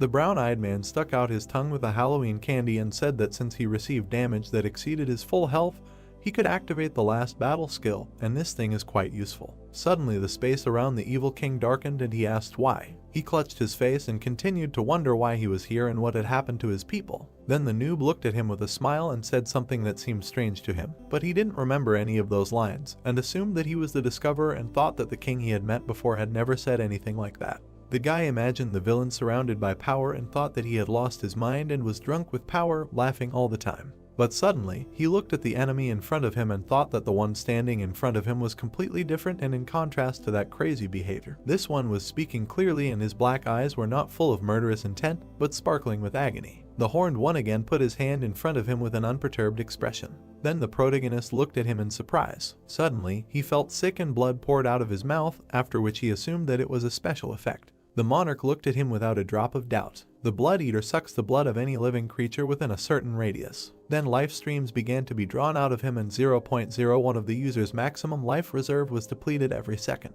Black veins began to stretch across the hero's face, and this terrifying effect, which destroyed many raids and is the reason why the difficulty of the evil king with a low life reserve of 5 million is higher than that of a sandworm or a basilisk. He immediately went on the attack and thought that now he was receiving damage every second, and since he only had 370 HP, he should receive 0.037 damage, but due to the fact that the damage is below the decimal point, it is counted as 1 and a constant loss of 1 is obtained, and in other words, 370 seconds remained. Shaggy raised his blade to attack. He smiled wildly while bleeding and said that when he activated the skill, he would not be able to use other attacks, and thanks to the candy, he only needed to hit him during his treatment. Looking at the disgruntled horned one, the noob thought that due to the special effect of the glitch, the evil king also receives 0.01% of the maximum damage and his maximum amount is 5.5 million. Then the monster extended his hand and he continued his thought, thinking that in other words, the damage that is inflicted every second is 545 units and they have the same amount, but he inflicts 370 units of damage more than him. Then the black hand stopped attacking. The blonde removed it, creating a splash of blood, to which he, wiping his face, asked if he now understood that he was in a much more disadvantageous position, and the damage per second together with the damage from him should be quite critical. The brown-eyed man confidently looked at him and said that this is not all. Shadow whirlwinds appeared around the king. He extended his kagun in front of him. During this lightning attack, the protagonist began the countdown and said that he wanted to win using only physical attacks. The countdown reached 2 and he smiled, saying that it was too late. Then the number 1 was heard. Something struck Black Eyes. He felt multiple damage on himself and screamed. His body began to collapse after the passive skill of Dead Water. Looking at the suffering, the protagonist thought that it was 4 times stronger and longer than normal poison damage, and it also deals 4 times more damage when it gets into the blood and penetrates deeper into the body. The monarch abruptly closed his mouth and black veins spread across his face. Iogen, standing in a low stance, began to approach and asked if he was surprised and said that it was basilisk poison. He continued walking with a smile and thought that his poison also deals damage equal to 0.01% and it also absorbed his blood, so if you add another one, increased by 4 times, to the damage per second, then the King of Evil loses 0.05% of the maximum every second, which is about 270 units. The brown-eyed one grinned slyly and thought that the fight would end in about 30 minutes. The horned one clenched his teeth in dissatisfaction. His appendages became longer. He looked menacingly in front of him, pulling his hand away. Then the ruler transformed and took a larger form. The black-haired man quickly dodged a huge number of attacks and said with concern that he had not seen this side of him for a long time. The blade stretched out, taking a strengthened form, and he continued, saying that he should have done this from the very beginning. Iogen swung, conducting an attack with a wave. The king squeezed his hand without changing his aggressive look. After he spread his fingers, he assumed that it would be a blood eater again. The guy smiled, saying that he was using him because of the distance and said that it seemed that little could be done with artificial intelligence. Then the monarch lowered the corners of his mouth, but immediately after, he smiled. The hero was very surprised to see this and wondered how this was possible and thought that he should be in danger without a doubt and wondered what else he was hiding. Shadow Mana began to rise up. The guy noticed something was wrong and looked away. Then something stunned him. There was a huge sphere of energy above him and he immediately screamed that it was impossible. The black-haired man clenched his teeth in alarm and wondered how he could use 2 special attacks at once and said that he was sure that he couldn't do anything while using the Blood Eater. The black-eyed man was absolutely confident in himself. The brown-eyed man looked at it in horror and thought that the Dark Hand was an absolute attack that dealt 500% of his monstrous physical damage, and everything was different because this was the first battle. The cloak lifted and he thought that the sandworm cover could protect him thanks to the fortitude skill. Then he turned around abruptly, clenching his teeth. Taking the candy pack in his hands, he squeezed it tightly and thought that it only activated with a full supply of health. He immediately became very worried and knitted his eyebrows. The guy poured all the candies he had into his mouth and decided to try it and asked the Moon Jack to give him strength. A monstrous attack occurred. The King of Evil was putting out his gauntlet with energy. Blood splashes were observed from the hero's body. His shoulder was torn apart. He clenched his teeth tightly and frowned, thinking about what with the Blood Eater and the candy effect active at the same time. He goes back and forth between full HP and -1 damage. Again turning his attention to the cloak, the guy thought about how the sandworm cover can protect him with the fortitude skill, but it only activates with a full supply. Iojin continued to quickly eat candies, raising his health to the maximum, and wondered if it would be a waste to use all the candies for 1 HP.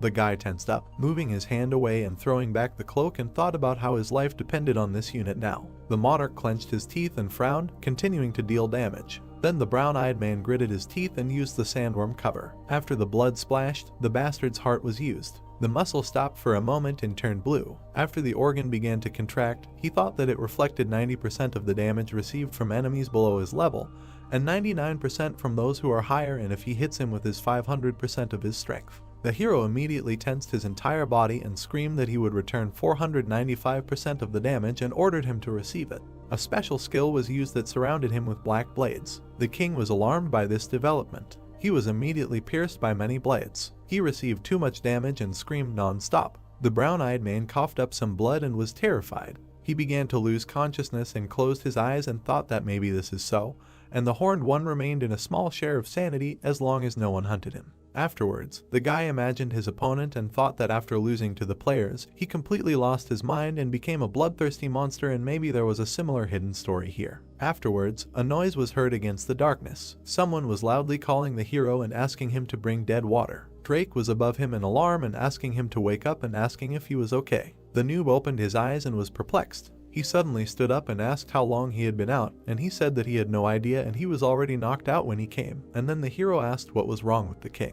The yellow-eyed man pointed his finger to the side with a small smile after asking if he was still alive. The black-eyed man was lying on the ground covered in darkness. He was kneeling without one horn and asking what would happen to him now. The handsome man rose from his knees and spoke about his body and his people in the darkness. Then the brown-eyed man was wildly surprised. He smiled and stretched out his hand and said that he had done it and raised his level. Then the white-haired man screamed in horror as the darkness engulfed him and screamed about the castle. He began to be sucked into the void. Only a hole remained and a scream was heard, to which the hero thought that he had also become 10 years younger like him, and thought that he was muttering words that he did not remember until the very end. Suddenly, a blue glowing beam appeared in front of him. On the floor was a blood-eater ring with enormous resistance to darkness. Iojin clenched his fist and smiled and screamed that this was the last artifact and the most dangerous and terrifying of the three. He finally had it.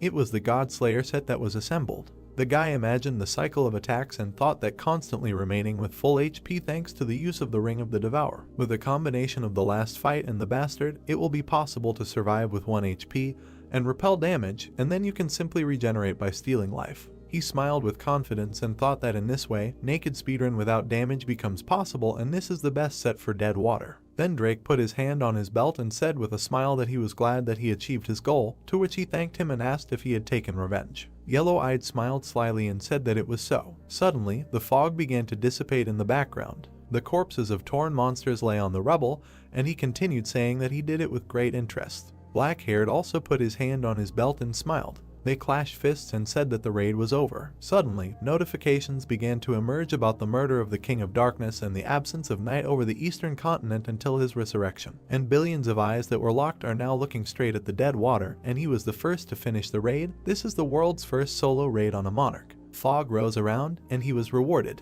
The guy looked up with concern and was offered to leave his name and began to count the data on the solo raid. Then the brown-eyed man scratched his cheek and anxiously asked if he heard correctly and asked if he had already received the reward. Then a glowing beam descended on the throne. There was a small chest. The hero looked at his ring and thought that it was a rare drop, but he was able to get it because it was guaranteed at the first cleanup. The black-haired man continued to look with a little concern and asked what the other reward was. He slowly reached out to the box and wondered if it was a mimic. Afterwards, the guy imagined a crab crawling out of there, but there was some kind of artifact there. There was a scroll and a necklace of Solomon, which gave special resistance to darkness. Then he imagined a monarch on the throne and thought that he was smart enough to be known as the King of Wisdom, and they say that he sealed 72 monsters that destroy the earth in a brass can, and then used his power to change the earth forever and rule the world. The protagonist looked at this with a smile and thought that this was in history and that this was a secret piece of the whole picture that only a few saw. Then he smiled even wider and thought that Solomon was a hidden NPC, and it turns out that he was the King of Darkness, and thought about something he would never have guessed. Suddenly, the smile on his face became more confident. A new hidden quest of the King's Will was activated. In his hands was a scroll. It was written there that he was known as a smart ruler, until one day one of the 7 demons who controlled this world put him to endless trials. Then the demonic creature introduced itself, and the story continued with him believing in his virtue and wisdom. But now the one on his knees wondered what would happen to the people who trusted him and helped bring change to these lands, and then the appeal to the reader began. The crown was also introduced after the words that he was probably much smarter and more virtuous, as well as stronger and braver than him, and asked to avenge him, and the demon who did this to him, Beelzebub. But suddenly the hero with an irritated look pressed the skip button and said that it was his mistake, that he could not fit his will into 3 sentences and probably everything will be saved in the Akashic record, so he will read it later. A notification popped up demanding murder. The black-haired man closed the chest with a soft smile and said that whether it was a quest or a necklace, now was not the time to use it, so it was worth putting it away, and said that he would definitely avenge it. And then he thought about how in the near future, when big changes would come to this world, then the time would come to use this necklace, and he thought that in any case, it had finally happened.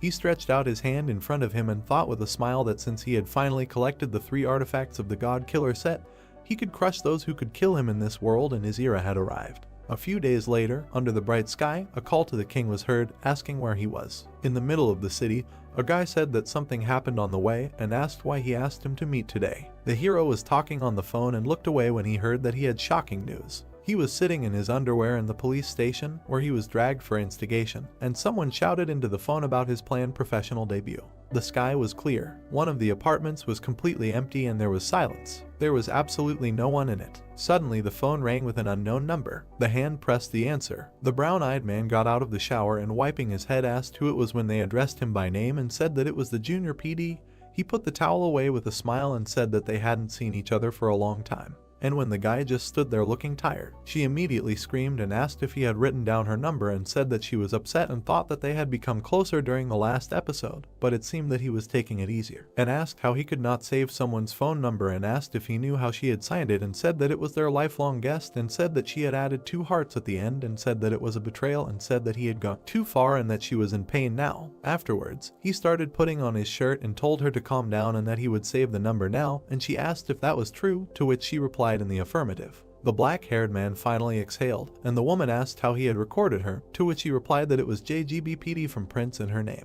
The kitchen was surprisingly in perfect order, and young HWA said that it was very professional and asked about the hearts, to which he replied that he would think about it and asked why she had called him. The cutie held a folder in her hand and said that she was preparing new material for the show and she wondered if he wanted to be their guest. Then the brown-eyed guy started to put different ingredients in a bowl and said that he was very sorry, but he was a little busy these days, so it would be difficult, and said that he would try to find time for it in the middle of next month, to which she said that it would be great. The guy started to put food in the blender and she continued asking to find time for it and said that she knew one cafe that served great cakes and asked if he liked them. And while the black-haired guy was making a terrible mess, she continued to talk about how she knew a great restaurant that served gopchang and thought that they would need to create another program and she had something like a backup plan in mind. Finally, the process of preparing the hellish mixture began. Then Iogen removed his hand and she got scared and asked what he was saying, to which he said that he said nothing and said that he always watches that show and asked what the next episode would be about. Then the pink-haired girl anxiously scratched her butt and said that she usually doesn't say things like that, but she can say that the topic she'll be covering on the show is currently very popular and said that she heard that the person she'll be covering went pro right after debuting.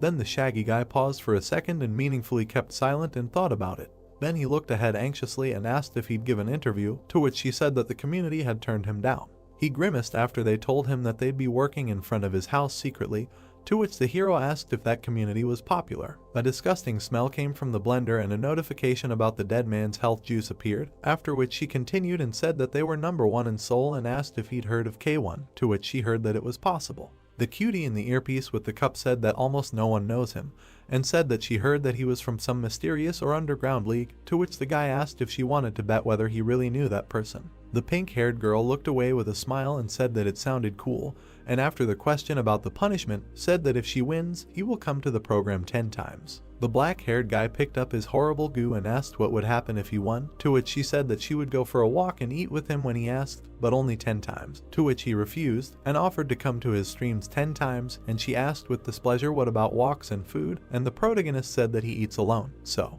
Then the girl started drinking and said that she would probably win in any case, and asked how he would guess the person hidden from the ranking. Then she was dumbfounded after the words about the king. The guy anxiously watched the phone from where the sounds of coughing and screaming were coming. She jumped up from her seat and asked how he found out, to which Iijin said that if they are talking about a hot newcomer in the underground, then only that one comes to mind. Then, in the middle of an empty kitchen, on the other end of the line, words were heard that he was right, and even Joseph, known for his arrogance, was inferior to him, and heard that he had already become the unofficial #1 on their team, to which the hero said that. In addition, he looked good and was very thoughtful, and the beauty asked again in surprise, saying that she had never heard of him, and then mentioned that he really had a lot of connections, and if Mr. recommended him, then he must be a really amazing person. Then the brown-eyed man put his hand to his chin and said that this was a really amazing person and perhaps he would lead the next generation of players, and she immediately asked about the possibility of using this phrase. With a wide smile, she offered to meet later and said that if he needed a guest on the stream, he could call her anytime on weekends and during the holidays.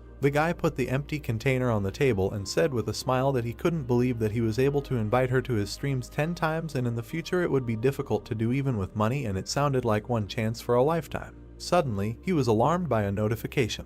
There was a message for the Demon King asking him to come to the studio, and they wrote that there was a conversation, so they needed to meet. The brown-eyed man immediately threw off his clothes and thought that Atoge's company was going to hold a major professional league soon. He spread his arms out to the sides and thought that his debut was predetermined, so, judging by the circumstances, it would take place there. The sly one smiled, looking away, and said that the music didn't play for long. He grabbed the handbrake and thought that everything was going according to plan, and that it was strange not a word about his wife, and also thought that this was a great professional debut. The sports car took off and he continued to think that everything was going according to his plan. Iijin drove with a smile and said that because everyone was covering for him. The roof began to come off and he said that he had a chance to have fun. He sat naked behind the wheel and shouted that no one could stop him. It was clear outside. Afterwards, the guy sat at the police station and wrote an explanatory note, thinking that even though he was naked, the fact that he was in the car saved him from arrest. But he had to write an explanatory note, and the cop allowed him to borrow his underwear, and apparently he was lucky. It was clear outside once again. There was a large building. The guy in the mask sadly crossed his eyes and thought that since he constantly runs naked in the game, it was strange to wear clothes, and then he was called out. He changed his voice and looked up and said that he was listening, to which he was told that their conversation was over and there was something that was bothering him. Ying raised his finger and said that since he had not revealed his name and insurance number, he was the guarantor of his identity, and asked if that was true, and then said that it was obvious that the sponsors were a little reluctant to do this. But after being asked again, he lowered his hand with anxiety and said that he was just talking. Then the hero thought that he was trying to gain the upper hand before the salary negotiations, and inside he was a well-worn 15-year-old noob, as well as an experienced member of society. The blonde man extended his hand with a gentle look, saying that then they should talk about his salary, to which he received a sharp refusal and an offer to discuss it after the league. The hidden one put his hands in his pockets and thought about how after the league his popularity would increase and the owners of the companies would crawl on their knees before him. A super newcomer, a new superstar, and thanks to him, the number of viewers would also be guaranteed to increase. He imagined himself in a suit and thought that, in other words, he would wait until he was worth even more. Then the brown-eyed man surprised his interlocutor by simply turning around and saying that he could even get a blank check if he went to China. And he asked with horror how he could say such a thing, and asked if he thought that they could not offer the same as China, to which he said with regret that he heard him. The blonde looked at him with concern and wondered what was wrong with him, because he was only 21, and he was acting like a seasoned snake, and then said that in any case this would need to be discussed later and suggested moving on to the main thing. A map was placed on the table and he continued, saying that this was the upcoming league competition. He began to draw with a felt tip pen on the paper and said that there would be 10 city leagues, including Seoul and Incheon, and they would start as the league that chose to represent the capital, and the elite team was theirs, and K1 was the main enemy. The hard worker leaned over the table and said that they were also their first opponents and would now tell about the elite. Their coat of arms had 2 shields with blades, and they were an enemy professional team created at the same time as the national team, and they were sponsored by many large corporations. So they had a huge budget and a wide selection of players. The man in the shadows was hiding, and it was their leader, Storm, who was number 1 until Joseph passed him not long ago. There were 3 people of different classes, which made the lineup even more terrifying, and these 3 were a real thorn. The blonde looked down with concern and said that they synchronized their attacks, switching places, and it was a real art, as if you were fighting 3 at the same time. He imagined the gray-eyed man, saying that he needed to deal with Gino, so they would use him as an ace in the hole. After the hard worker exhaled, handing over the sheet, and said that he did not think anyone else could deal with them, which was what worried him, and he thought about the gold, silver, and bronze sister and had not seen them for a long time. The hero frowned and thought that although the decision had not yet been made, he already knew which teams would go against each other, and of course, he remembered the fight between the national and the elite. This was the hottest topic 15 years ago. He remembered himself in the crowd and thought about how this was a battle that would be remembered as a legend for decades to come. Now the brown-eyed man grinned with a smile and thought about something else. He remembered the Toto League and thought about 21 times. He imagined many flashes with a record price for bets. The voice of the host was heard shouting that they finally waited for 140 big and small national teams, and only 10 of them will reach the best league. The lights were shining in the background of the stage, and he continued, saying that now the confrontation that will determine the future of these players will begin here in the stadium for esports. The stands were noisy and shouted that the Otogi League is starting. During the flashes, words were heard that the event that will fill the front page of their giant league is today's conference match. Silhouettes appeared and he continued, saying that the players were on the storm side and were not going to stop, and then asked to greet the elite. Gino appeared first and everyone was shouting his team's name. Then Hyung came out with a smile and was shouted to go forward. Behind them appeared 3 green-eyed beauties who delighted the crowd. The team proudly raised their fists up, but suddenly the blonde stopped. He embarrassed the others by raising his hand up and demanding not to gossip. The crowd also chanted after him. The special effects began again, under which they said that a team was coming out that would confront them, namely a group with the #1 player in Korea. A man in a robe appeared, supported by the host. Several cunning faces of the guys appeared. Joseph looked at the crowd with a smile while his fans praised him. The dark-haired ones behind were completely confident in themselves and heard kind words addressed to them. Teagang walked onto the stage with a disgruntled face and they tried to praise him and wondered where he was from. Suddenly the last one showed up. The hero walked with his head bowed and everyone wondered who the hell was wearing the mask and who it was. The blonde guy from the enemy team looked at the screen and thought about how they didn't take a healer and wondered the same thing as everyone else. Then he thought about how he heard rumors that one lucky scoundrel from an underground league. He frowned looking in front of him and thought that this street thug who suddenly became a star in the sports arena was a common occurrence. But they were just puppets of the event creators who wanted a dynamic picture, and the professional ring was no place for a street dog. Then he looked at the enemy team again and thought that instead of an additional character, it was better to target a real threat. The host announced the start of the first battle. 2 emblems of the opposing teams appeared. Portraits of 2 players appeared and he continued, saying that the leader of the elite is Storm, and in K1, he is a super newbie. The capsules began to close and they began to wonder why they sent Gino right away. The man began to connect to the system. He began to be transferred to the system. A bright light came on. He immediately found himself in the desert. His opponent was a few meters away on the desert battle map. The events were broadcast on the screens. Ian folded his arms across his chest and watched with concern. Then he frowned and lowered his head. He recalled his dialogue with the protagonist when he asked about why they sent Teagang right away, to which he said that Yeonseok would not play and advised using another. But he asked about the choice and said that the recording was his job and asked not to get too carried away with it. Then the hero with a menacing look said that he shouldn't be like that and promised that he would have a powerful influence and asked if he knew about his skills, to which he was immediately told that he had no experience in competitions and there were many older participants. Suddenly, the red-haired man came up from behind, surprising the blonde, and said that he also recommended him. He smiled and said that, to be honest, in terms of energy, he was better than him and thought that it was high time for him to really take off. At that moment, the fighter was on the battlefield. Looking at him, his opponent thought that no one from K1 could compare with him now, and if he had to choose, he would say that he was a little worried about Joseph and Yeonseok, but everything became easier since they were not here. Continuing to look at the confident black-haired man, he thought that based on the research, this was his debut fight and he had been boxing before and such players would use weak jabs or kicks during skirmishes at the beginning, and he needed to strengthen his defense and save as much HP as possible. Suddenly, a leg rose from the floor. The fighter had already flown into the overconfident braggart with a fist. The spearman could hardly hold back the onslaught and, gritting his teeth, wondered how he had used a punch of such force from the very beginning. Afterwards, he looked at the equipment in horror and thought that this was an infinity gauntlet, and even after the block, the damage had passed due to the penetrating ability. But right after, a fist flew into his face. The blonde flew far back. He tried to slow down and thought that he had mispredicted his game strategy and greatly underestimated him. Afterwards, the guy tried to swing a 2-headed snake and thought that he had just received a return from using the skill a lot. The blue-eyed man looked at his shoulder, which received damage, and then the enemy thought that he managed to use poison. The fair-haired man jumped back arrogantly and watched the situation. Then he retreated with a smile and thought that he would lose 0.025% of HP every second, and now he would retreat to check his condition and he needed to wait for this moment and fall like a storm. The black-haired man could barely stand on his feet, and he thought that both players were retreating to prepare for the next attacks since they had just fought. Suddenly, only a gust of wind remained in sight. The spearman noticed a fist approaching his throat with great surprise and wondered why it was approaching. The gray-eyed man anxiously asked Gino to step back.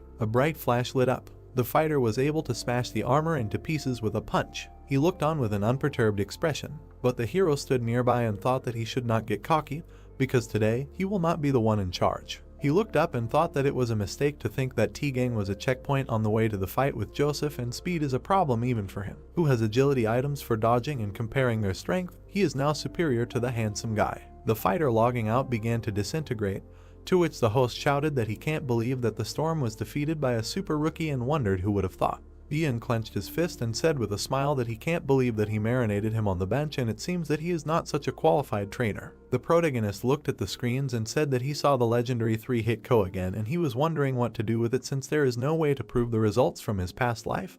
But thank God Yonsiak is not involved. He looked calmly at the screens and said a meaningful word and thought about how 15 years ago, he was just one of 1,500,000 spectators. The arena roared again and he continued his thought, thinking about how while he watched the players fly and fight, an ambitious dream grew in his heart. He imagined himself in a past life in the crowd and thought about not watching that fight that day, and then wondered if everything would have been different. Then the guy shook his head and thought about how useless this question was, and the question if it meant nothing in his life. The brown-eyed man looked menacingly in front of him and thought about how only the present makes sense, after which the host shouted about how the league has surprised them since the very first match and can't wait for the next fight, trying to hold out the pause with the announcement of the next fight.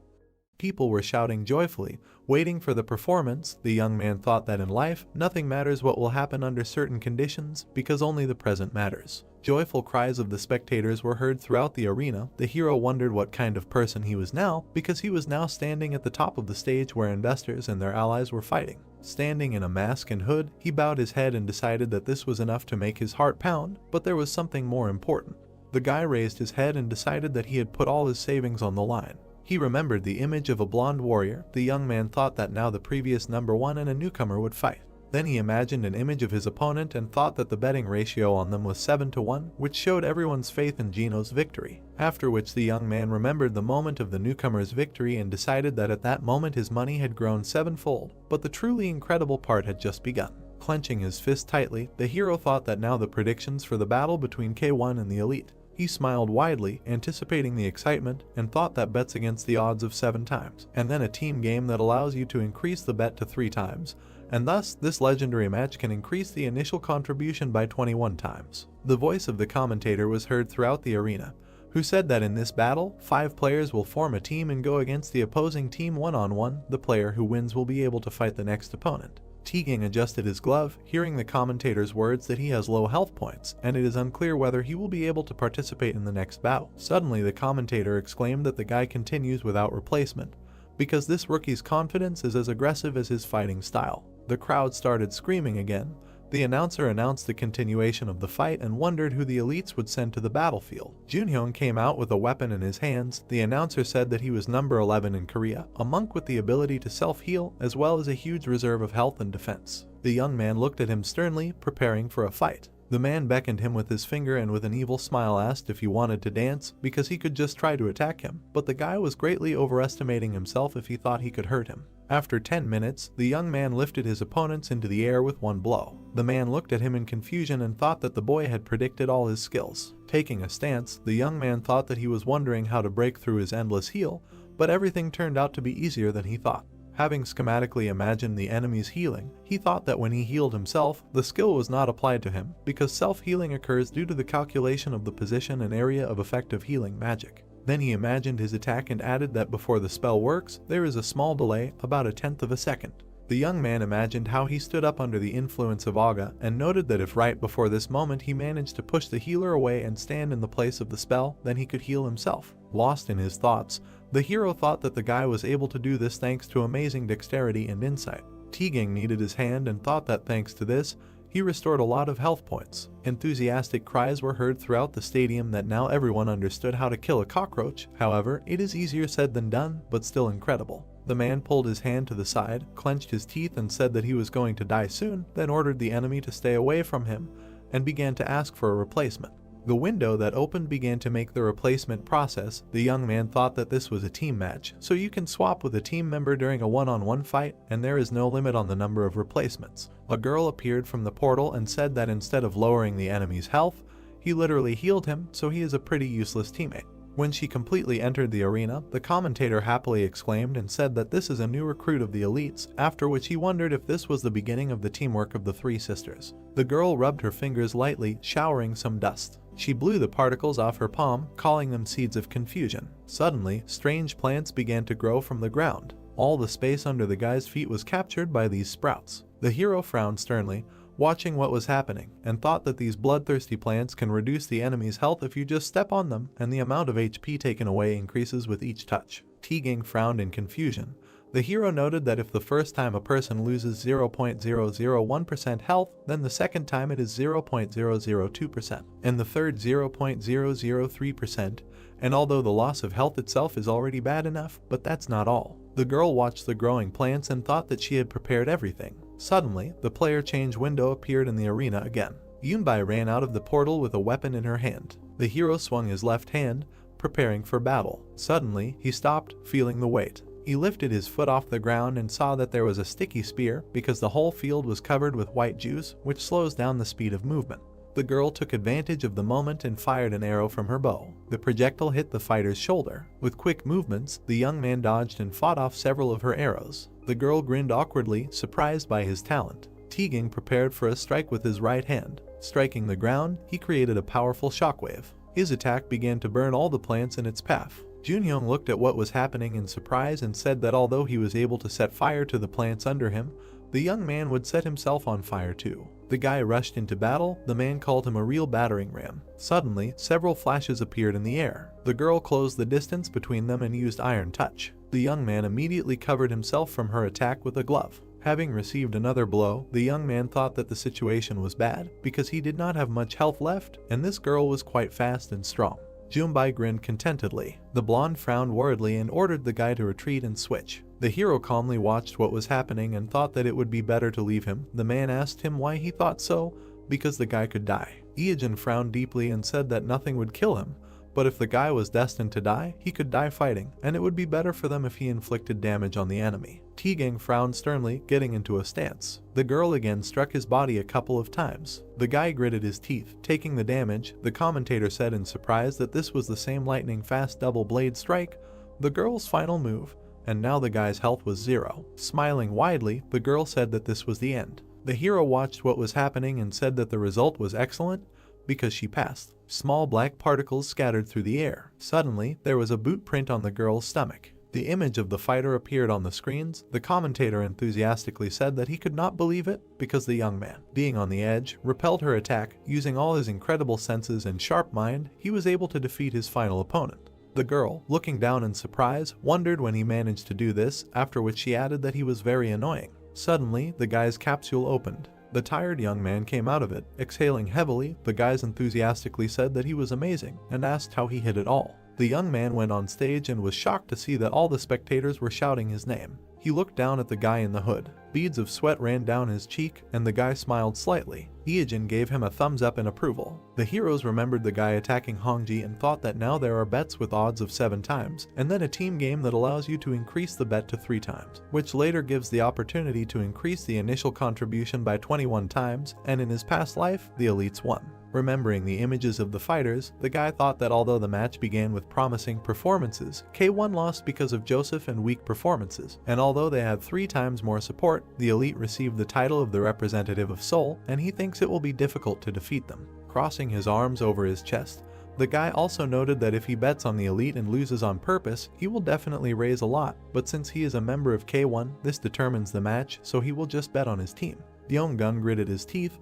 The guy thought that his disguise did not have much effect against the dirty field. Looking at the girl shooting at him, he thought that he had been struck by long-range attacks and had fallen tragically. Yunho frowned in surprise as he looked at the flash in front of his face, thinking that he had lost a one-on-one match against Dongbai in a magical fight and had fallen to his knees in front of her. And although the damage to the terrain had played a role, Yunbai had more variations in magical skills. He then remembered Joseph's fight and added that he had gotten stuck in some unknown hell of poison ivy and caltrop and had then been attacked by arrows and spells, but although he had survived, that was all he could do. The trio of girls gathered together. The commentator announced that it was a triple victory for the sisters and that the #1 ranked team in K1 and the top representatives of Korea had failed to stop them. The hero was shocked and thought that the match had become more serious than he had expected, as the odds had turned from 3-1 to 7 in their favor. His eyebrows rose even higher at the realization that the legendary match, which allowed you to increase your initial bet 21 times, could now increase it by a whopping 49 times. Ian looked around and said loudly that they were in a tight spot, and although he knew it was difficult, so he did not expect the guy to win, but at least asked for a draw. Suddenly, he noticed that the young man was shaking violently. The blonde was shocked, thinking that this was impossible because he was shaking as if he was scared, but he understood that it would be strange not to shake in such a situation. The hero clenched his fist in the fabric of his clothes and thought again about your stunning news. Beads of sweat were running down his face, and he thought about the fact that this was an unprecedented case in the history of betting, and this was reflected in the lack of a healer in K1. Suddenly, the man snapped him out of his trance by asking if he was okay. The boy replied that he was fine and that he was heading to the arena now, after which he thought that no one would bet on K1 to increase the bet by 7 times, since they almost lost, but at least one such person definitely exists. As he walked up the stairs, the boy decided that this was because he was sure to win at any cost. People watched him with skepticism, wondering who he was since they were seeing him for the first time, but the team was giving a chance to a newbie since they were going to lose anyway. The boy paused for a second,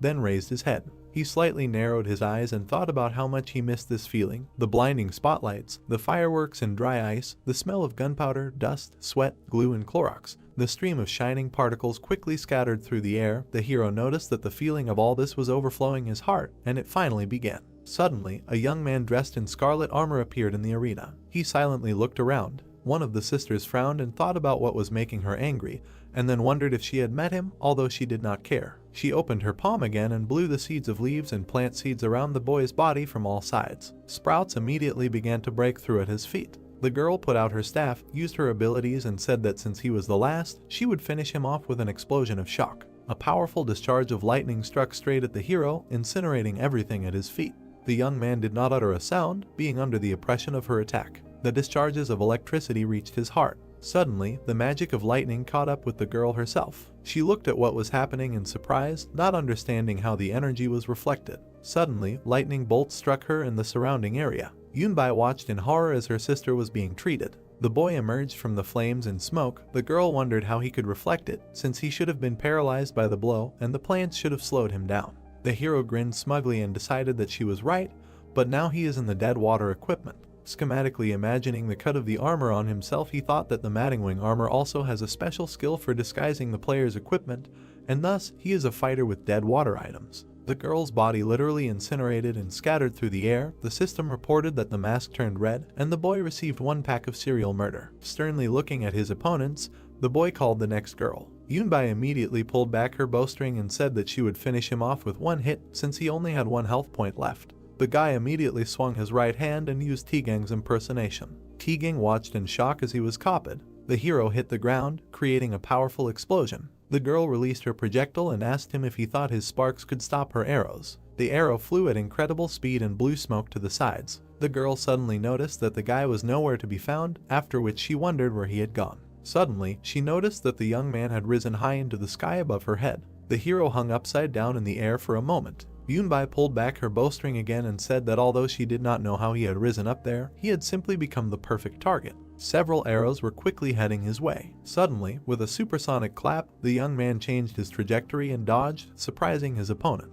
The girl frowned in confusion and said that she thought he had no means of flight. T-Gang smiled happily and said that he realized that the boy was using the heat from his boots to propel himself through the air. Suddenly, he remembered Ijin's past battles and said that it was incredible. The young man was pushing off the air at incredible speed, dodging arrows. In a matter of seconds, he approached the archer. Yunbai looked at her sister in fear and ordered her to retreat and change. The boy swung his right hand and said that it was too late, Vidya should have run instead of shooting from his bow. Suddenly, a powerful explosion thundered in the arena. Streams of wind carried smoke and dust to the sides. People watched what was happening in shock. Ian was shocked and froze in place. He clenched his fist from nerves. Suddenly raising his hands, the man shouted joyfully and said that the guy was truly amazing. The image of the hero was shown on the screen. People could not understand what it was, and whether it was even possible to control your boots like that. But this is the best performance of the day we want, and it is unclear where this player came from. The young man continued to stand on one knee, bowing his head. The commentator said that he could not believe it, because this is an incredible turn of events. Two central players of the elite defeated in the blink of an eye from the moment the Dark Knight of K1 arrived. Streams of hot air blew on the guy's armor. The commentator noted that once again it was impossible to predict the outcome of this match. On a sunny day a week before the competition, the words of a man were heard from their mansion that the sisters were a real problem. The blonde raised his hand and added that they synchronized their attacks, constantly changing, and their fighting style was a work of art. So Joseph would have to deal with Jai-No, so he was an ace in the hole, but he still didn't know who to put against the sisters, and this worried him. The hero took the paper in his hand and thought about the fact that he hadn't seen the sisters for a long time. Looking closely at their photos, he noticed that after resigning, they immediately took the university entrance exams right after they announced that they were returning to high school. Suddenly, his voice rang out throughout the room. The guy turned to the principal. Looking at him sternly, he said that if he defeated them, he wanted $10,000 for each, and then asked if the man could arrange it. The blonde was speechless from what he heard and tried to ask him about how he would do it. After a second of silence, he thought about his offer. The guy looked at him carefully and thought that the amount equivalent to a salary of millions was about the best offer a professional player could get, and of course, it depended on how many games he played and how many of them he won. The blonde suddenly giggled and said that the guy was talking about it so confidently as if he could actually do it. Looking up at the young man, he asked if he was really a newbie. Smiling widely, the guy closed his eyes and confirmed his words, then asked about who else he could be and thought that everything was right, because he was a newbie playing for only a year, and this is because he is a well-worn constellation thanks to 15 years of his past life. The man leaned his elbows on the table, agreed with his proposal, and said that he would watch how the guy showed himself in the match, and then inform the authorities that they agreed to $10,000 for the victory, because they could be persuaded if the results were good, but the guy must understand that the results must be excellent. The man returned from his memories and looked at the powerful explosion that thundered in the arena. People watched what was happening in silent shock. The blonde clenched his fists joyfully, looking at the screens. The guy straightened his back, being in the epicenter of the explosion. He took a proud stance and looked ahead, calling the next opponent. The arena was filled with excited screams. People were saying that it was unbelievable and wondering where this player came from. The screen showed an image of the guy. The audience said that it was amazing because he took them out in just a few seconds. Junhyung stepped forward and said with a smile that the opponent was not that bad for someone from the lower league. The man stood on a small platform and said that he thought the guy was so arrogant because of his damage, but he would show him what a real wall looks like. The people were surprised that the cockroach came back and was not dead yet. The man smiled widely and thought that this guy had 1 health point left anyway, so he could just wait for an opportunity to finish him off while dodging his attacks and healing himself. With a sly smile, the man jumped down. The guy watched him silently. Suddenly, he swung his leg, throwing a piece of sand at the opponent. Small particles hit the man in the eye, disorienting him. The man fell to the floor with a loud thud. Suddenly, the sand underneath became white hot and the man screamed, not understanding how his opponent had turned the ground into magma. The young man closed the distance between them in an instant and swung his right hand. The man thought in fear that he needed to hurry up and heal. Suddenly, loud blows were heard throughout the arena. One of the allies nervously trembled, watching what was happening, and said that he had to experience it to understand. The hero looked over his shoulder and called the next opponent. The girl climbed up to the same dais and looked at him. She watched the hero with an unperturbed expression. Noticing her, the young man said that this was finally the last of the 4 elite brothers and sisters. The girl was very outraged by these words. She smiled confidently, took off and said that she thought that everything turned out the way it did and she didn't like this atmosphere either, so she would defeat him with the same firepower. She pushed off from the platform with incredible speed. She approached him with a smirk, saying that this was a one-on-one fight. The boy swung his right hand, preparing for her attack. Suddenly, she was behind him when he struck. Quickly looking back, the boy thought that as he expected, she was very fast. The girl swung her blade in front of his face. With a smug grin, she mockingly expressed surprise that he dodged it and praised his reaction. Approaching again, she used the crossblade skill and said that he should try to dodge this too. The blonde was terrified and said that after one strike, everything would be over, so he should dodge it. The 2 blades were rapidly approaching his body while the boy stood still. Suddenly, with small but quick movements, the boy dodged. The girl frowned tensely, surprised by this. The boys watched what was happening. The director said that he thought the boy's body trembled a little, but it turned out that he dodged it. The boy frowned with a smile and said that he had seen enough of her attacks in his past life, especially her main attack, the cross blade, a skill that cuts off the heads of players just like the better. He imagined Junbai on two different sides and thought that although this skill is called a cross blade, upon closer inspection it is clear that these are two swings in different directions, because it is impossible for two blades to cut the air along the same axis at the same time, and although it may seem that both of her hands are moving together, her right hand starts moving a little earlier. He then sketched out the dodge method and decided that it was quite easy to dodge, as he had to follow the rhythm and tilt his body left and then right, but from her angle it would seem like he was pierced through by the attack. The boy returned from her attack, leaving behind only an image. Junbai quickly turned to face him, thinking about him dodging her attacks like a jellyfish. She frowned in annoyance and decided that although she didn't know how he was dodging it, her attacks were useless, and she thought she would have to use her next move. And although she didn't want to use it because of the recoil damage, this guy had dodged most of her attacks. Iijin once again dodged her blade's direct attack. He leaned to the side and turned to face his opponent. Suddenly, the hero noticed a surprise attack coming. One of his allies frowned in surprise, noticing the attack right in front of him. The girl aimed her blade straight at the guy's neck, noting that the lunge was immediately followed by another attack. She smirked contentedly, anticipating victory. Suddenly, a metallic screech was heard throughout the arena. The young man put his hand forward and stopped her sword with his blade. He slightly lowered his head and said that he had been waiting for this moment, because dodging, defending, and finishing, this is a complete counter to her cross blade. Suddenly, he waved his hand, splitting her blade into pieces, and thought that the scenario in which the three sisters would achieve triumph was impossible while he was in this place. The hero frowned tensely and thought that in any case, their lives would only improve after retirement, so she should hurry up and prepare for the exams. He looked at her sternly and decided that this stage was now his. With a powerful kick, he threw the girl aside. The girl's body flew several meters, forming a trench. A huge amount of smoke and dust rose into the air. The young man remained standing proudly in the middle of the arena, calling the next one again. Suddenly he raised his head, realizing that there was no one left. The system reported that the mask turned red, and he received one serial kill. After a short time, the hero's capsule opened. His mask appeared from under the lid. The young man looked out with a surprised face. Joyful exclamations and shouts were heard throughout the arena, greeting him. The screens began to show moments of his battle. The commentator said that this was a monster kill and a perfect battle. Again showing the moment of the lightning strike, the commentator said that although at the very beginning Tegan killed his opponent, such a game is still a counteraction to all murders. Again showing the guy's battle, the commentator noted that after the performance in this match, worthy of his name, the stadium was filled with approving exclamations of the crowd. The boys and the director rejoiced at their team's victory, while people shouted that it was amazing. The hero looked around at the crowd of spectators, who shouted that one of them wanted to have children with him,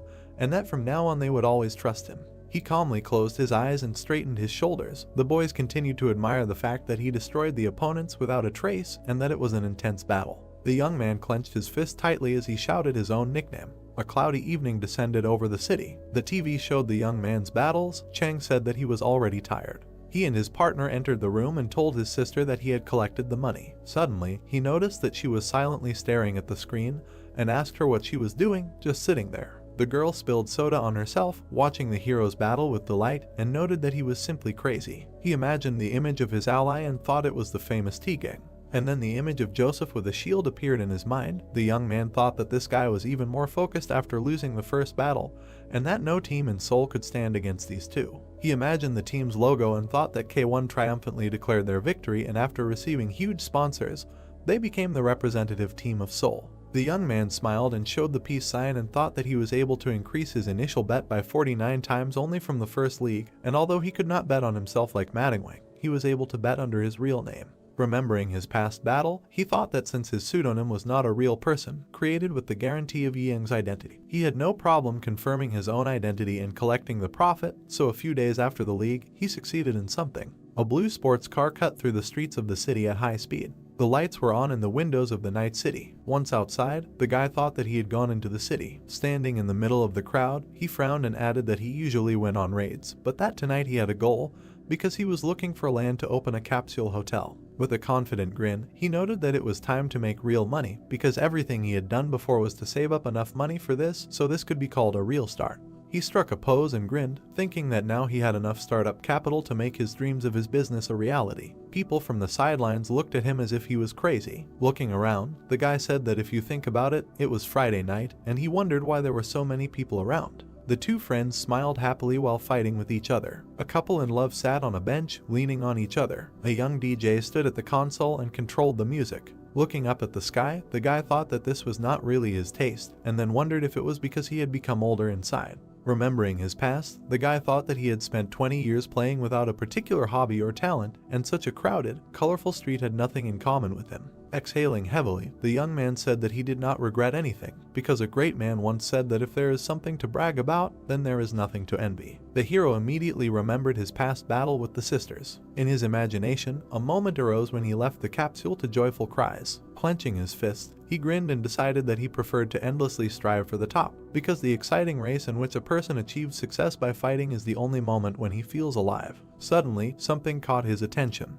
He fixed his gaze on a girl in bright pink clothes. Da-Hyu, like him, was walking down the street. He quickly hid behind a pole and thought that it was really a Friday night, because meeting her in such a place was quite surprising, after which he wondered who she was trying to kill with such an ominous look. Watching her carefully, the guy remembered how she wrote to the account and nickname a couple of days ago, although he did not read the letter because he was scared. The hero immediately took out his phone and entered the dialogue. A message from the girl appeared on the phone screen, who said that his name was on everyone's lips. He had a lot of messages in the chat with her where the girl was saying that she liked all of his videos, and in fact, she wrote to him because she had a small request, which was that she wanted to know if he could take out a player for her guild, because there was someone she really wanted to kill, and she knew that he was the only one who could do it.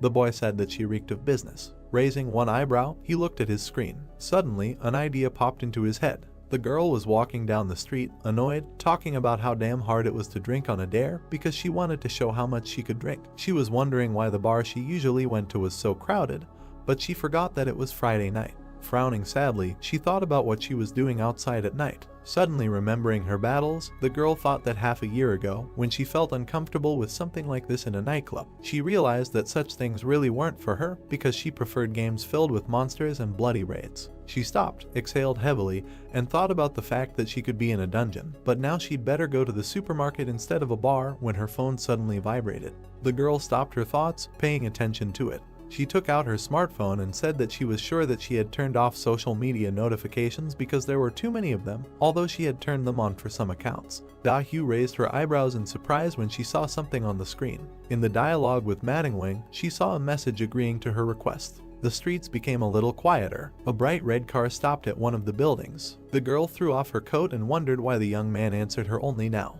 Holding her phone in her hand, she said that she sent him a message just in case, but she really didn't expect a professional gambler to accept a hit job. She smiled awkwardly and wondered if she should take this chance. After a while, she texted him that she was really glad he decided to answer her request and where they should meet, then thought that since this was all online, they could arrange it over Messenger, but it would be rash to arrange it online, so it would be better to meet in person. She received a text from a guy saying that they would meet on the street. The girl was surprised and wondered where exactly. She gritted her teeth angrily and wondered if he lived everywhere, and noticed that it was starting to piss her off. After asking him when he would be free, she received a reply that they would see each other now and thought that he had gone crazy and that he was very impatient. After a while, she wrote to him and asked where she could wait for him, because now was quite convenient, because she was already outside anyway. But suddenly she received a message that he was behind her and interrupted her words about how guys who play games well are, in most cases, not very well-mannered. This message angered her even more. Looking up in the mirror, she said that he probably wants to try it on, because he can't be some kind of superhero to be behind her. Suddenly, she choked, seeing him in the rearview mirror. The guy silently watched her. The girl wondered who this psycho was. After a while, he sat down next to her in the passenger seat and silence hung between them. Suddenly, this very silence was broken by her voice. She smiled awkwardly, turned to him and asked if he had gone out into the street like that, because she didn't think he was going to the club, because if he had wanted to go there, all the girls would have run out in horror. The young man looked up and agreed with her. Looking ahead, he thought that now that he thought about it, he realized that they hadn't spent time together for a long time, because in his past life he had followed her everywhere, but they had never traveled together like that. The girl shrugged her shoulders and asked how he had gotten there.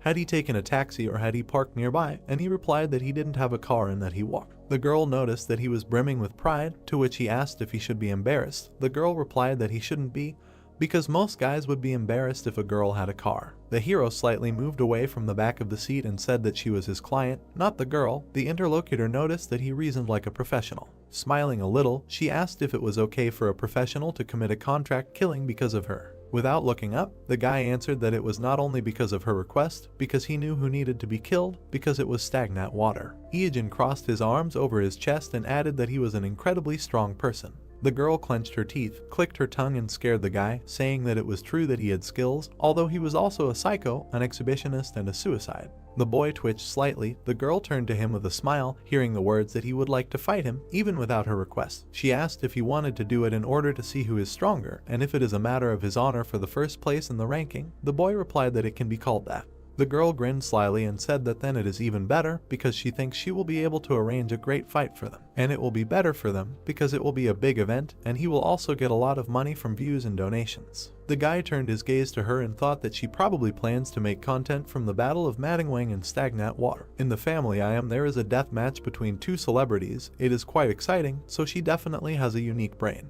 Da-hyu smiled widely, put her hand in front of her and said that she would also set up comments from her guild for advertising and make it an even bigger event, but it would all be for free. The boy asked her about why she was doing all this. This question surprised her. Ijin thought that if you take into account the price for killing stagnant water and hiring people for comments, donations, advertising and so on, he was getting quite a large chunk of profit, and he wondered if she really planned to do all this without unnecessary noise. The girl closed her eyes, leaned back and said that she knew what he was thinking. It was normal to be suspicious of her, but something was wrong. He gritted his teeth angrily. She looked back at him and said that she was absolutely serious because she wanted to finish off this man at any cost. Throwing up her arms, she burst into a scream and said that she couldn't even sleep because of the thoughts about him, and if you add to that all the money he stole and the number of times she died, she could probably buy an entire building by now. And if the stress she got from him could be turned into money, she could buy all the land, and she couldn't even go on raids with the thought that he could stand in the corner at any moment and defend himself with only one chair, but not die. The young man watched in horror as she madly spoke about how she should and must kill him, because he should be sentenced to death and banned from the game, because she wanted to play without him for at least one day. Raising an eyebrow, the guy thought that if anyone heard this, they would probably think that he was her stalker. The guy suddenly remembered their fight with the girl and thought that although it was true that he killed her many times, but only because she stood in his way, so he just acted according to his plans, and therefore, her losses are the result of her own actions. The girl tried to catch her breath, while the guy thought about it, that everything that happened in his past life was his mistake, and he did not plan to take responsibility. Suddenly, she looked back at him and awkwardly said that she got a little carried away.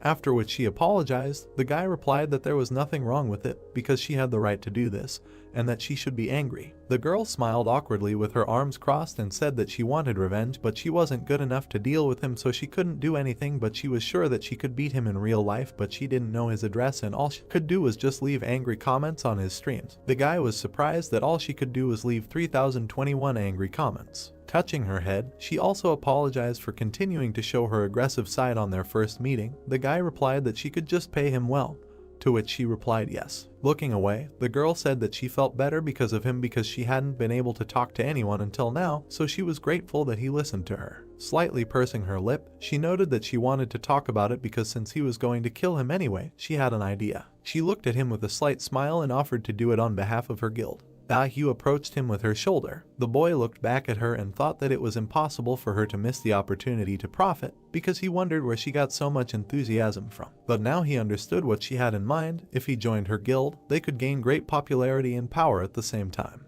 Looking at her satisfied smile, the boy thought about the fact that his nickname itself was an advertising billboard, but the range of his skills would be of great help to her in a large-scale guild war, so this year was nothing compared to the price she would pay for him to join. He quickly stopped her pressure by saying that he did not like being in a pack. The girl replied that it may depend on who was in that pack. With a slight movement, she touched his leg. Getting as close to him as possible, she asked him something about what he would say about her proposal and whether he wanted to discuss it over ramen.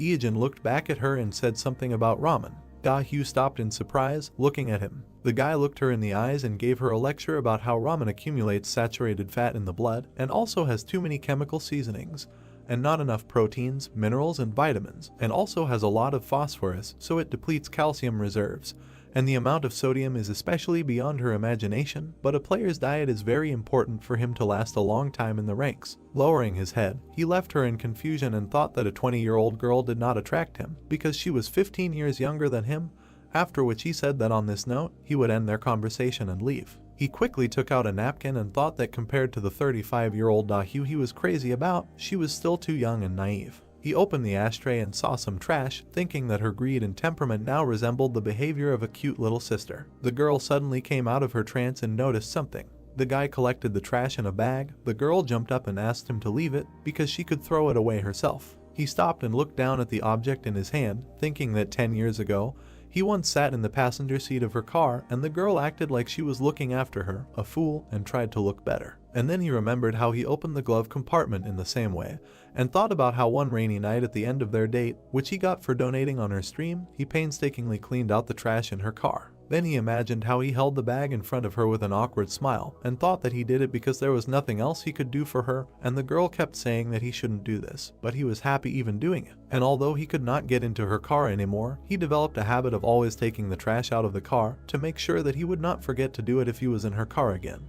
And he got so used to it that he did it even in a taxi. Closing his eyes, the guy exhaled heavily and thought that he really was a fool, and that his habits can be really scary. However, these should not be called habits, but a slave's mindset, after which he said that he would throw it away on the way. The door closed and the girl was left sitting alone. Looking back at the passenger seat, she wondered what was wrong with him and why he was picking up other people's trash. But it was so natural, like he was practicing or something. Something caught her attention. She noticed that the ashtray was sparkling clean. Hyejin walked down the street silently and thought about what he later learned from her, that she was touched for the first time because he was the first one to pick up her ashes, which were too dirty for her cool car. Suddenly, it started to rain, but the guy continued to think about what she said, that it was like demonstrating her inner self too. Da-hyu touched her chest, not understanding what was happening. The guy thought that now he would never know if it was true. She lowered her hand, looked back at the passenger seat and thought that she didn't even drink, but something strange was happening to her heart. A question was heard, "Who is he?" to which someone answered that his name is Madong Wang, after which the first one said, "Oh, a newbie in the professional league. Those were great matches." Against the background of the blue abyss, the player said that enough foreplay, he is finished. The brunette looked at his opponent angrily. Then he picked his ear, smiled and asked what, is he going to kill him? The monster answered indifferently, yes, after which the red-eyed one, still smiling, continued to ask that he was crazy, to which he answered that he does not want to hear such things from an exhibitionist psychopath, and the guy asked another question, why would he kill an innocent person? Madong Wang extended his hand and answered to find out who is really stronger. The protagonist jumped. Hanging in the air, he sarcastically asked if a professional player can kill ordinary players. Iron Man looked at him and answered that his contract does not prohibit it. Suddenly the guy dodged the enemy's blow. Then he extended his hand with a weapon. His foot ended up on the enemy's face. Then he pushed off him, jumped up and said that the man who single-handedly beat the elite was trying to kill him. The main character frowned and shouted that it was an honor for him, of course, but that did not mean that he would let him finish him off. He hovered above the opponent's head. Someone was looking at a tablet and saying, "Holy shit, Madong Wang is fighting that nudist, live on air." The guys were having a conversation when one of them asked what map, to which the second replied that he said he didn't want to be distracted, so he didn't know. His map, mini-map and even landmarks are all hidden. The brunette grabbed the tablet, opened his mouth wide and said, "Bro, this is really dead water. The voice is identical. This will be legendary," then said to wait. Looking at the fight, the young man said that they were both incredible. The players continued the battle. The monster flew up while the guy was below. Suddenly the red-eyed guy looked up and screamed. People were looking at the monitor when one of them asked, "Madong Wang won, dead water just got carried away," and the stream stopped. What happened? Someone looked at the dead water page and said that he posted a video. Let's take a look. The brunette opened his mouth wide and screamed that they already sent the link, to which the second one screamed to turn it on. The protagonist sadly said that he died from some weirdo. Then he clenched his fist, gritted his teeth and continued that he was sorry, but today's stream ended because of a death penalty. He will be back tomorrow at the same time. His hand was tense. The girl happily jumped up and screamed, "This idiot finally lost. She loves Madong Wang." Tears of happiness appeared in her eyes as she continued to say that she could now sleep peacefully and not tear her hair out. When the brunette's voice was heard, that everyone knew that he could not tolerate losing, he was taking a rematch. Then he raised his index finger, smiled maliciously and added that he would behead him tomorrow at the same time and invited everyone. A notification came in on how to expose Madong Wang. Many comments began to come in. Information about the dead appeared. The red-haired girl angrily tapped the keyboard and screamed, "What kind of nonsense is this? How can a professional like Madong Wang lose to a naked pervert? He just uses it as a bite for donations." The blue-eyed girl opened her mouth wide and said that she should be the one making a ton of money just so he doesn't lose. She will give him the best stuff. When her brother appeared behind her and said that that's enough, she donated a lot to him a couple of minutes ago. after which she turned around and asked if it was weird to support her favorite streamer, to which he angrily screamed that she was spending too much. They weren't Madong Wang's fan club here, at least she knew how much she had thrown at him last time. Suddenly, right before the match, thanks were given to Painkiller for the donation, after which the girl enthusiastically shouted that he called her nickname, and the guy, looking at her, thought that judging by how much she donated, what kind of creature would not call her nickname after that? Then the blue-eyed guy looked away and said that she had already seen how the naked pervert died. It was over.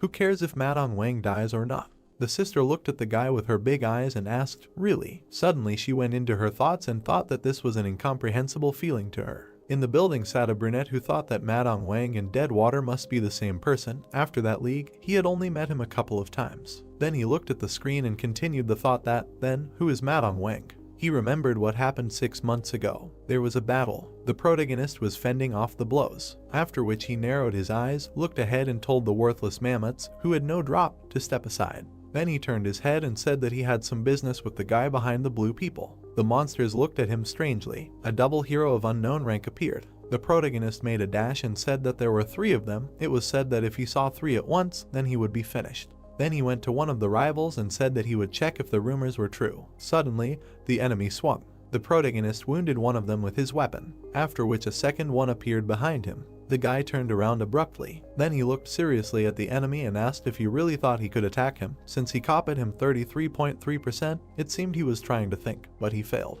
The brunette began to attack and asked, "They don't have such a thing as a brain." The doubles looked at him. Suddenly, there was an explosion. The protagonist stopped and asked, did he kill them all in one go? If they copied him, then he is really weak. The blue people were approaching. When the guy looked ahead and thought, is approaching, he was waiting for it. A blue monster rose in front of him. When the brunette continued the thought that this was a double of the Kaiser. A serial killer of unknown rank opened his mouth. The protagonist turned into Madong Wang. He had a full set of skills. The blue creature opened its mouth and tensed its hand, after which it became iron. The opponent was turning into a copy of the hero. Then his transformation ended and he rose to his full height. He looked forward predatorily. The original player looked at the copy and asked, just exactly copied, what was inside. Then he began to take off his helmet. The red-eyed man smiled sarcastically and said that now they will check which of them is more beautiful. The opponent grabbed his helmet, after which he took off the lower part. Under it was hidden blue slime. The blue man in the hero's body extended his hand and threw the mask and it flew down. The protagonist, eyes wide open, looked at it. Then he reached for the falling mask and shouted, "Great, caught it." The opponent began to attack. He struck the ground when the protagonist shouted, "Wow." The guy in flight looked up seriously. Then he raised his head and saw that the opponent was above him.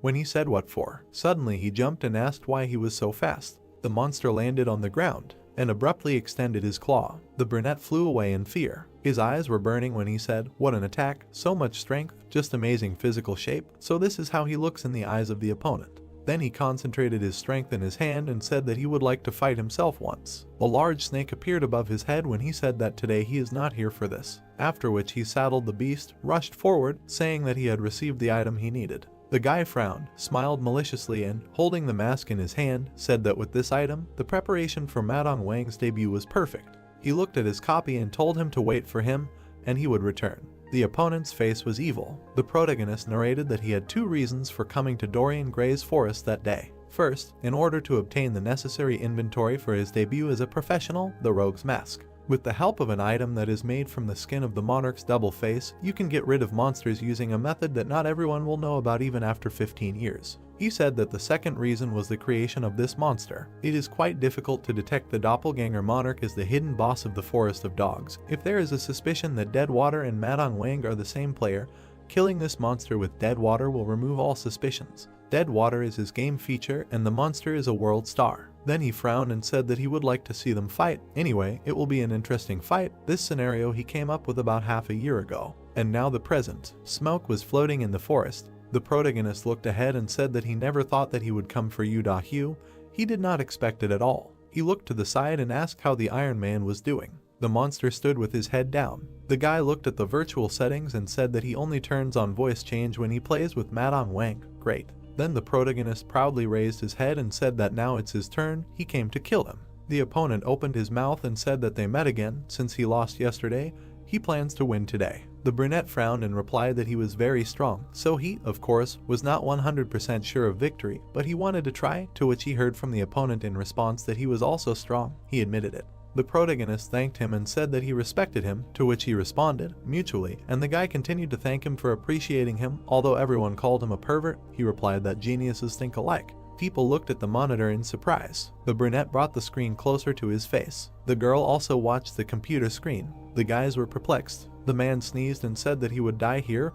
Oh, Jin is just something. The protagonist smiled and said that they would start. Today would not be easy. The opponent, looking at the guy, replied that he had never lost. Then he put out a claw and told him to attack. The monster used a special skill of the claw of the ghost ant whirlwind. The red-eyed man looked up and asked, was he serious from the start? Absurd. The brunette concentrated his power in his fist. Then, in response, he launched his power. People watching this shouted that the whirlwind at the same time as the summoning of the sea serpent was incredible. A beast appeared. The protagonist jumped above the opponent. Lightning emanated from the opponent's hand. An explosion occurred between them. The protagonist frowned and asked, it seems he has become stronger, has increased his level. Lightning scattered across the guy's body. Then he launched a special skill, the heart of an immoral person, vice. The fog spread through the forest. The protagonist said that he came to kill him. The monster replied that they met again and asked if he could win today. They stood opposite each other, and the protagonist said that the monster was very strong, so he was not 100% sure of victory, but he wanted to try. Today would not be easy. The monster replied that he had no defeats on his account and offered to attack.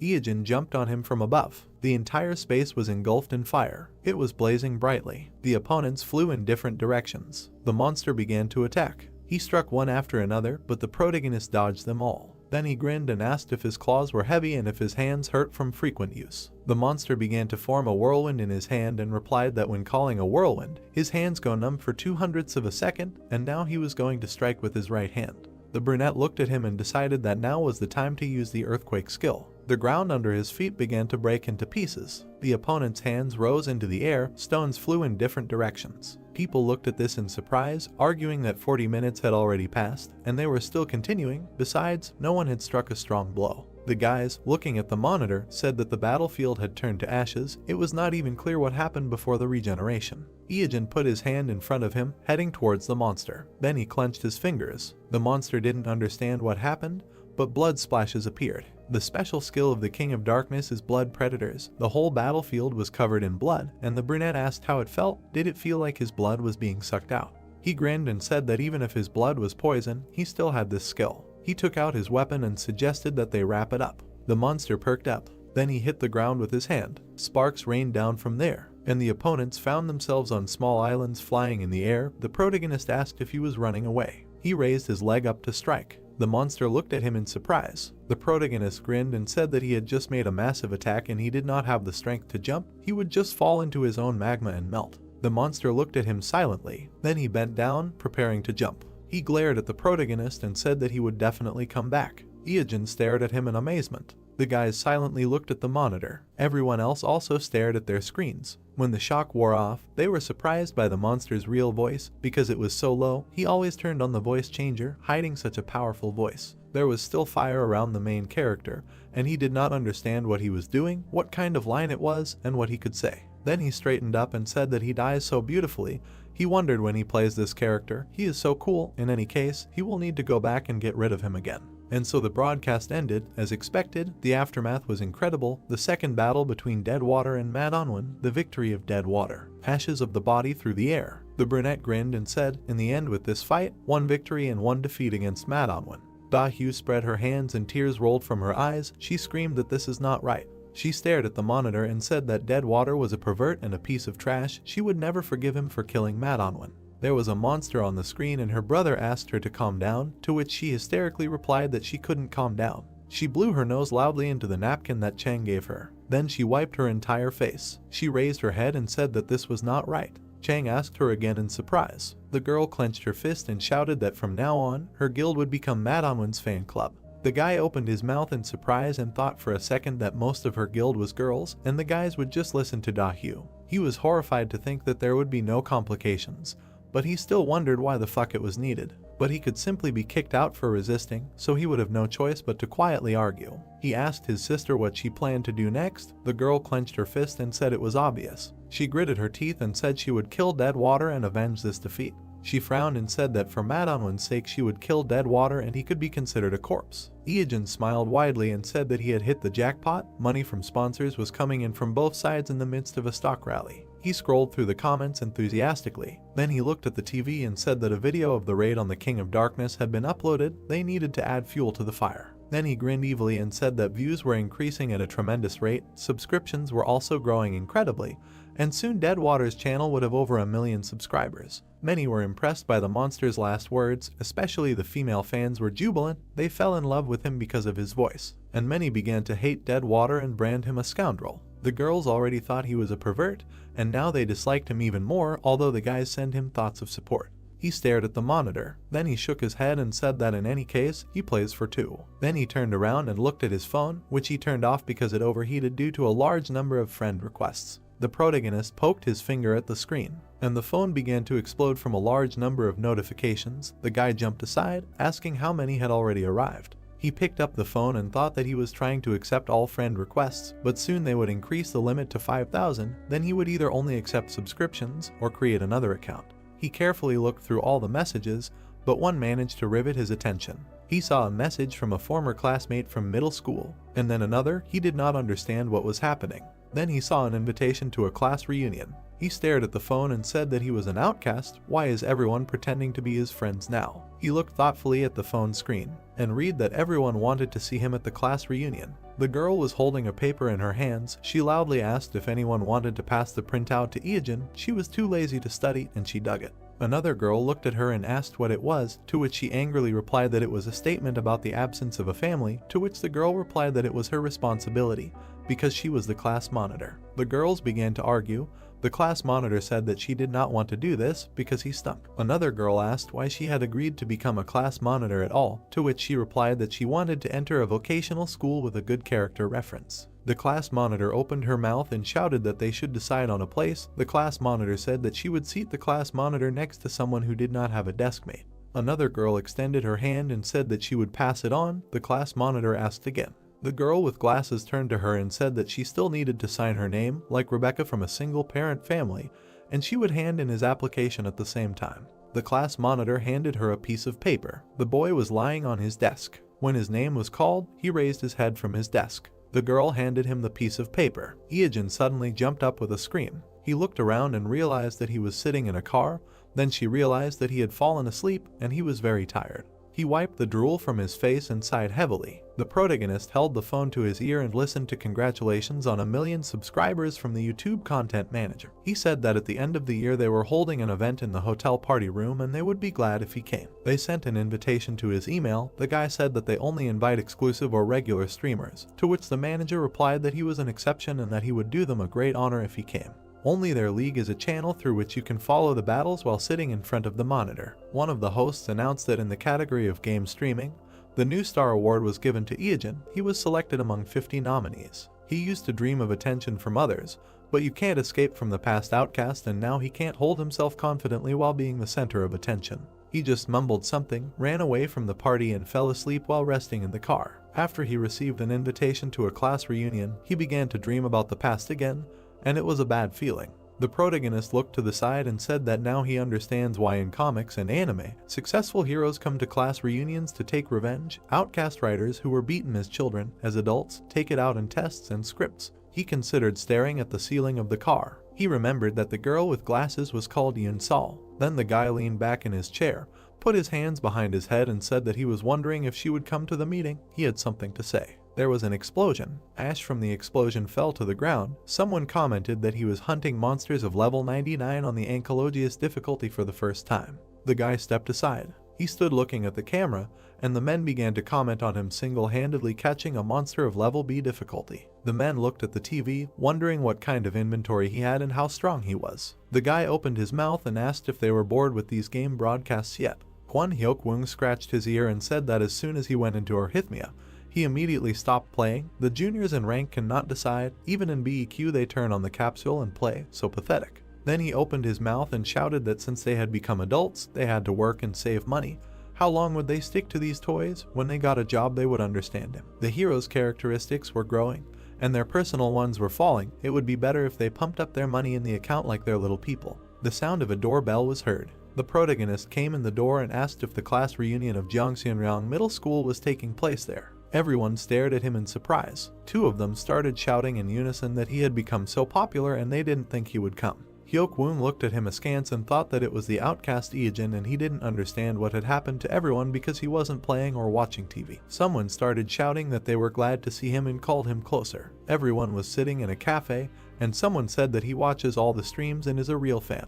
The protagonist looked at everyone, and they continued to flatter him, saying that they donated to him, and that their relatives would like his autograph, but at school they were awkward with each other, so they are uncomfortable. The brunette smiled and said that he was glad to see everyone. Middle school for the guys ended recently, and for him almost 20 years have passed. The former classmate said that at school he had an adult aura, and the guy remembered how she did not want to sit with him and it would be better not to go on an excursion at all. At this moment, Hyuk-woon called out to him and said that they had not seen each other for a long time, and from the reaction of the guys, it was clear that he is pretty awesome, and asked if he joined the community. The protagonist glanced at him and thought that at school this guy was a popular bully, constantly beating him up for any reason. In the third year of middle school in the summer, Hyuk-woon punched the protagonist in the face. The girl watched this from the corner. The guy screamed that because he couldn't decide on a seat, the class president would have to sit with him. Why should others suffer because of him? And if he realized everything, he should personally write down the name of his deskmate. The guy spat blood on the ground, and Hyuk-woon continued screaming that if he didn't have friends, he should at least learn to behave accordingly.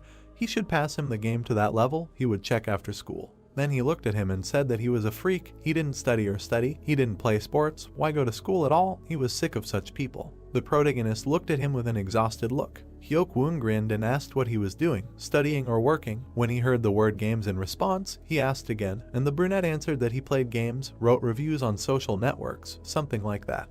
Hyuk-woon waved his hand and said that he hadn't changed at all during this time. Then he asked if he thought that it was time to live a normal life, to continue playing games as an adult.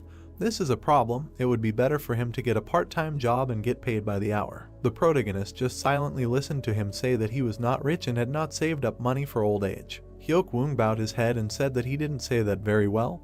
He already had $20,000 in his account, and he, of course, was not bragging, but simply giving an example. He just didn't work normally yet. He would feel the taste of money earned with sweat and blood, and the desire to play would disappear as if by magic. Some shooters were nothing compared to the numbers in his account. Someone shouted that the protagonist was currently on TV and asked if he could turn it on. Hyuk-woon looked at him displeasedly and didn't understand anything. The host stretched out his hand and said that YouTube Korea, the Supernova 2020 New Year's Party and Awards category game streaming, the Supernova New Star Award goes to Eejin. He was selected among 50 newcomers nominees. Everyone listened in surprise to the host, who said that in his category he took first place in 2 nominations for the number of views, for record growth, and in the overall standings, he entered the top 10 in views every month. This has never happened before. Hyuk-woon spat out water in surprise. The main character smiled and thanked. Hyuk-woon looked at the TV with incomprehension, not believing his ears. The brunette smiled and said that it was really nice to watch how money accumulated in the account. Conversations were heard in the cafe. Someone said that he opened an online store, but it is not going very well. Could he say a few words about it in the stream? Various sounds were heard. The guy said meat, and someone said that he would not remain in debt. The protagonist looked at everyone. Someone said that his parents retired and opened a restaurant. Would he be able to advertise them? And how much does advertising cost him? Someone asked if it was possible to take a joint photo. The protagonist looked into his glass and thought that this was too tiring. At 36 years old, coming to a meeting of classmates who are barely in their 20s, they do not even have common topics of conversation. He completely forgot the brands of 15 years ago. He only has to nod. But much more significant is that they do not have common memories with the guys. He raised his glass and thought that he came here in vain, and said out loud that he had things to do and so he would go. He looked away in surprise. There was a girl standing there. He stared at her and realized that it was Yoon Sol and that she had also come. The girl had already approached the door and was about to open it. The protagonist remembered his thoughts in the car about her. The protagonist held up the card and apologized loudly and said that he would pay the bill. The girl went outside. She raised her head and looked up, and then straight ahead, and then she heard her name being called. She turned around and saw the guy. He was breathing heavily, trying to catch his breath after running, and said that it was thank goodness they at least met. The girl looked at him in surprise and asked if it was Eejin. They stood opposite each other, and the guy said, "Well, anyway." He broke off and fell silent. because he had no idea what to say, and they stood silently opposite each other. The guy opened his mouth and mumbled. Then he raised his hand up and awkwardly suggested that they go somewhere to talk. Sunlight was streaming into the cafe. The girl congratulated the guy on his victory. He, sipping coffee from a straw, was surprised that she knew. The girl was embarrassed and said that she did not expect one of her classmates to become a star. It was very cool. The protagonist embarrassedly asked which one of him was a star. It was Sunny, and the protagonist asked how she was doing, to which the girl replied that she was studying business at the university and was currently taking an academic leave. The guy asked if she was in her second or third year now, to which Yoon Sol smiled and replied that she was already graduating this year because she graduated from school as an external student and took many academic subjects. Yeojin said that she was great, and of course he knew that she was a good student, but he didn't think that she was that good. The girl said that she tried her best. The protagonist looked down and said that maybe she would find it strange, but he would like to thank her. The girl looked at him in surprise and asked why. The guy remembered how before the school excursion, it was not the teacher or the class monitor who handed over the documents to cover the expenses, but she. He looked down and said that no one wanted to approach him. This incident was imprinted in his memory, and so he wanted to say thank you for it. He fingered the glass in his hands. The girl smiled sweetly and said that she didn't remember it at all, and to receive gratitude for nothing was somehow even awkward, and the guy replied that it was very important to him at the time. The girl opened her mouth and apologized to Yeojin. He smiled awkwardly and asked why. The girl looked at him and said that she came to the meeting to see him, but seeing him, she couldn't start a conversation, suffered, and eventually just left. She looked at the smiling protagonist. The girl clasped her hands together and tried to say something. Then she turned to Yeojin. He looked at her in surprise. The girl looked at him and said that of course it was simply shameless, but she had a favor to ask. The cafe was filled with different sounds and sunlight, and the girl continued that her mother got sick, and because of the high costs of treatment, she moved out of the house and began to rent it out. She abruptly put her hands in front of her and said in fear that she was not going to ask for money. She pursed her lips. The protagonist looked at her in surprise and thought, so that's how it is. The girl was embarrassed and continued to say that she was looking for a job that could be combined with caring for her mother and started streaming, so far just a hack room. The brunette smiled and began to ask about the streams, on what platform, on what topic. The girl answered that in the beauty industry. Then she adjusted her glasses and said that she works in a cosmetic store and therefore knows a lot of things. She began to ask if he could. But at that moment, tears began to flow. The protagonist looked at her in horror. The girl began to cry with her sleeve, saying that she should not have started all this at all, a disgrace. They sat in silence for some time. But suddenly the girl jumped up from her seat and started running away, apologizing for wasting so much of his time and asking him to forget about what she said. The guy didn't understand what a waste, and the girl said that she would pay for the coffee and said goodbye. Yeojin jumped up once and grabbed her hand, stopping her. He smiled and asked if she wanted to invite him as a guest and said that he would do it without any problems, and at the same time thank her for her kindness. The girl looked at him in surprise, and the guy continued to say that it was probably hard for her to do everything alone, and if he could help, then she should let him do it. It was obvious. She probably never admitted to anyone in her entire life that she was dead tired and needed help, and now she was forced to spit on her pride, forget about her reputation, and turn to him with a request. How could he even ignore her? The next day, the city was illuminated by the bright sun. Yeojin drove up in a car. The girl ran out to him and was surprised that he brought something with him, to which the guy replied that these were the remains of the equipment for the stream, and since everything was so urgent, they could use it. The girl was surprised, saying that it was expensive, and asked if he was lending it to her, to which the guy replied that he was giving it to her. The girl ran after him up the stairs, saying that he didn't have to give it back, to which the main character replied that since he was helping, he should do everything at the highest level, and then, when she starts earning a lot, they would settle accounts. Yoon Sol's mother greeted them warmly, surprised that her daughter had brought home one of her friends, and asked if he was her boyfriend. The girl irritably answered no, and Yeojin said hello and said that they were friends. Mom wished them a good time. She felt awkward meeting guests when everything was so messy, to which she was told that everything was fine and she could go and relax. The main character was setting up the lights and asked why the beauty industry, why not something related to school, although it was not necessary to start streaming for this. For example, she could tutor, she was a good student, to which the girl replied that she did not know how to teach.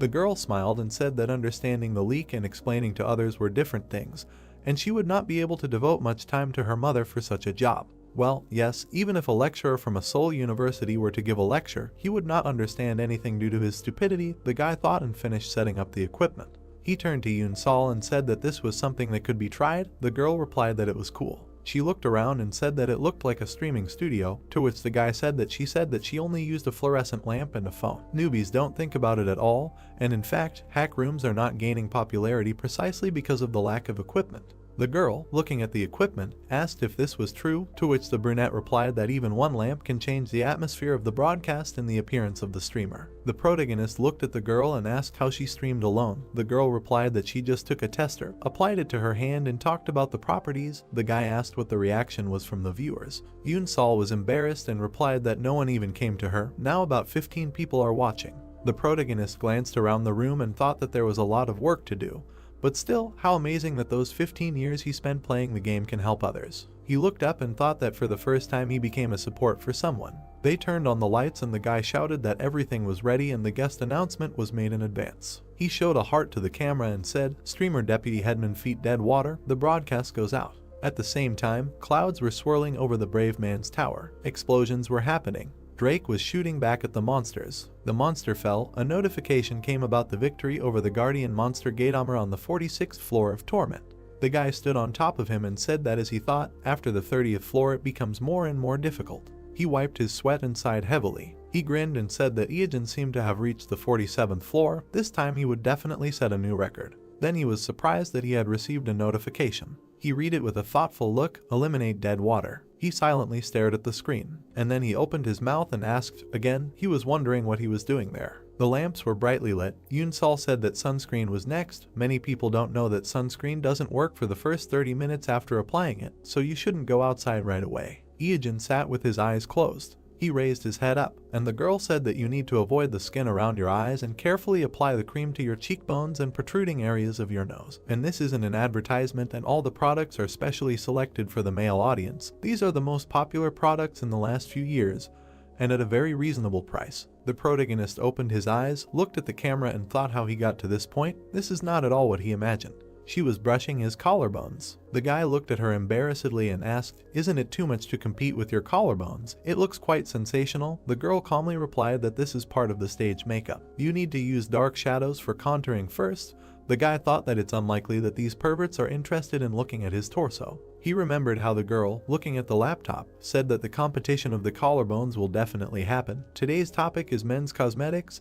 The competition of the collarbones in the press is also an important makeup technique. Yoon Sol extended her hands to the guy, saying that he should show his collarbones and asked him to take off his top. People in the chat began to write that they were wrong, and that the makeup did not help him at all and that they would pay just to stop this. The main character thought that they were idiots. Someone else wrote that if you look closely, everything is not so bad. The guy said to himself, enough. He thought that it would be easier to use the back of the hand for full makeup, and if you think about it, this is the first time he has been so close to another woman.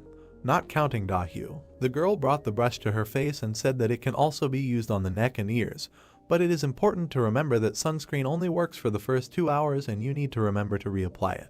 The girl looked surprised. The protagonist smiled sweetly and asked what happened. She abruptly took the headband off his head and ruffled his hair. The brunette asked what she was doing. The girl looked at him admiringly and said, "Wow." The guy reached out to fix his bangs, and the brunette said that he was so handsome with his bangs down. People in the chat began to write that he was quite handsome and that he looked much better this way. The protagonist began to abruptly comb his hair back, saying that it was terrible and that if his hair was down, it would look strange, to which the girl objected that on the contrary, it was very good and that he should walk like that. He abruptly reached out his hands to Yoon Sol's head. He took off her glasses and ruffled her hair, telling her not to hide her face either and to lift her bangs. The girl with the headband on her head looked at him innocently and said that she was shy. The protagonist looked at her in surprise. There was emptiness in his head. She looked at her, thinking that it was all a scam, and the girl, fixing her hair, said that today was a broadcast of humiliation. She also showed her real face. The comments were different. Someone wrote that she was ugly as a nuclear war, and someone that she was a beauty. The protagonist looked at the camera and said that she was such a liar and he did not even suspect that she was such a beauty. The girl asked in surprise what he was talking about. He asked for comments and was surprised that these people called themselves fans. Yoon Sol's mother looked in on them. She looked down and asked what was going on. Both streamers were surprised by her arrival. Eugene was an innocent victim of makeup, and Yoon Sol was poppy-colored from embarrassment. The protagonist turned away from her and tried to cover himself. The girl screamed that there was nothing wrong with that, and she should not worry and it was just a little different from what she usually does and her mother cannot come to her during the broadcast. People in the comments started calling Yoon Sol's mom a mother-in-law. The guy thought that these ideas should calm down. In such a warm and cozy atmosphere, the broadcast came to an end, and after that he was asked to advertise a bra, and in just 3 days, Yoon Sol gained 50,000 subscribers. Clouds floated across the sky. Yoon Sol thanked the protagonist, saying that she got a lot of viewers and her rating also immediately rose, and all this thanks to him. He smiled and said that nothing special and he just helped her realize her potential. The girl thanked him for everything and for lending money to her mother for treatment, and as soon as she receives sponsorship money and royalties for advertising, she will be able to return the entire amount. Yoon Sol smiled and said that her mother is already better. Thanks to him, she was able to be hospitalized on time. The operation also went well, so now her mother can move calmly. Lena is very grateful for everything. The girl opened her mouth and suggested to come sometime when her mother was going to cook dinner. The brunette said that he would wait for an invitation. She tries to focus on YouTube. He is sure that she will not have problems with this because she is really very capable. She has only a bright future ahead. The protagonist looked around and said that it was time for him to take care of his own life. Shortly after the merger, Drake received a message that said that the expert had reappeared. He frowned and thought that he had collected information to find the guys who had been killing him for the last few days. He heard a question from behind asking if he was an expert. He turned around. A girl was standing behind him. She looked at Eugene in surprise when he asked that he was now known by ordinary users. He adjusted his hair, asking what he could be, but did not finish because the girl asked that he would hardly refuse to be an exhibitionist. The protagonist looked at her in surprise, and she swung some strange object. A set of random colored perfumes flew right into the protagonist's face. He grabbed his nose in pain. The action of the set of random colored perfumes is activated. The character's appearance will change for the next 24 hours. Neutralization is impossible. The pink spirit turned his attention to him. The protagonist looked at his hands and screamed. The bald spirit showed interest in him. The girl, running away, screamed that it was great that this was happening and wished him death. The guy looked after her, thinking that he wanted to catch up with her right now and kill her. She did not read him any real damage, so he cannot risk energy. He looked around and realized that everything was lost. He was just going to pass through the central continental beginner village in the north, but now he would attract too much attention when they broke through the siege. He turned around when he heard his name being called. He turned around, saved his eyes, and turned to Drake. Seeing each other, the pair and they began to laugh at the fact that the two of them were pink and bald. Pan remembered that recently a girl with pink hair threw a random set of colored perfumes at him and asked where this crazy woman came from. Was she an NPC by any chance? Drake opened his mouth and asked what the hell was going on and what kind of sneak attacks were these. Who was behind this? The protagonist shook his head and said that it was a long story. He looked sideways and thought that exterminating experts was different from using ordinary users as bait to catch sandworms. This was definitely not part of his plans. Eugene stared at the monitor and began to reason that their current level could reach 20 at most, and the average equipment rating would be around C+B. In this situation, there would be only one way to close the gap, and with it, he focused on the newly created giant groups instead of the main thing, so to speak, destroying the backbone. Looking at the monitor, he thought that this was a sudden incident, a fairly high level, and some shady group. Soon he managed to find a suspicious guild. Its name was Magio. He opened his eyes in surprise and asked if this was some kind of martial arts role-playing game. He searched the internet thoroughly and found something. He looked at the splash screen from the site. The guys looked at each other silently. The protagonist lowered his head on his hand and said that what he loves is what he will destroy. This is such a fatal contradiction. He was just fighting with himself. Drake suggested not to bother because this thing only works 24 hours and suggested logging out of the system for today. The protagonist smiled and said that it was not necessary and that he had just come up with a good idea. Drake asked if he had a plan. Eugene clutched his weapon and said that there was no need to waste time and that he would show something interesting. The man raised his fist, saying that he would strike the expert with a bolt of justice for killing their king. People raised their hands, shouting that they would destroy the expert and wash away all the pain and resentment with his blood. A crowd of people shouted that they would kill him as soon as they saw him. The bald hero stood by the wall in the north of the beginner village and heard people shouting that they would kill the expert. The guy asked, so his assassination was planned for today. Eugene looked down, saying that it would not be easy to disguise himself with a pink bald head. He thought about transforming into Mattingwing and calmly passing through the wall, but it seemed that it would not work. To get to the northern continent, you need to go through the purification zone of the central continent. The guild whose leader is Dahu now controls the northern wall in the newbie village. The guy grinned and said, okay, then they are going according to plan. A huge snake appeared nearby. The hero said that it was time for Jormungandr. A flash appeared on the tower. The man looked at the shadow in surprise. Horror was reflected on his face.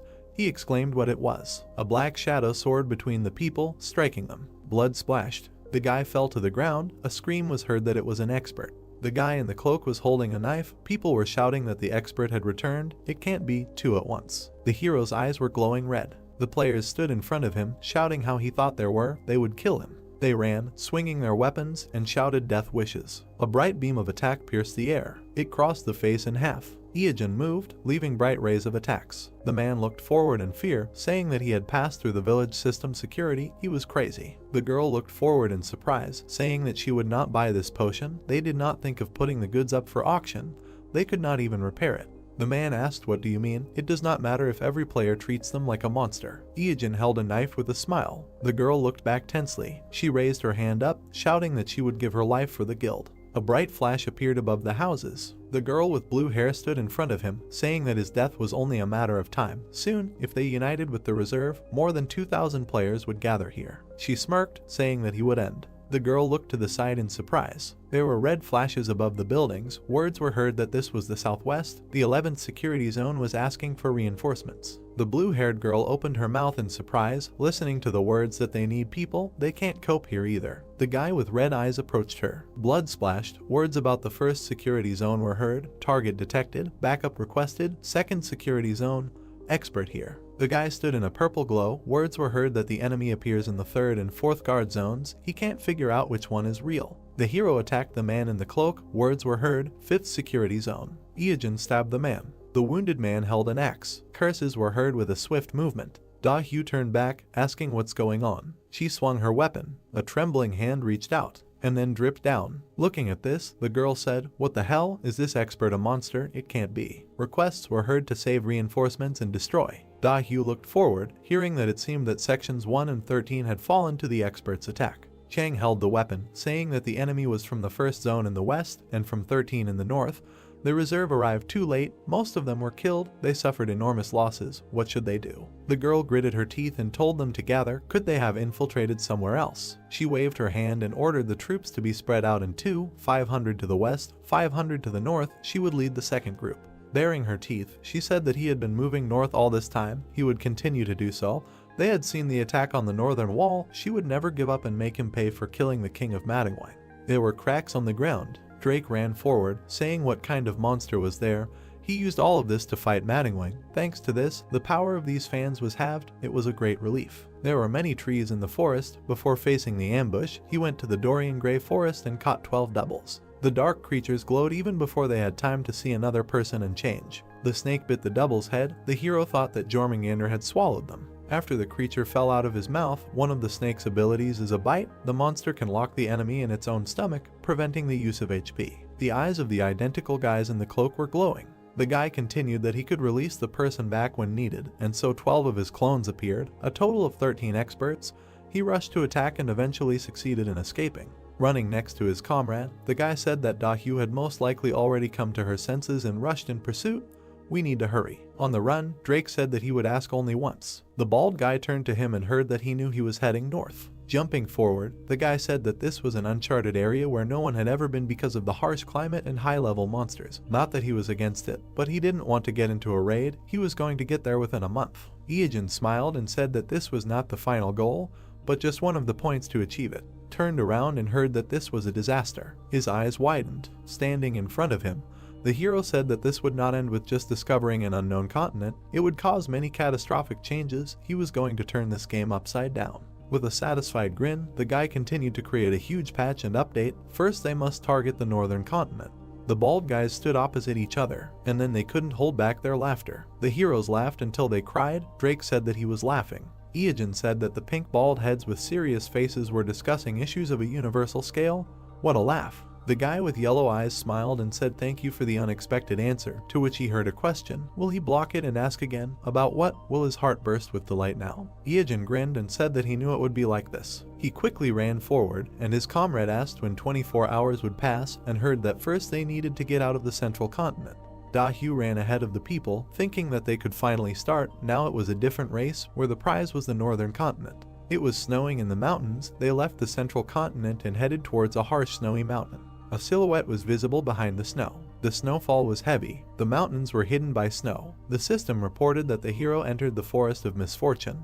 The name of the first one to enter is recorded in the Akashic records. He is covered by a snowstorm. The snowstorm takes away 0.01% of the maximum HP per second. Snowflakes were flying. The heroes were standing next to a tree-like monster called the Ent of Misfortune. Bald Eogen looked at him, saying that this guy's HP is divided into the body and branches. It will be easier to first destroy each of the parts. Drake grinned and said that he would then deal with these annoying branches, and heard that his comrade would deal with the left leg. Sitting on the knees of the fallen Ent, the hero told him to smear himself with this liquid from it. It will protect against the storm. His comrade noted that it is poisonous and heard that usually poison takes no more than 0.0025% of the maximum HP, and the storm 0.01%, which means that by choosing poison, they reduce the damage by 4 times. It was snowing in the mountains. The snow-capped mountains are a miniature representation of the entire northern continent, a location covered in snow and ice, plus a snowstorm that takes away HP. This place has long gained fame as impassable due to various monsters and natural phenomena.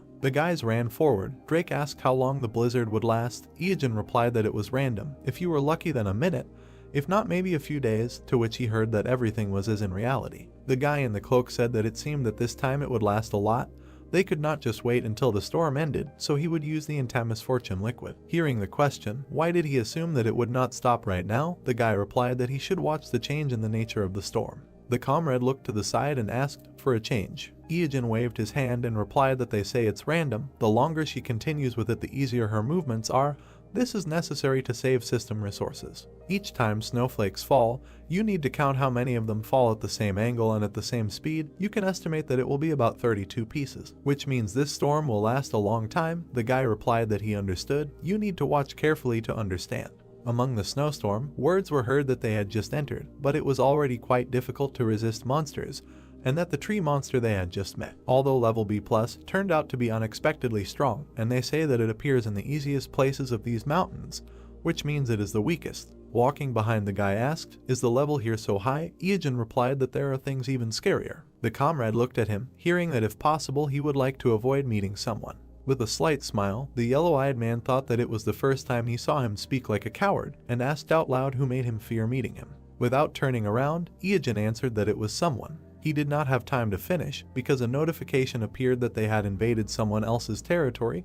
The frozen boss opened his eyes and expressed displeasure. Looking back, the bald man asked that it was some kind of boss mob. The system reported that the frozen boss wanted them to turn around. The snowfall intensified. Eogen gritted his teeth in displeasure, saying that they were noticed. Drake silently looked away. A dark silhouette appeared among the snow. It was getting closer. Drake pointed his finger and asked what was there, and the hero shouted, calling for them to run before they were caught. A black something ran through the snow. With her, he accidentally grinned upward. With his mouth wide open, a black level Yahello was rushing towards them. The guy froze in front of him in fear. His eyes wide open, he screamed in fear. His hand was clutching a knife. Drake slashed diagonally. The monster grabbed his leg. The leg froze where he touched it. The guy asked in shock, "Is he freezing?" He quickly shot down, saying that his body was gradually freezing. In the end, he froze with the crossbow in his hand. The monster touched him with a long black tongue. A swift movement. Eogen approached, driving away the monster. From his hand, Drake's body began to melt. Standing behind him, he asked what it was. The guy in the cloak answered that it was a cold tag, a monster feature called aching. It fascinates the enemy. Bodies can only be melted if a teammate touches the player. A swift movement and words that if there is no touch,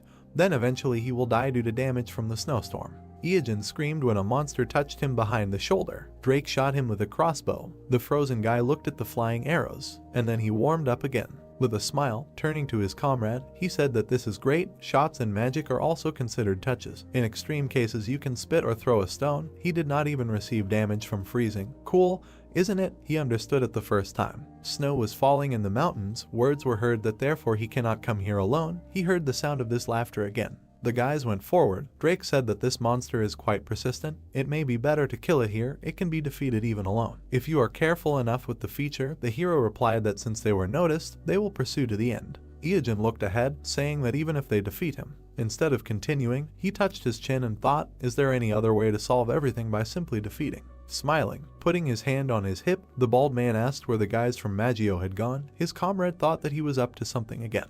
The player screamed from the attack of the frosty wolf. Da-Hyu chopped another one with an axe. Chang turned to her, saying that this is an ordinary mob. Where does such power come from? The girl said discontentedly how they annoy her, attack, get, run away, and as soon as they forget about them, attack again. The girl glanced sideways at the penguin and invited everyone to look at him. She reached out with her hand, saying how cute. Blood splashed. The feathers on the penguin's head folded into a horn. This is a pointed-headed penguin. Spreading his wings, he rushed to attack Da-Hyu. She hit him with an axe. The penguin jumped back, and the girl thought that he didn't look too strong, but it was very difficult to deal with him. He had already sent hundreds of people to the grave. Putting his wings forward, the monster rushed to attack. The red-haired girl clenched her teeth, hearing someone call out. Iyajin stood among the snowdrifts and asked if everything was okay, if they were tired. Da-Hyu stared at him in surprise. Having recognized him, she screamed angrily. A black shadow of a bird darted in front of the hero. A bright flame blew it away. The beam crossed out the guy's silhouette. The guy grinned, saying that it was a great hit. Da-Hyu looked at him with wide eyes. Raising his hand, the hero thanked him for unfreezing him. The girl looked at him with displeasure, asking what it was. It was a direct hit.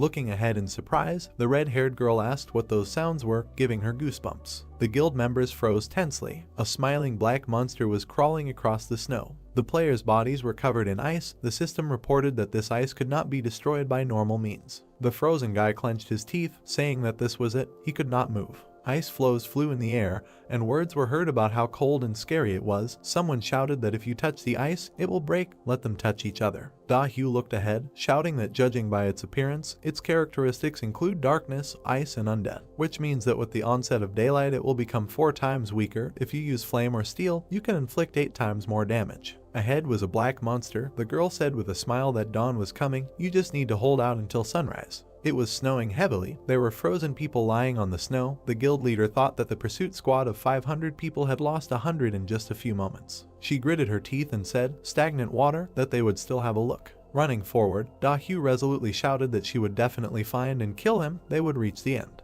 Laughter was heard in the snowy mountains. Iyajin ran forward, saying how nice it was to pass on the work of Yahello to someone else. Drake, running behind, said that this time it was possible to deal with the monster and the guild at the same time. The guy in the cloak turned around and said that it was impossible. They could still be used. He smiled, saying how could he break away from the guys who wanted to cut his throat to avenge his death. Snow lay on the roofs of the frozen village of the hidden level. The man froze, stretching out his arms. Drake stood next to the counter, saying how scared he was. They were all frozen, because all the NPCs here were frozen by a monster. A comrade looked into the chest, saying that there was a potion, 1 can of whale oil, radishes, carrots, frostbite. Can all this be taken so easily? Looking down, he said that what was here was some kind of reward for the first finder, but unlike items bought in a regular shop, they cannot be restored. The guy with the scarf said that he felt like a looter, and the hero returns. Other people's things are not the main feature of most RPGs, and some even break jugs. There were objects and vegetables in front of him. A question was heard. Is this a potion that cures decompression sickness? Where did he get it from? He had been looking for so long. The guy replied that he simply brought everything that caught his eye. The system reported that they had entered a frozen cave with a black floor. The name of the first person to enter was recorded in the Akashic records. Drake raised his leg in surprise, asking what it was. Was there a black floor under the snow? The answer was heard that it was black because the floor was a deep sea, the bottom of which was not visible. Looking ahead in shock, he said, "What do you mean? They are walking on the surface of a frozen sea." Holding a bag, Iyajin told him to be careful. If the floor cracked, he would immediately end up underwater. Swinging, he threw the bag forward, hearing a question. Is this by any chance the blood of the wolves they had recently given away? What is he going to do? On the ice lay a bag with the blood of a frosted wolf. There was a black haze in the darkness. The hero smiled, saying that it was great. He caught it. A white pillar rose up ahead. A blue monster appeared. A huge ice shark broke the ice. Notifications appeared among the blue water that they had opened a hidden quest, a nightmare of the deep sea, with the goal of getting 28 teeth of an ice shark. Looking ahead, Drake said, "Do they really want them to count the teeth of this fish?" A friend asked, "Is it cool?" The shark opened its mouth. The guy raised his hand, saying that they can't ignore the quest. In any case, they will have to fight. A huge shark rushed forward. Shards flew near the guy. He shot forward with a crossbow. The ice floe broke into pieces. The shark jumped out behind the surprised guy. He jumped back from the attack, cursing. The crossbow shots sparked. Drake shouted that it was not for nothing that he was a level A. He was quite agile. Gritting his teeth, the bald man said that he always cowardly hid under the ice and suddenly attacked, so it was difficult to guess the time for a critical attack. He moved in such a way that all his attacks did not have much effect. The ice was broken. Words were heard that if this continues, the floor will gradually disappear. Ijin smiled, saying that this is a high-level monster, so it will take too much time to completely destroy it. You just need to focus on the quest, although it looks difficult, but it definitely has some kind of specific pattern. The shark opened its mouth. Words were heard that before attacking, it always goes into an existing hole and returns, breaking a new one. But if it cannot go into the hole, then about 2 seconds will rush around the ice and then they will inflict critical damage. The hero imagined the shark's pattern, saying that it would make the first hole and dive underwater, emerging to make a second hole. Then returning to the depths, it would dive into the first again, emerging to make a third, and the next time it returned to the depths, it would dive into the second hole and then make a fourth. In other words, this pattern would be repeated endlessly until it destroyed the entire floor. Looking at the broken ice, he said that in order to defeat it, something would be needed to cover the hole it had already made. Ijin smiled, saying that they had not been too diligent in hiding their tracks, so they would be coming for them soon. A silhouette appeared at the top of the cave. The boy smiled, saying that here she was, their assistant. White rays rose up. A silhouette of a girl appeared in the settling dust. Da-hyu stood in a determined pose, asking what he was thinking. Maybe just run away. Did she catch him this time? Drake held his weapon tensely, asking, did he decide to team up to fight with Frosty Teeth? However, Ijin looked at her in amazement, asking, where did she come from? Players appeared on the walls of the cave, shouting that they were right below. Let them wait for him there. Looking at the shining girl, the guy thought, did he miscalculate? Why did they catch up so quickly? He left such faint traces. After all, someone else should have arrived first. His eyes widened in amazement. The girl had a shining eye patch on her eye, the eyes of a snow goose that lived in the snowy mountains, helping to notice even the faint traces left in the snow. Looking at this in surprise, the guy thought, she got this item, now it makes sense how she found them so quickly. The snow goose eye is an indispensable item in northern expeditions. It helps to find a trail of an escaped trophy or a barely visible road. The guy gritted his teeth, thinking that he knew how monsters moved, where hidden dungeons and items were, as well as the location of food. So he considered it useless, did not pay attention. Who would have thought that Da-hyu would get it? She was either very lucky or very capable. Looking at his comrade jumping away from the shark, he thought that there was an ice shark behind him. A name ahead, they were in a difficult situation. Ijin looked ahead with displeasure and thought that he needed to stall for time at any cost. A smile appeared on his lips. He called the head. The girl with an axe ran forward, saying that her tricks did not work. He was finished. Calmly looking at her, the hero said that it was not about that. Do we by any chance know the secret of the item that she is now wearing? The girl with the eye patch looked at him in surprise. She froze with the axe, asking, what kind of secret? Da-hyu looked ahead in surprise. He asked about the snow goose eye.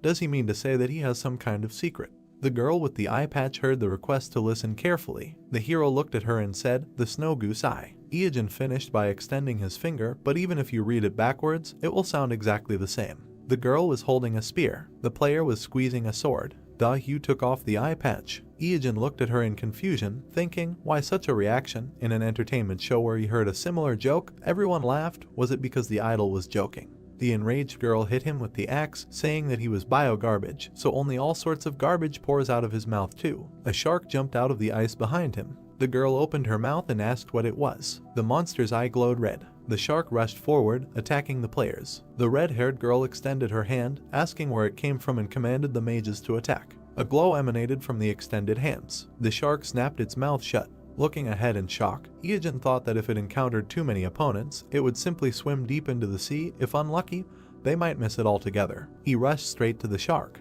He bit his finger and splashed blood at the monster. The shark opened its mouth. Ijin curled his fingers and said that all monsters have a program to avoid poison, and there is nothing left to do but jump into another distant hole, and this will buy him some time. Rays emanated from the mage's hands. The glow flew towards the shark. It opened its mouth. A bright flash appeared in the center. Bright rays attacked the players. Da-hyu, her mouth open in surprise, looked at it. A shark's tooth sank into the ice, which could possibly stop the disaster above the sea surface. The shark opened its mouth. Its eye was glowing red. And Da-hyu turned around, asking what was that sound? Was it really following them here? A glow appeared at the entrance of the cave. A black monster jumped in. Ijin greeted with a smile, shouting that he had been waiting for her. The monster landed, raising dust. Stretching out its fingers, it rushed forward. Da-hyu looked at it in fear, thinking that this feeling of freezing from the very feet, she cannot get used to it. Although it is not the first time, it feels like she is locked in a prison and completely separated from the world. Her brother touched her, shouting for her to come to her senses, otherwise she will not get out of the water. Gritting her teeth, the red-haired girl ordered to report the situation. Looking at her, Chang said that because of this ice demon, most were frozen. Of course, he touched everyone he could to defrost, but most logged out. About 20 people remained. In the rapid movement, a question was heard, what about stagnant water? A system notification appeared about the completion of the quest of the Nightmare of the Deep Sea. The teeth of the ice shark were 28 out of 28. Smiling, Iojin ran forward, saying that this was a victory. To complete the quest, it was enough to collect the teeth that remained after the attack. A tooth stuck out of the ice. A black monster was in the mouth of the shark. The hand touched, freezing the monster. Ice rose from the shark's body, and words were heard that the frosted teeth would probably use their escape ability and try to swim further into the depths through the new hole. But the name has the ability of a driver, which means that this hole will be frozen tightly again. Iojin chuckled and continued that on the other hand, the shark is too big to just freeze it. They can often see how rank monsters fight, so he wishes for a pleasant viewing. The shark opened its mouth. The black monster stretched out its hand. A bright flash appeared between them, and words were heard that it was the first time he saw a rank monster's fight. Da-Hyu, looking worried, shouted that it was not the time to look at them. It was time to run away while these two were fighting. She and her brother ran away. It was snowing in the mountains. The footprints in the snow were glowing. The girl looked at them through the blindfold. Like she ordered to come here, from the 500 people pursuing squad only 20 remained, even though they had lost their majestic appearance. Baring her teeth, she said that she would do anything to cut off his head. Looking ahead, Cheng asked where they were going. He stood in front, saying that this is the northern edge of the world. After the snowy mountains there is no land, this is the end. This is the last place in this world. But there are no users who have seen it with their own eyes yet, so no one knows what the real edge looks like.